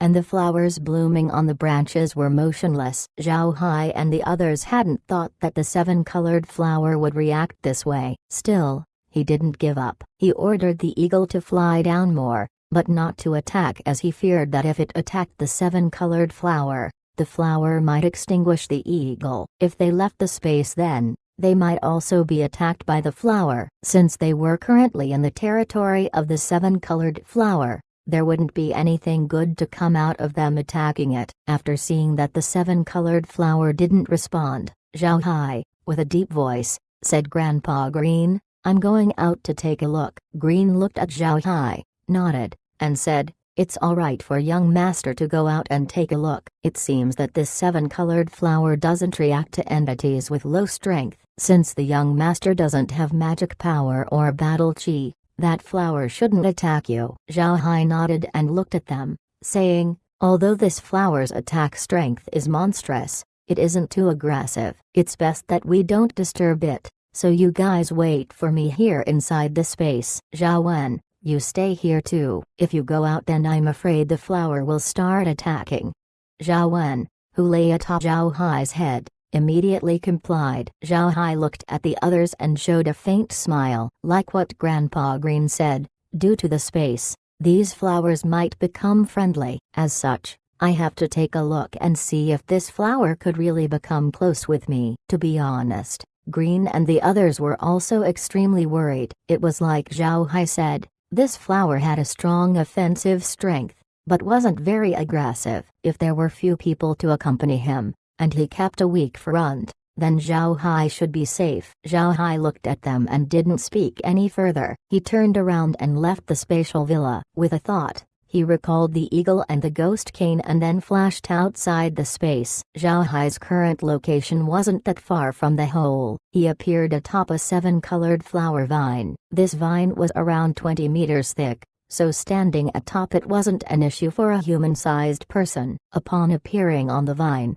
Zhao Hai became very careful. He was ready to return to the space at any given moment. But as they already realized, the flower didn't attack, as if it didn't notice the existence of Zhao Hai. He walked several steps atop the vine, then jumped on the spot. The vine didn't respond. Zhao Hai felt as though he were a bird standing on a tree. No matter how much he jumped, trees were trees. For these 7-colored flowers, Zhao Hai probably wouldn't even be comparable to a bird. Maybe a mosquito instead. A mosquito wouldn't be able to harm a big tree. Seeing that the 7-colored flowers didn't react, Zhao Hai slowly moved towards the hole. Beside the hole were an innumerable amount of small vines. They made it impossible to see the ground. Only the hole was visible. Zhao Hai looked into the hole and found that it wasn't that deep, just dark. He couldn't see inside it, however, and so couldn't see the base of the 7-colored flower. Zhao Hai observed the vines of this 7-colored flower and carefully counted. There were 18 roots that grew from the 7-colored flower trunk. The first root was around 20 meters thick and it branched out to numerous smaller branches. These long branches seemed to have covered the entirety of Flower City. Zhao Hai carefully observed the 7-colored flower. He thought it was very interesting. In addition to the twigs that branched out from the vines, it also grew small fibrous roots and even some of the small twigs had some leaves growing. Those small leaves were very interesting as they were shaped like throwing knives. The 7-colored flower, however, was huge. The center was covered with smog, making the visibility extremely low too. Zhao Hai looked around carefully for a bit and found that the 7-colored flower only had these things and nothing else seemed to attract his attention anymore. He stood on the vine and thought about the 7-colored flower. He was uncertain, however, if this flower was actually only honest, that as long as you didn't mess with it, it wouldn't be aggressive. This wasn't the result Zhao Hai wanted. He waved his hand and, with his intent, he wielded the ghost cane and poured some spatial water into the hole. Zhao Hai wanted to see if the 7-colored flower would have any reaction towards the spatial water. Remember that the space could enhance plants. This was also true for the spatial water. For common plants, spatial water was the best tonic. This move by Zhao Hai showed that he was trying to flatter the 7-colored flower. The spatial water dropped straight down into the hole, but the 7-colored flower still didn't have any response. Zhao Hai couldn't help but feel disappointed when suddenly, the 7-colored flower reacted. The reaction was strong. Contrary to what Zhao Hai had anticipated, the entire Flower City seemed to be filled with excitement as all of the vines became erect, waving to the sky. Zhao Hai didn't know why he wasn't afraid. He felt that this 7-colored flower didn't want to hurt him. Although the movements made by the 7-colored flower was large, it didn't seem to want to attack anyone. Instead, it seemingly appeared happy. This made Zhao Hai feel very surprised. As the vines waved, his footing fluctuated. Then an innumerable number of vines gathered under Zhao Hai. He became surprised at the situation as the vines formed a chair. Zhao Hai froze for a moment, then chuckled and sat on the chair. Zhao Hai hadn't really thought that this 7-colored flower would unexpectedly be intelligent enough to offer a chair. However, this wasn't what Zhao Hai wanted to think about. Zhao Hai naturally reciprocated the kindness by wielding the ghost cane and dumped a pile of spatial soil into the hole. This made the vines wave more violently. In turn, a vine table was placed in front of Zhao Hai. This table actually had cups made of vines atop it and were filled with a 7-colored liquid. Evidently, the other side was using this as a way to entertain Zhao Hai. Zhao Hai wasn't afraid after seeing the 7-colored flower offer him some liquid. Even if it were poisonous, he wasn't afraid since he'd been drinking the spatial water for a long time. The spatial water could cure the toxins of the 7-colored flower 3. Thus, He wasn't worried. Zhao Hai raised the vine cup and found that it wasn't a separate existence. The cup was instead connected to a tiny vine that was then attached to the vine table, and the vine table was connected to the vine beneath Zhao Hai. In other words, the vine cup was still a part of a living plant. Zhao Hai didn't care much and drank the liquid in the vine cup. When the liquid entered Zhao Hai's mouth, he couldn't help but be surprised for a moment. It wasn't because this liquid was hard to drink, but rather, it was the opposite. This liquid was very good. While this liquid seemed the same as water it was in fact wine. The seven-colored flower unexpectedly entertained Zhao Hai with wine. Moreover, the wine didn't only glow with 7 colors, but also had the fragrance of 100 flowers. The fragrance hinted at a sweetness that then revealed a trace of bitterness. The scent provided humans with food for thought. As Zhao Hai held the cup, the 7-colored liquid within unexpectedly returned to its original amount. It had been refilled. Zhao Hai froze for a moment, and then couldn't help but laugh a bit. Zhao Hai didn't drink any more as he'd already drank a cup. He placed the vine cup back on the table and, this time, noticed that the trunk of the 7-colored flower had grown several more branches. He watched as, visible to the naked eye, it grew in length and thickness. Zhao Hai watched all of this and hadn't really thought that the response of the 7-colored flowers would be this great. It should be known that the trunk of the 7-colored flower was different from the other branches as it didn't have any fibrous roots. The trunk, besides its 18 main branches, had no other opening. The growth of the branches right now was certainly caused by the spatial water and spatial soil. Zhao Hai counted. This time around, the 7-colored flower had grown 9 more branches. Small waves of fluctuations were also emitted by the large trunk. A small vine then grew out of the hole. This vine wasn't actually green, but made of 7 colors. It grew longer and extended towards Zhao Hai's spot. Zhao Hai looked at what was happening. He knew that the main event was coming. This 7-colored branch,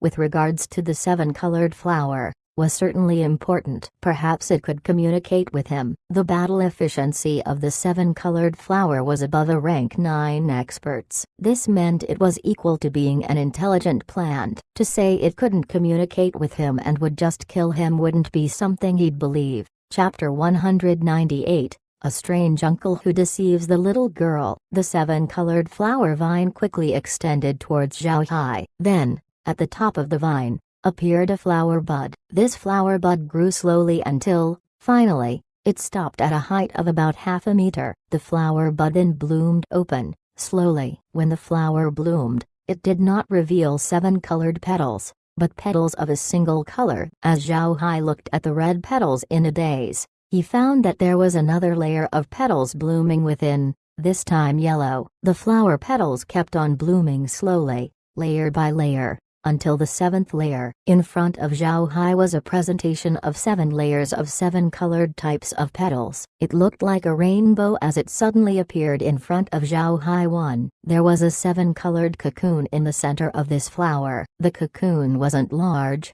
only around the size of Zhao Hai's thumb. It was 7-colored and very attractive. Zhao Hai looked at the cocoon in a daze. Suddenly, it moved. The cocoon wiggled like a worm and then split open into 2 pieces. Those 2 pieces were like butterfly wings, each pair being 7-colored. Zhao Hai was further astonished when the pair of wings started to move, then flew into the air. When the wings turned, a thumb-sized little female appeared in front of Zhao Hai. The little woman wore a small skirt made of 7-colored vines. She had 7-colored hair that was long and hung from her head to her feet. Her skin was white, with fair, small arms and legs that were exposed and were not too lovely too. The little woman flew over and came to eye level of Zhao Hai. She curiously looked at Zhao Hai while blinking her big eyes. Zhao Hai also discovered that her eyes were 7-colored. The two looked at one another and didn't speak. After some time, the little woman smiled and said with a clear voice,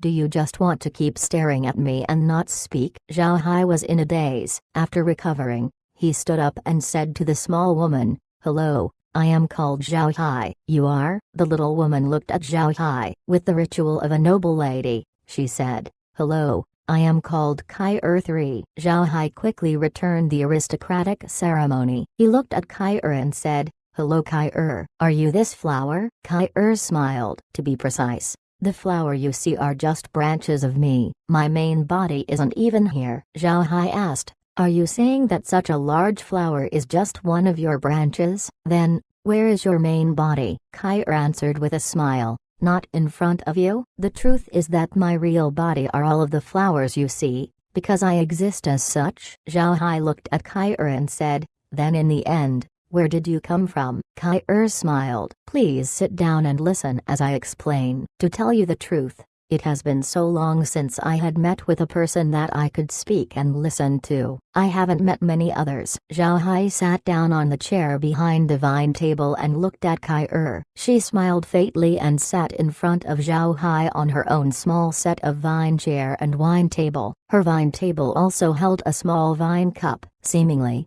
the cup couldn't even be filled with a drop of water. Kai-er drank the water in her vine cup. Her small chair and small table looked strange because their base reached all the way down to the vine below them, allowing Kai-er to stay at eye level with Zhao Hai. Looking at her appearance, Zhao Hai couldn't help but smile. It seemed like this little woman was really up for keeping her appearance since she had to sit at eye level. Zhao Hai watched Kai-er hold her vine cup, which was smaller than a toothpick.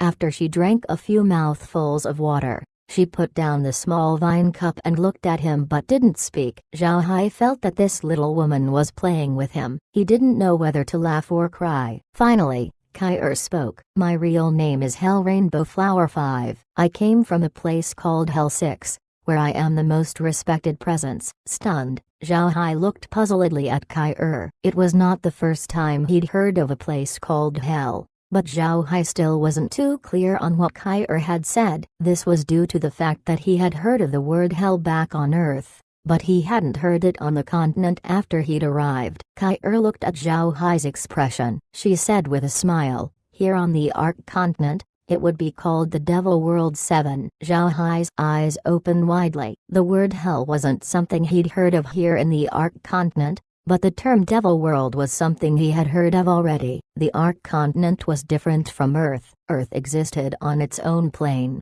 while the Ark continent coexisted with multiple planes. The place called the Ark continent was one plane. Devil World was also a plane. There were several other planes that also existed, but the understanding of people about other planes was small. They knew about those planes less than they knew about the Devil World. There were not many records kept about the Devil World on the continent. All of the recordings, however, described it using two characters: Dangerous 8. The records about the Devil World on the continent said that it was a place of monsters. These monsters were divided into undead creatures and dismal 9 creatures. They were brutal beings that only knew how to slaughter and walked a path of destruction. This was the common perception of the Devil World by others. Zhao Hai hadn't actually thought that Kai-er would have come from the Devil World. Obviously, Kai-er had seen Zhao Hai's reaction and she said with a smile, "Don't you feel it's strange for me to know of those previous things?"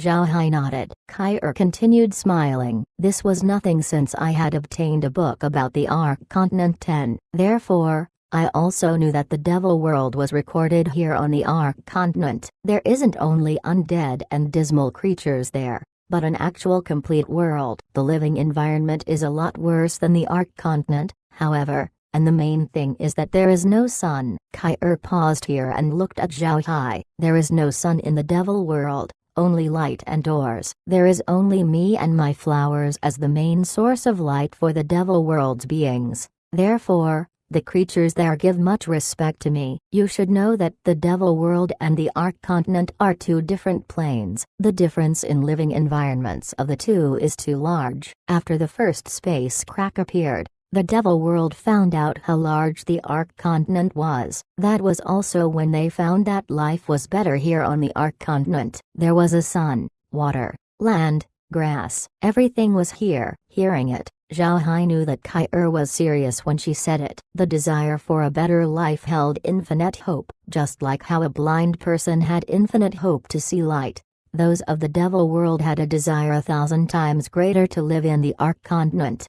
Kai-er sighed. "You have never been to the Devil World, thus you can't ever imagine the way of life for the creatures there. They wanted to come and live on the Ark Continent, but did it in the wrong way. They wanted to conquer the Ark continent, but weren't successful. Instead, they let the Ark continent place new seals over the few space cracks. Kair's expression, although a bit light, was something Zhao Hai understood. The Ark continent probably had to pay a considerable price. Kair wasn't concerned with Zhao Hai. Later on, new space cracks appeared, inducing several further wars between the Devil World and the Ark continent. In the end, the Devil World didn't succeed. The position you are at now is actually a space crack, but one that was sealed back then by a person from the Ark continent. For some unknown reason, the seal was destroyed, but the Devil World didn't know of this. I found it out though. I used my branches and slowly stretched it over the cracks. Now,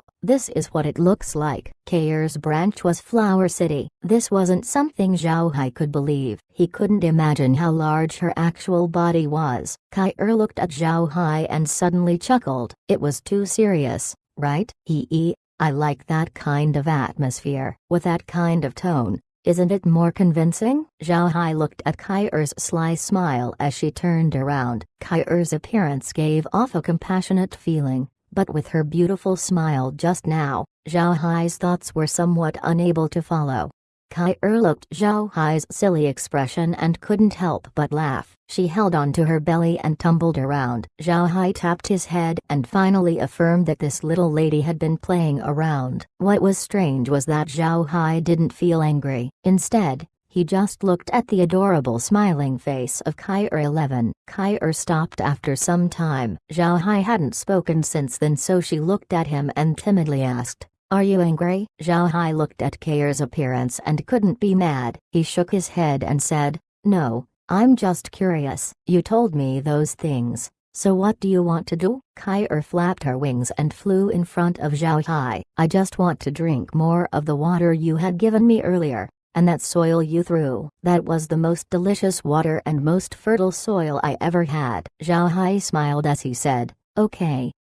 You can come to a place with me where there's a lot of water you can drink, along with that soil you'd seen." Kair looked at Zhao Hai's expression and tooted, "I don't know if what you're saying is an illusion, but I feel ill intent." "What are you telling me to do?" Zhao Hai raised his eyebrows while smiling and said, "What's wrong? Don't you dare?"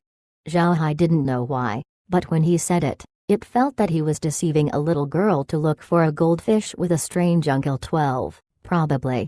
Kair tooted once more, "Don't use this kind of method of goading an idiot into action. It is useless to this young lady. This young lady, however, is powerful and doesn't fear you." "Well, let's go where?" Zhao Hai was happy in his heart. 13. He waved the ghost wand and the spatial crack appeared at his side. He smiled and said, "To my territory." Chapter 199, Upgrade. Kair looked at the spatial crack, her expression fearless. She had already seen space cracks before. Don't forget that her appearance here was due to her relationship with a space crack. Thus, how could she fear it? She simply didn't care much for it and, with a whiz, Kair flew into the space. Seeing this, Zhao Hai's eyes lit up and he also went back inside the space. The reason why Zhao Hai had tried to lure Kair inside the space was because she was just too strong. If he could make Kair grow her vines outside Fort Iron Mountain,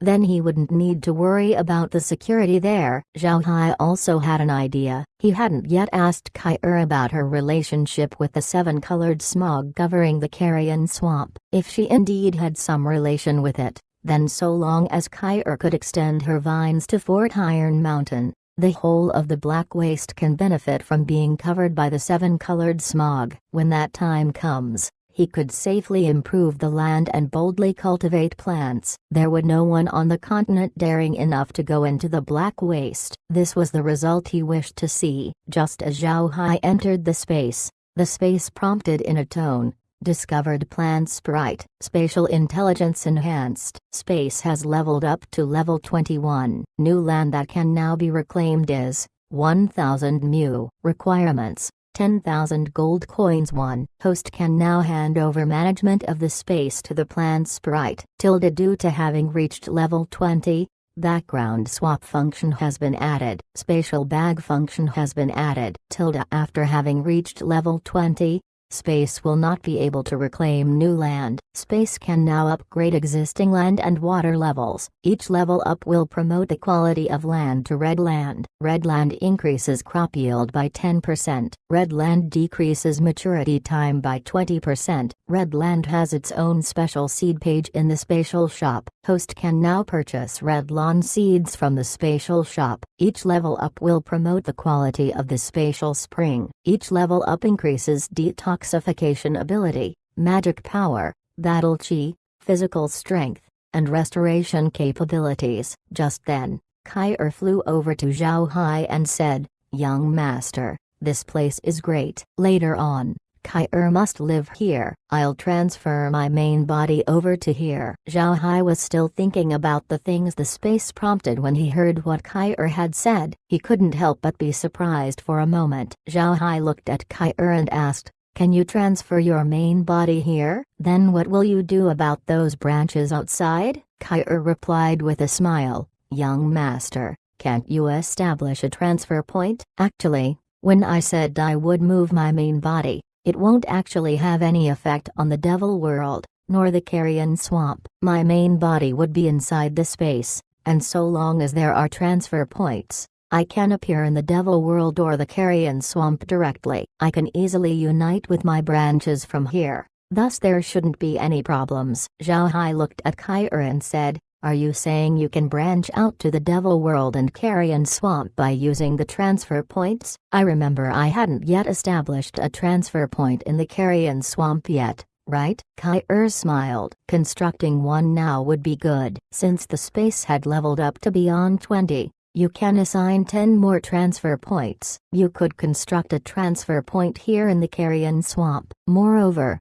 I'll give you the coordinates so you can set up a transfer point in the Devil World. Zhao Hai nodded and muttered, "I guess it would be a good time to take a look at the Devil World." "But wait, how do you know so much about the space? Who told you all of that?" Kai smiled. "Young master has forgotten, but I am a plant sprite too. Now that I'm fully integrated with the space, I now know the features of the space." Later on, young master could hand over management of the space to me. Then you can ask me to do things 3. Around this time, Green and the others came out and they all looked at Kai confused. They knew about her since they'd been watching the screen, and knew she was a Hell Rainbow Flower, a plant sprite 4. They really hadn't thought she would already have been integrated with the space. Zhao Hai hastily said, "It spoke earlier about the background swap function, as well as a spatial bags function." "What are they?" Kai nodded. "The background swap function means you can decorate the background by buying it using gold coins. Right now, the land inside the space, except for land occupied by the spatial villa, are all covered with white mist. As long as you change the background, the white mist will dissipate and reveal the original world. This will be useful if young master wishes to place the slaves inside the space in the future. There will be a greater amount of room for their activities. The most important thing is that as long as you exchange background, then upon reaching level 30, you would be able to use that background. In other words, when that time comes, the young master can then be able to plant on the lands in the background. At this moment, however, young master only has over 1,000 mu of land. After reaching level 30, the young master will be able to use the land in the background and greatly increase the amount of land you have. And it's not only land you can get, but mountains, rivers, seas, and even areas filled with ore. Even if the young master cannot leave the space,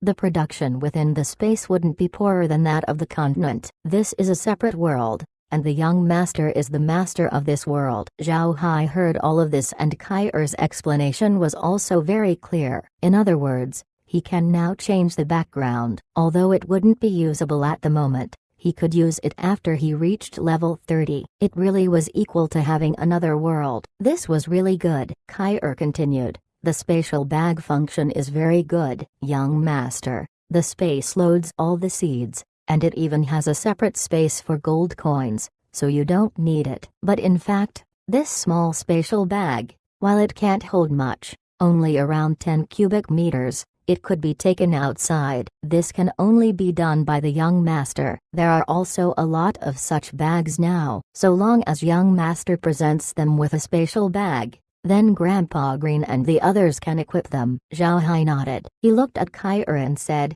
"How did you know who Grandpa Green was? Also, how did you know the slaves had entered the space?" Kair replied with a smile. "I knew of them because the space has a record system. All that happens within the space is recorded. Since I had integrated with the space, I would, of course, naturally know of it. You are the master of the space, and also my master. But since I know you don't like people calling you master, I thus called you young master 5. Nodding, Zhao Hai then said, "Yes, that's right." Since the space had upgraded, did the monitoring function also receive an upgrade? Kair smiled as she answered, "It was naturally upgraded as well. Now we can see as far as 2 kilometers. Later on, once the space reaches level 30 we can see much further." Zhao Hai looked at Kair as she explained things. He said, "Are you going to transfer your main body into the space? Won't it take a lot of land space if you do so?"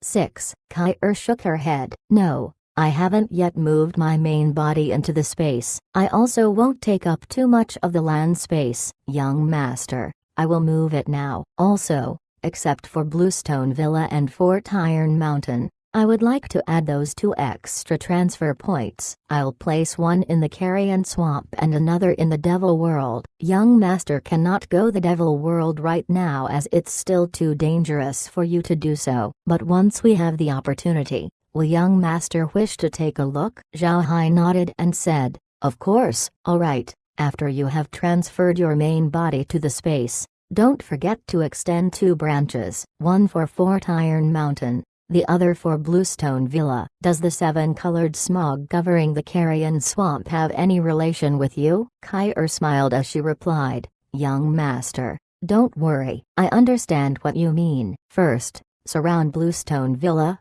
but the 7-colored smog shouldn't be seen by outsiders. Second, I should emit a massive amount of smog around the Black Waste so that others would think the Carrion Swamp had expanded into the Black Waste. Have I said it right?" Zhao Hai laughed as he agreed. "You really are intelligent. Starting today, I'll call you Zhao Kair 7. Oh right, if I leave the space, can you follow me? If I'm in a battle, can you help me?" Kair smiled as she replied, "Yes. Of course, I'm integrated with the space, but the space is a part of the young master. Thus, I naturally belong to the young master. If the young master is in battle, my vines can be extended from the space to help the young master." After they heard what Kair said, Green and the others were happy. They were most worried about Zhao Hai's security. Now it was all good. They didn't need to be worried anymore. Since Zhao Hai had a plant with a rank 9's battle efficiency at his side, his security was guaranteed. Moreover, Kair was different from Zhao Wen. Since Zhao Wen was a Carrion Swamp rank 9 expert, if she appeared on the continent, it was highly possible she would be attacked by the other rank 9 experts of the continent. Kair, however, hadn't appeared on the continent. Even if she were to help Zhao Hai in a fight, most people wouldn't think she had any relation with the Carrion Swamp. With this, it was truly like having a rank 9 expert under their command. 8. Zhao Hai nodded and said, "Then you go out. I want to go in and choose a background." Kair complied immediately as Zhao Hai and the others went back into the spatial villa. After entering the spatial villa, Zhao Hai claimed all of the new land. Since he had so much wealth in his hands right now, even though this 1,000 mu area of land required 10,000 gold coins, Zhao Hai didn't mind, which was somewhat remarkable. Once he reclaimed the land, Zhao Hai turned to the screen immediately. He checked the spatial shop and looked for the decorations page. Then he bought the background that matched with the spatial villa. Zhao Hai didn't want to buy anything more since they were expensive. The background for the spatial villa had only cost a gold coin 9. They couldn't use the background right now anyway. The background was laid out beautifully, so it wouldn't affect the activity of the people within the space. Thus, he saw no problem with it. With a small spatial villa background, it added a small prairie around it. Although it was small and uneven, above it was long, green grass. Adding in the blue sky, it made the space brightly lit. After choosing the background, Zhao Hai went out of the spatial villa. Green and the others followed him as they also wanted to look at the situation outside. Chapter 200, Multi-Purpose Young Secretary. Upon leaving the spatial villa, Green and the others were shocked. The space now looked different. Before, aside from the spatial villa and the fields, the other areas had been shrouded in mist. Now there was a beautiful scene around them. There was a blue sky with white clouds, and a section of land covered with beautiful green grass. The most important thing was the massive 1,000 mu of fertile farmland in front of them. This was genuine fertile farmland. Initially, Zhao Hai hadn't thought that upon reaching level 20, the space would actually give him 1,000 mu of farmland. Remember, originally the size of the field was less than 100 mu in size. This time around, it really was a big surprise. In fact, Zhao Hai didn't know that according to the normal system of the space and its upgrades, only upon reaching level 30 would he have been awarded with 1,000 mu of farmland. Only at that time would he have had the ability to transform the land into red land. Zhao Hai, however, hadn't upgraded the space the normal way. Specifically, he had relied on the help of a plant sprite to help promote the space. Although the evaluation given by the space for the plant sprite wasn't high, this plant sprite had actually increased the intelligence of the space. As such, Zhao Hai received extra rewards. It had allowed Zhao Hai's new land reclamation limit to suddenly jump to 1,000 mu. The reason why the space hadn't given a high evaluation to the plant sprite was because it could identify the plant sprite. It used up a lot of the resources of the space one. The space had leveled up 6 times and had also given him additional rewards. These were the results. Although the space was level 21, the total land that had been reclaimed resulted in such a situation. Moreover, they now had Kai. In the future, the space's intelligence wouldn't be so rigid. Zhao Hai, however, didn't know any of this at the moment. Zhao Hai was currently looking at the spatial villa dumbly. It really looked different now. The original spatial villa was quite ordinary looking and there wasn't anything odd about it. Now, however, the spatial villa was more peculiar. The outer walls were completely covered with crawling vines, and these vines were rainbow-colored. This made the spatial villa seem taller and more pleasing to the eye. One couldn't place a value on its magnificence. Zhao Hai was absolutely sure that this was Kai's masterpiece. He hadn't thought Kai would have unexpectedly covered the entire spatial villa with her vines. Green and the others looked at the surrounding prairie with shining eyes. This scene was truly too beautiful. The magnificent view was beyond their expectations. Moreover, they heard Kai say that when the space reached level 30, they would be able to use this prairie. But how big was the prairie? No one on their side knew. Kai flew towards Zhao Hai. She smiled and said, "Young master, good job." Seeing these open areas, what do you want to plant on them? Zhao Hai thought for a bit, then said, "Bamboo rice, fruit oil trees, corn, wheat, tuber blocks, sweet pepper, red radishes, green olives, and green lettuce. These are the kinds of plants that can be planted and you can buy them from the spatial shop. Alright, distribute them across 100 mu, and give 10 mu to bamboo rice, and 10 for fruit oil trees. There will be a little more for corn and wheat products. Corn should be around 100 mu, while the other wheat types should have 500 mu. The rest of the land can be planted with the 5 different types of magic vegetables so that we can trade them with Laura 4. Kai immediately complied and arranged everything. The space now planted bamboo rice and fruit oil each on 10 acres of land. There were also tuber blocks and other plants. These were all being saved up by Zhao Hai so that he could trade them with Laura. Zhao Hai, however, hadn't thought the space would give him 1,000 mu of land. This gave him more land to plant with. Once the crops were planted and growing, they couldn't be removed. Zhao Hai would have to cultivate them and wait until they were matured before collecting them. It was only until now that Green and the others recovered from their fascination. They quickly encircled Zhao Hai. Zhao Wen had also flown over to Zhao Hai's head and lay there. Kai, on the other hand, flew towards Zhao Hai and sat on his shoulders. The space was now under her command, but looking at her appearance, it was as if she didn't need to do anything. None of them had seen any movement, but the space's land had already been planted according to what Zhao Hai had instructed of Kai. After everything was settled, Zhao Hai took a deep breath. He turned his head towards Kai and asked, Kai, have you finished constructing the transfer points? Kai nodded. All done, young master. Please be at ease. Also, currently, I have already placed my branches in Fort Iron Mountain and have surrounded it. The smog has now covered the area. This is the same case for Bluestone Villa. Zhao Hai nodded. He turned his head towards Green and said, Grandpa Green, you and Grandmom Rin should go to Fort Iron Mountain first. I think the slaves will probably be nervous. Please explain the situation to them and make sure they aren't anxious anymore. I'll go to Flower City and have a look. Green nodded. With Zhao Hai's intent, the couple moved to Fort Iron Mountain. Meanwhile, Zhao Hai, Meg, Woodhead, and Stonehead appeared in Flower City. When they appeared, they were atop a vine. Meg and the other two looked around curiously, especially Meg, whose eyes were shining. Meg likes flowers. Although she had already seen them on the screen, it was different from having an up-close view of them. It was like she were in a dream, or in a fairy tale world. Everything was so beautiful that it didn't seem real. Woodhead and Stonehead also looked around. Zhao Hai had already seen it once, so he, naturally, wasn't surprised. He turned his head towards Kai, who still sat on his shoulder, and asked, Kai, what was this city for? Kai replied, this city was constructed by the people of the continent to guard the space crack a long time ago. It was one of the continent's 5 great devil sealing cities 5, but due to a war that happened afterward, it had been destroyed. That hole was made by 2 experts fighting one another. They hadn't thought that they would be the cause for breaking the seal. After that, I had extended my branches out and left through the hole, then emitted a smog, and soon after,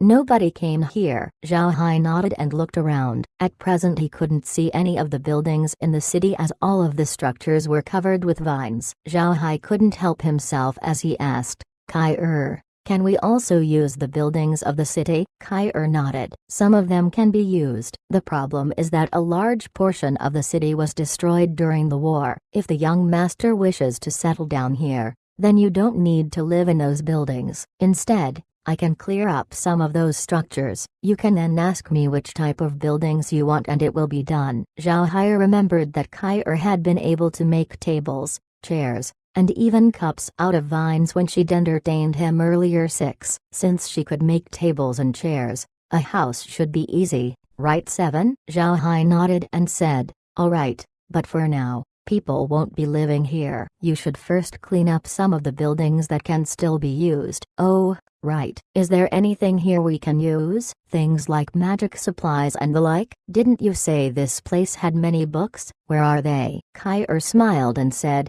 young master, the books have already decomposed. So many years have passed. If I remember correctly, I have been here for 10,000 years. There aren't many items remaining. Zhao Hai nodded. He turned his head back towards Kai and gave her a strange expression. So, Kai, how old are you? Kai thought for a while, then shook her head. I don't know. Before appearing here, however, I had already lived for a long time. Zhao Hai patted his head. He really hadn't thought Kai had actually lived for that long already. Can it even be regarded as a 10,000-year-old old demon? Zhao Hai curiously asked Kai. So, what were you doing all this time? Kai thought for a while, then said, most of the time, I was just sleeping. There wasn't much to amuse me in the devil world. Everyone there just wars every day. It just looks like trouble. But then, there wasn't anything to do in the swamp too. These magic beasts in the swamp, at the beginning their ranks weren't that high. My existence, however, had caused their ranks to become higher and higher, yet they still couldn't beat me. Furthermore, they respected me and protected me all the time. Thus, I didn't handle any matters. It was all right for me to just sleep. Zhao Hai tapped his head, helpless. After such a long time, Kai had unexpectedly only slept. It was really too much. Meg and the others continued to look around and observe their surroundings before returning to the space. Perhaps it was due to the new background, but the people inside the space felt particularly refreshed. Zhao Hai didn't stay there for too long. They immediately went to Fort Iron Mountain. Upon seeing Fort Iron Mountain, Zhao Hai and the other three were frozen stiff for a moment. Fort Iron Mountain had become a second flower city. The walls were covered with vines, and the vines bloomed flowers all over. The castle was also slowly being surrounded by that seven-colored smog.